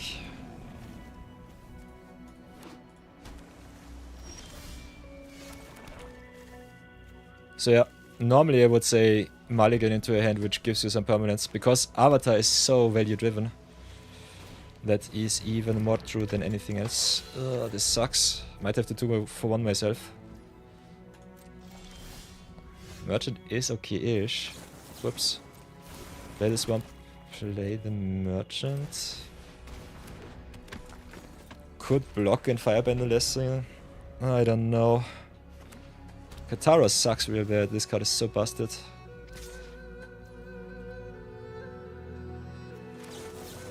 I don't want to waste my burn spell. I don't want Katara to grow. Being on the play versus being on the draw is such a big difference in this format. They can just Octopus form or whatever. Still, Katara is too good. Let's try and get rid of her. Let's see if they tap out. Ooh, Hakoda on this deck is good for me. So get rid of Katara. Get out of here. Hakoda is bad, don't get me wrong, but Katara is so busted with water banning and the allies. Cannot let that one live.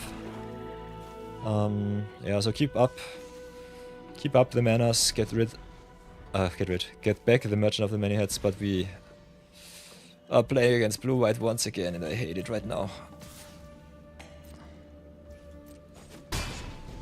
If this is a white splash, I'm even sadder. So let's see what it is. Ooh, Katara into Hakoda into Yue, that sucks. So yeah, get the Merchant back. Yue also an ally. Yue is just a 4-mana 3/3 flyer, but still really annoying. What can we do? Can play the Hawk, can play the Merchant. Cry a little bit in red and black. Take another 6 next turn. But yeah, that is what I have to do. Isula Always Lies is really good if you're on the offense. On the defense, it becomes way worse. Nonetheless, we'll give our best. So take the 6 here, like the champs. If you draw another land, can go Canyon Crawler and pray that the opponent doesn't have removal. Not sure about that though. Oof. So yeah, 2 times played the red-black, 2 times got smashed. Okay, Buzzard was Colonies nice, draws another card. As does the Clue, so that doesn't really matter too much. Could sacrifice a Merchant of Many Heads. Kinda want some board presence. Want all of the values, so I think I'll have to sacrifice a Merchant here. No, don't tell me you have the Quench too. Come on. Ah! Pure sadness. Pure sadness. Okay, Lightning Strike is fine. If you Lightning Strike my Merchant, that's totally good. That's a -1 for the opponent. Or -3 mana, depending on how you see it. So let's smash in with the Hawk. Yeah, it doesn't really matter. Don't want to block with him. Attacking with him is a good trade for me. Opponent doesn't have to. They can smash me back for another 8 in the air. I don't have any good blocks. Because Colony only grows with my counter creatures going away. So Colony is really awesome if you can sacrifice some earthbending stuff. Really good in black and green. As you can see, not really good in red and black. I think I still have to keep the flyer. But taking the 8 just kills me in the air. I don't know. I don't have the board presence. There's a mountain. Let's play around the quench. Get some jump blockers online. Pass for now. The extra counters from the Azula are also good for the Buzzard Wasp. But yeah, it doesn't really matter. Yeah, they just airbend. I think I'm still dead. Can trade here, can jump here. Let those through, eat the UA. Yeah, we'll have to do it like this and see if it's good enough. I personally think it is not, because blue-white is busted. Whenever I play against blue-white Tenko, I just get wrecked. I think I'm 0-6 or 0-8, something like that. An obnoxiously big number, that's for sure. Blue-white always wrecks me if they are A on the play and B just have the right curve and I stumble.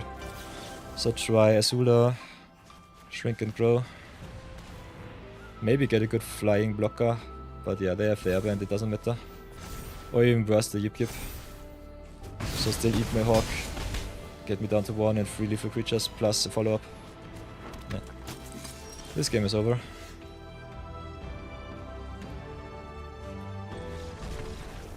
I tap out.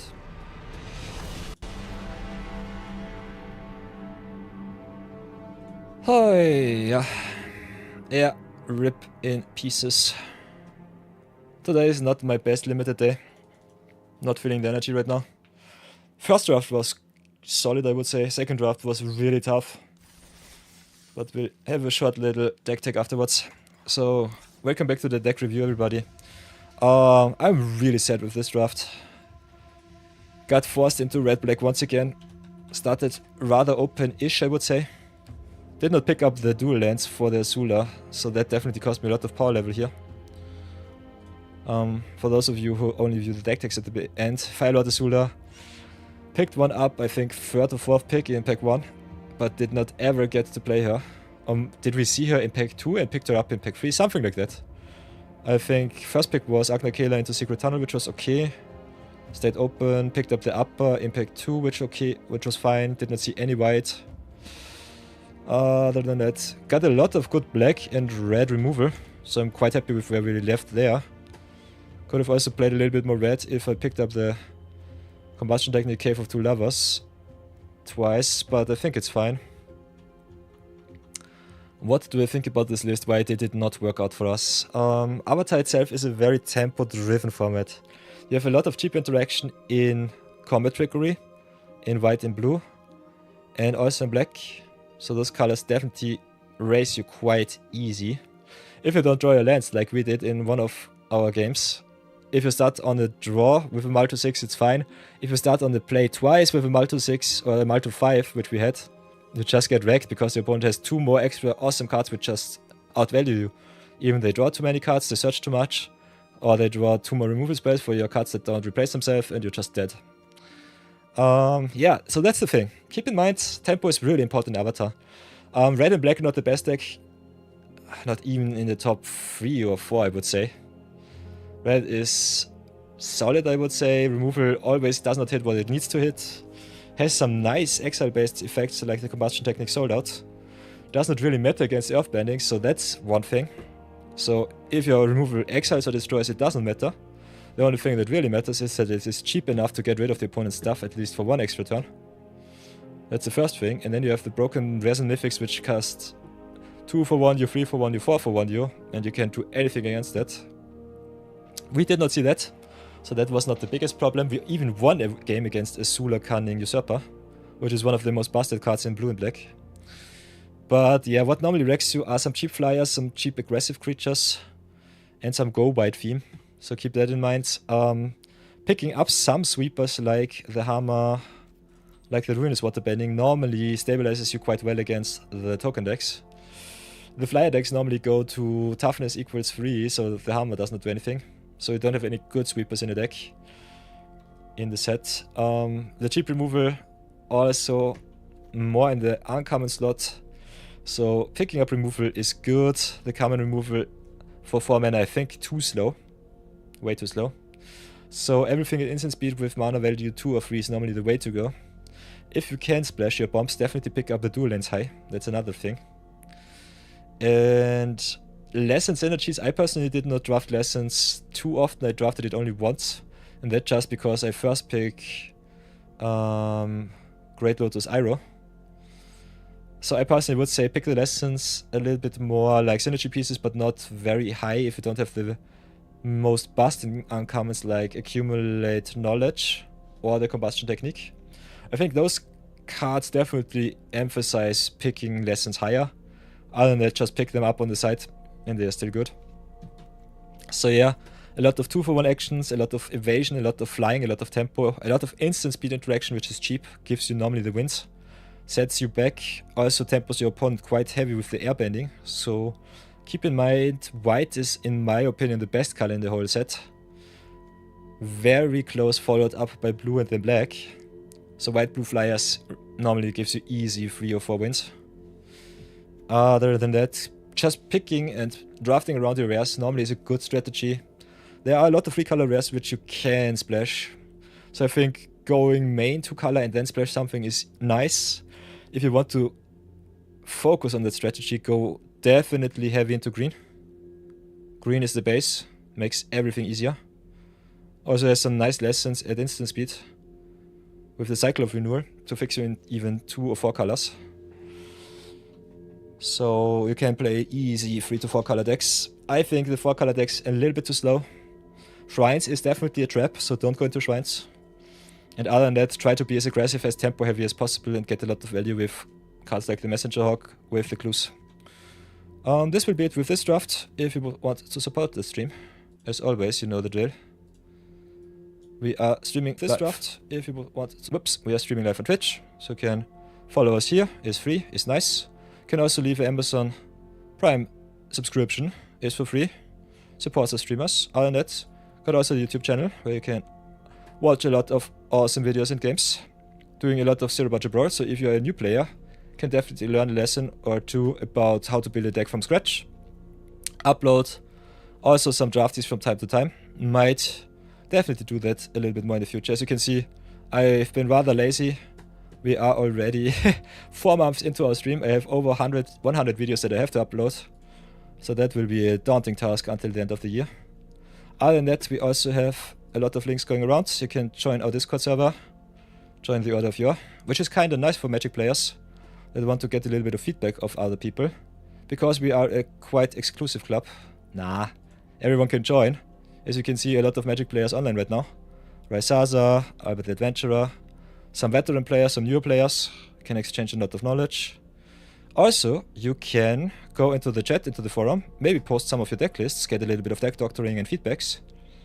If no one else answers you, at least I will do so and give you a thumbs up.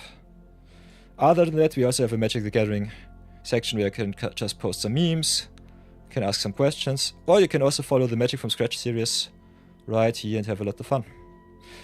Okay, that's it with the segue. Thank you so much for watching, everybody. I will be calling it a day and see you all rather soonish. So let's go and raid someone, because you're here for some drafties and I want to deliver. We will be doing that. So let's cash in the champs. I salute my black-red deck. This time it did not work out, but next time it will. And I'll see you soon. Let's see who we can raid. For everybody new to this stream, we've got some nice little channel point redemptions. So if you want to burn my wildcards, of which I have a lot, as you can see, I'm not allowed to craft anything. Besides, if you redeem your channel points, can raid with us. Other than that, I try to give all of my viewers at least the option, beep beep beep beep, to decide who we raid. So if you go similar size, maybe following, same category, who is online? Hey, there's a Malus online. Can't wait for Elfslat, not. Hehehe. Seems to be in the break right now. Or not. So we can raid Lesamal. Could also go for the LOLs. But I think this is a recording, because AFK stream. So let's go same category, maybe similar size. Let's see in English. Who is online right now?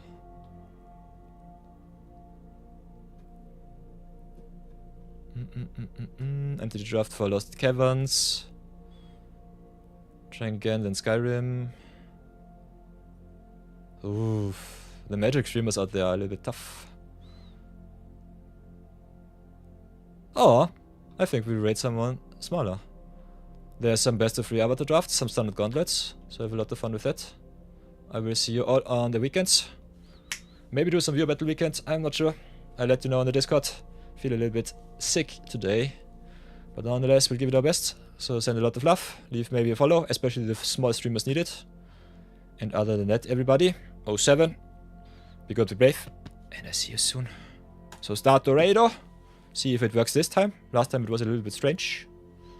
Nonetheless, we'll go again. So let's earn yourselves some laurels, have some fun. And I see you all. Wahaha. I see you all very soon. Have an awesome weekend. Bye bye. And enjoy the qualifier. Spam it, let me know. If you need help, I will be there. Other than that, let's raido starto.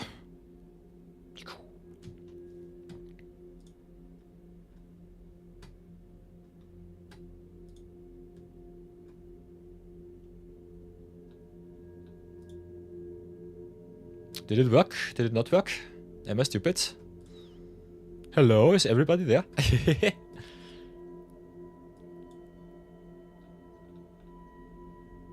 Yeah, raid game went through. Nice, nice, nice. So, see you soon. Have an awesome day. Until then, be good, be brave.